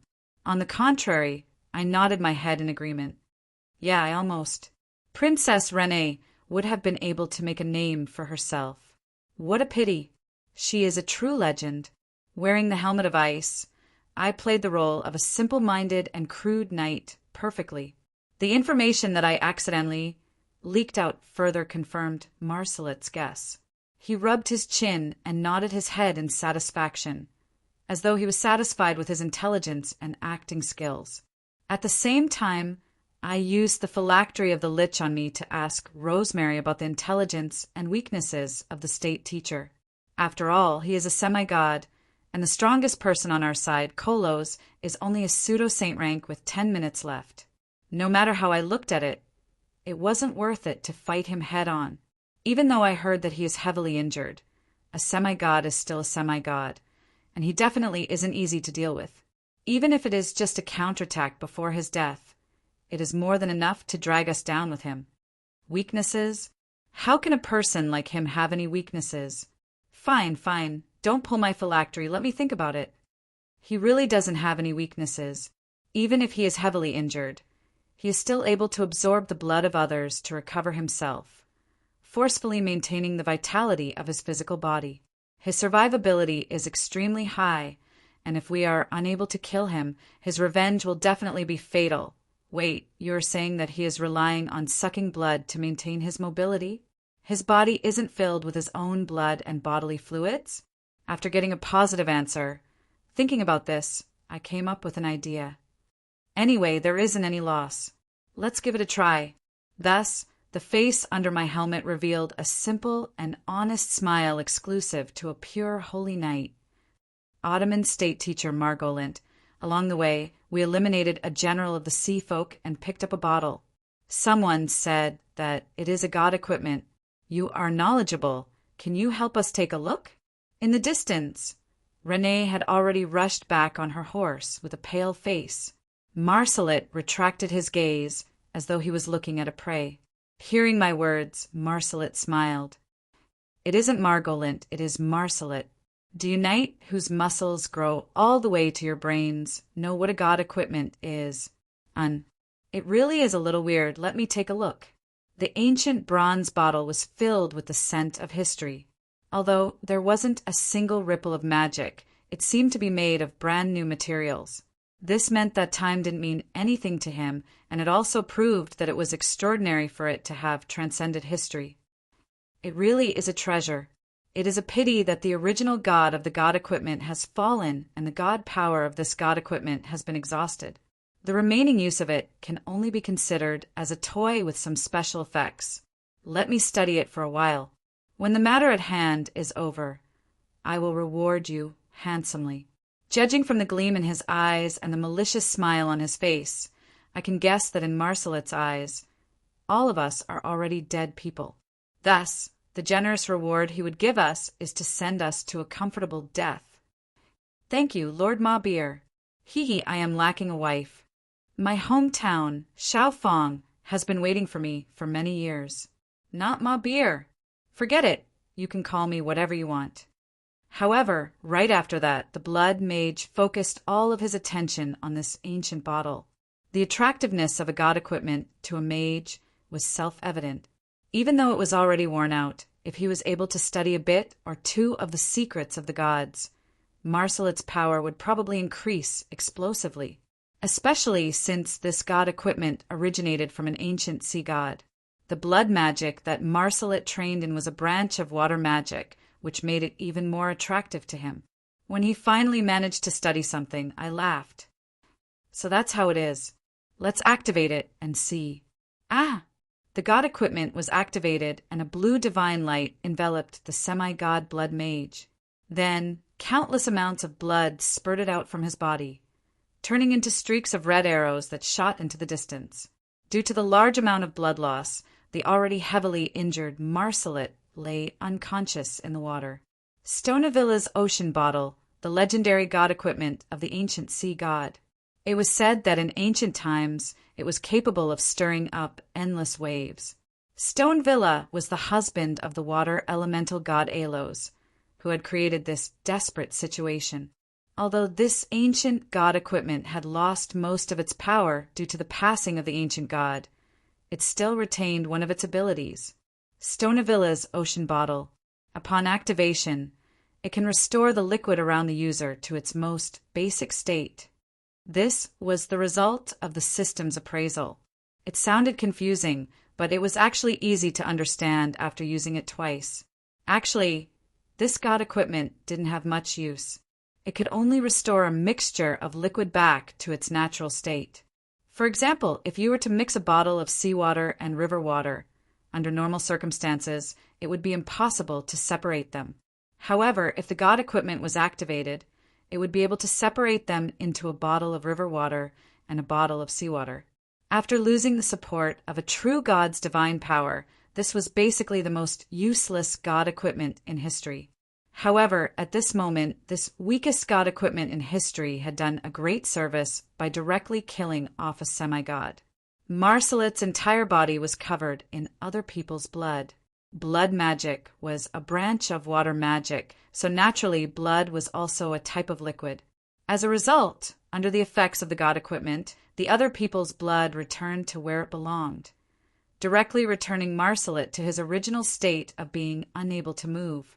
Furthermore, due to the backlash of magic and the sudden loss of blood, his current state was probably even worse than when he was heavily injured by the nine-headed dragon. Sometimes, the retribution of the unjust came just this quickly, and the manifestation of justice was just this simple. I viciously punched the face of the villain who had attempted to murder Marsalet and smiled in satisfaction. After that, I stared blankly at the bottle that had fallen into the water. Around the bottle, the omnipresent flood had dissipated. Obviously, even if it was a city of rain created by a divine power forbidden spell, it would still be restored to its natural state by this god equipment.